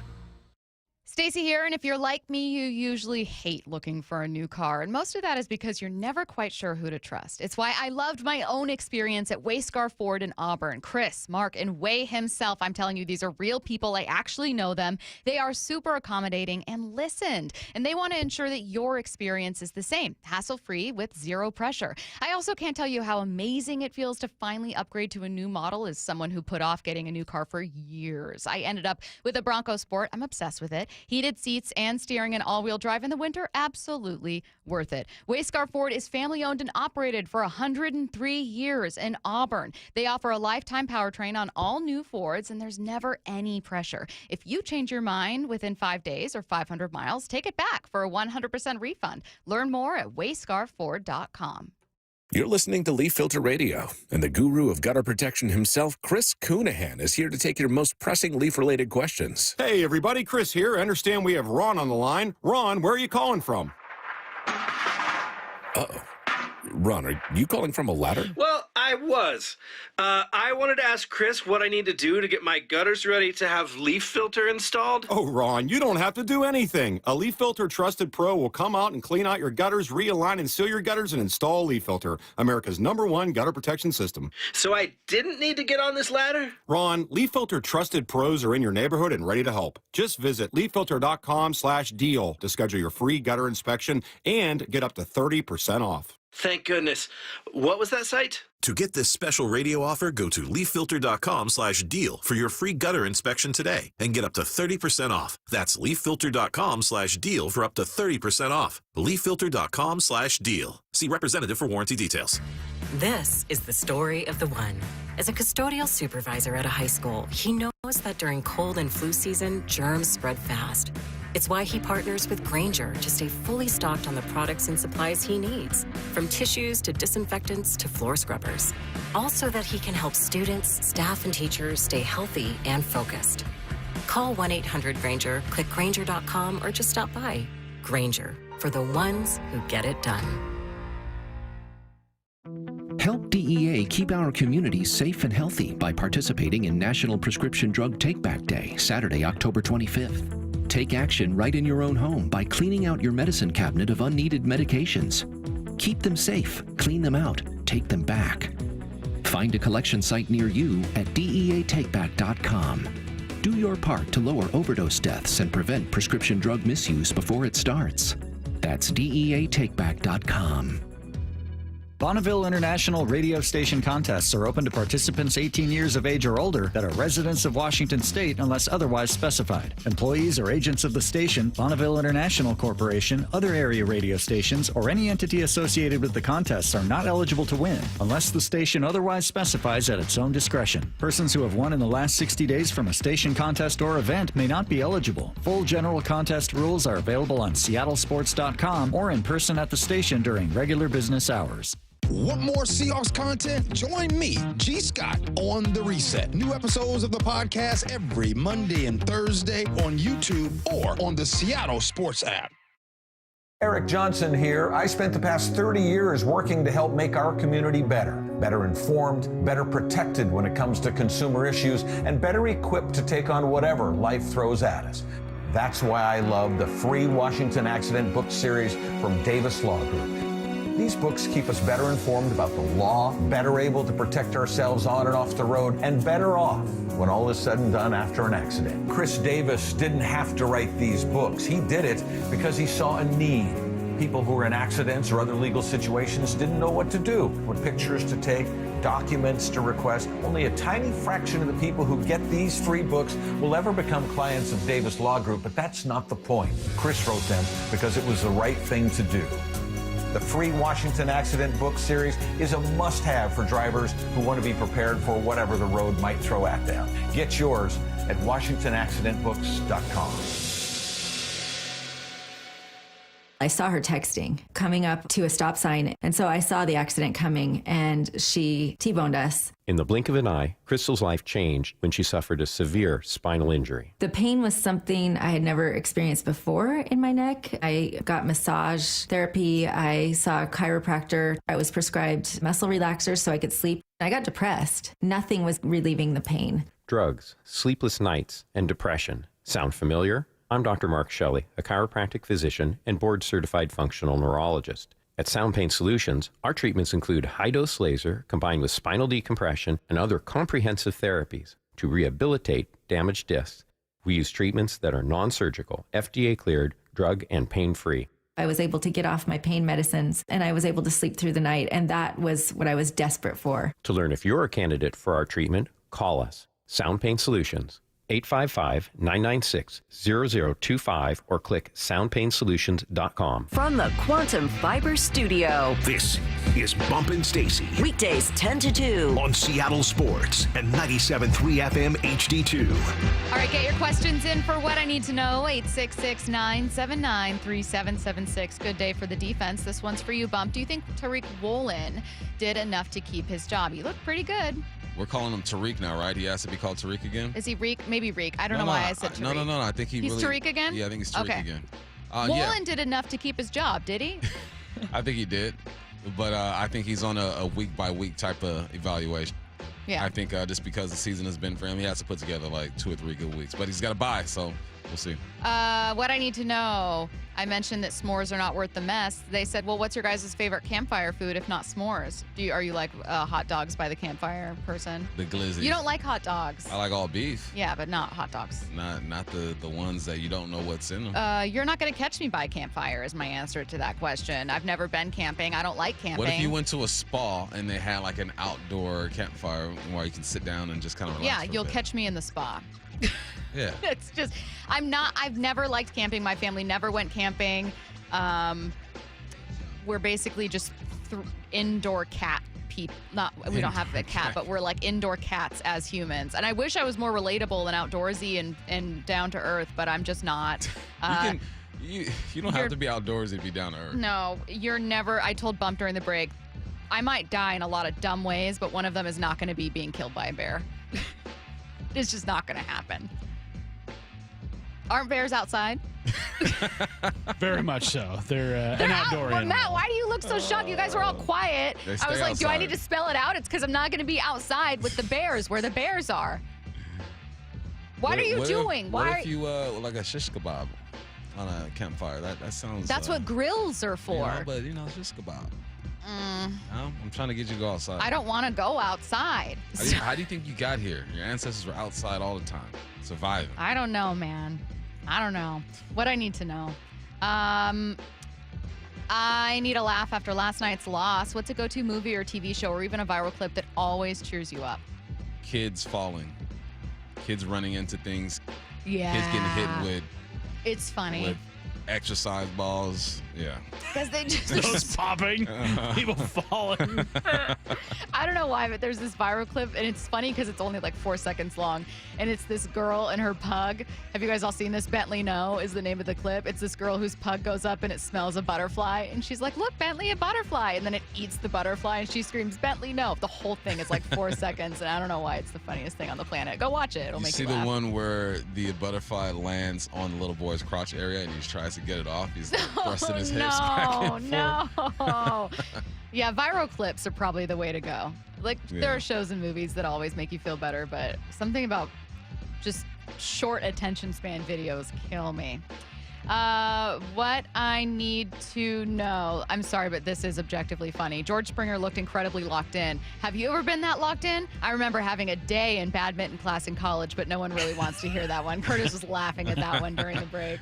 Badminton. I've never been that locked in my life. Gym class performances that you put on as a kid. You were like, Bump, I know you have some of those days remembered. Like, man, I was balling in flag football. Cooking. Yeah. Handball? Couldn't stop me. Oh, no. I hated gym. That checks out. That's not surprising. Yeah. What I need to know. If the Mariners loss and Seahawks 2015 loss are on the Mount Rushmore of Seattle losses, what else belongs there? 94 Sonics against the Yeah. Nuggets. Yeah. First ever 1 seed to lose to an 8 seed. That's up there. Yeah. What about ones that you remember watching, though? Because I know people start putting up ones where it's like, okay, but for an audience, let's say of people who are early 40s and younger, that list might be slightly different than people who are in their 50s and 60s. Still equally painful, but... I mean, the 0-1 Mariners, especially when Arthur Rhodes gave up the home run in game 4. Yeah. That was... Jordan. Yeah, that was home run. Jordan. Oh, my God. It wasn't for the series, but that home run But will you knew it be was in my coming the brain whole rent-free. time, too. I'll put that loss, kind of like how on it the felt Mount like Rushmore. last night. As soon as Bizarro entered, I was like, I do not have a good feeling about this. God, I can't believe that. I thought it was really insightful to hear Ryan, too, be like, even in the press box, he's turning going, so this is such a notable decision that I already know I'm writing about it. Yep. Whichever way it goes, this deserves its own column. I mean, gosh, Joe Davis and John Smoltz, before Bizarro threw a pitch, they were like, why isn't Munoz up in the yeah. Super Bowl 40, that's another one. Yeah, that would be my 4. That was a tough 40 one. would be up there, and then it would be the Jordan home run, and then these two. Yeah. Seahawks taken. Oh, 2-2, Mariners Seahawks. What I need to know. If you're throwing a house party, do you make people take off their shoes? Because sure, I get the cleanliness of it, but come on, you expect me to have a good time kicking it on your deck with socks on? Come on, man. Nah, I got hardwood, so you're good. Yeah. Yeah. I think house party rules in general can require shoes or You bend the rules a bit. You got more than like too. 5 people coming over, like chill. If it's a party, a big family reunion, let people keep their shoes on. Yeah. And then all of a sudden you've got 40 pairs of shoes at the front door. That's confusing. My buddy went to a party and he had to take his shoes off. He's 6'6". Someone stole like his size 16 Jordans. He goes, no one can fit these. Why would you steal size 16 Jordans? Yeah. Have you ever accidentally stolen anything? We know you've purposely done it with milk one time. But oat milk. But have you ever purposely? I was on accident. Okay. Have you ever, I mean, like, you put on someone else's coat and all of a sudden you're like, oh, whoa, this isn't mine. I've kind of, well, my kids, when they're young, they used to just grab stuff at the store. Sure. And we'd walk out and I'm like, where'd you get that from? I don't know. I'm like, okay, well, I'm not going back. Is that an ice cream scooper? When did you grab that? Exactly. 866-979-3776. What I need to know, are we all Dodgers fans now? Well, we know Bump is. Yeah, come hang out with us. Why? I'm struggling to find a reason that you would not be okay with the Dodgers. Root for the Doyers. Yeah, like I get the idea of like, oh, but they're not cheating. Hey, have any of you guys eaten at Arby's? Yeah. I've never eaten at Arby's. It's not That's bad. okay, yeah. Oh.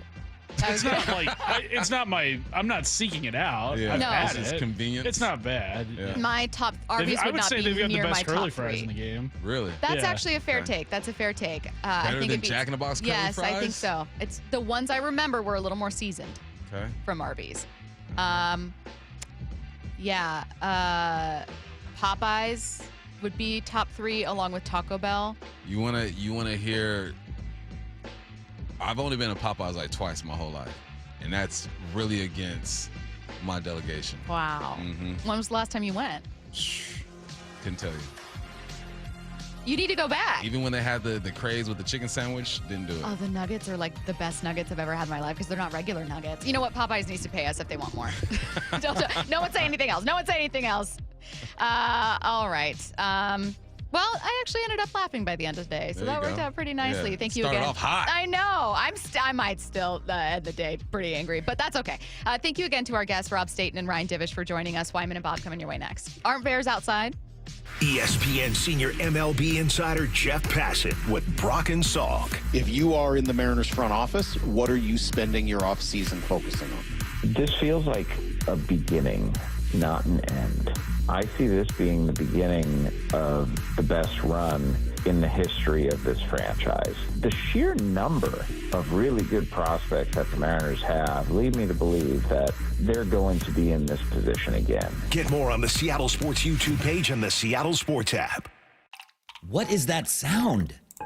Ugh, that sounds like a plumbing sound. Luckily, there's a company that fixes all the plumbing sounds across Puget Sound. That's All Sound Plumbing. Puget Sound's plumbing experts. Have a sound? Visit allsoundplumbing.com. The stock market's on fire. AI stocks are performing at all-time levels. We hope you, like many of our investors, have taken advantage of it. A famous man once said, buy low, sell high. There's also $8 trillion of cash sitting on the sidelines. Investors are either scared or they don't know where to go. Hi, I'm Scott Rireka, CEO of Legacy Group Capital in Bellevue. Legacy Group Capital develops local real estate, lends money, and shares profit with our investors. We've been doing it for 19 years, averaging double-digit returns with zero investor losses. Diversify with Legacy Group Capital and invest in our family of funds. From a 3-year investment with double-digit returns to only a 90-day commitment returning 7%. We also accept IRAs. Find out why 1,300 local investors have invested over $350 million.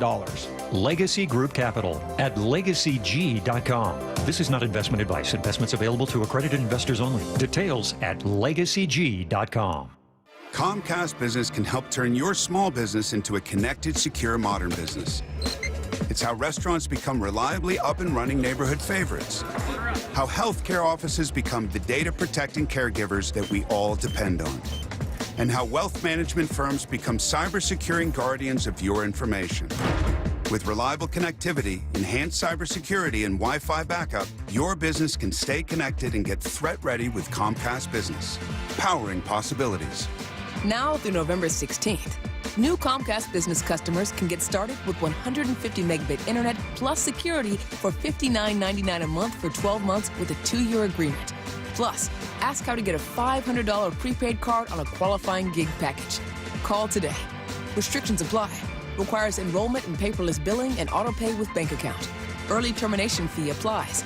Equipment, taxes, and fees extra. Dave Wyman here, and after 20 years of living in our home, our window seals started breaking. That's when I called Harley Exteriors. They're huge fans of our teams and regular listeners at the station, but what really sold me was their Olympic Series windows, built right here in Washington, designed for Pacific Northwest homes and climate. That means cooler in the summer, warmer in the winter. They're beautiful windows that last up to 60 years, and they'll help with noise, too. Harley Exteriors knows you've been spending a ton on playoff tickets, so they have a special deal for Seattle sports listeners. No interest and no payments for an entire year. Also, buy one window and get the second one 40% off. And take another $200 off your entire project. They're the friendliest team and so easy to work with. You call the number and the person on the other line asks, "How can I make you smile today?" Just give them a ring and tell them you heard our ad. Call 833-HARLEY. That's 833-HARLEY, or go to harleyexteriors.com. You never get a second chance to make a first impression. Superior Linen Service. 98 years providing logoed apparel, uniforms, floor mats, linens, and more. Give us a call. We answer the phone. Superior Linen Service. Visit suplinen.com. I had a young woman who was on a new SUV, and she had attachments to her old car because it was her first car, and she had questions because she was doubling her spending budget, and she was very fiscally responsible. It was almost making her sick. And the best path at that point was to, let's stop for the night, and you go home and take a breath. She came back in the morning and bought the car. She was way happier. These are major life accomplishments. You have the ability to afford at this tier. You've secured one of the major needs in your life.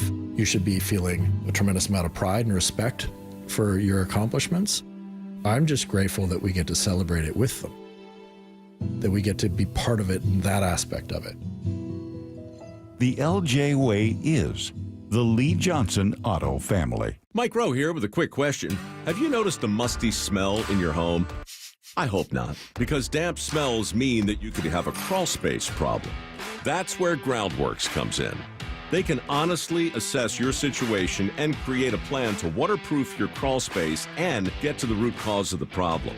Schedule your free inspection at groundworks.com/row. And while you're there, check out my latest dirty job. It's a good one. Licensed in all states.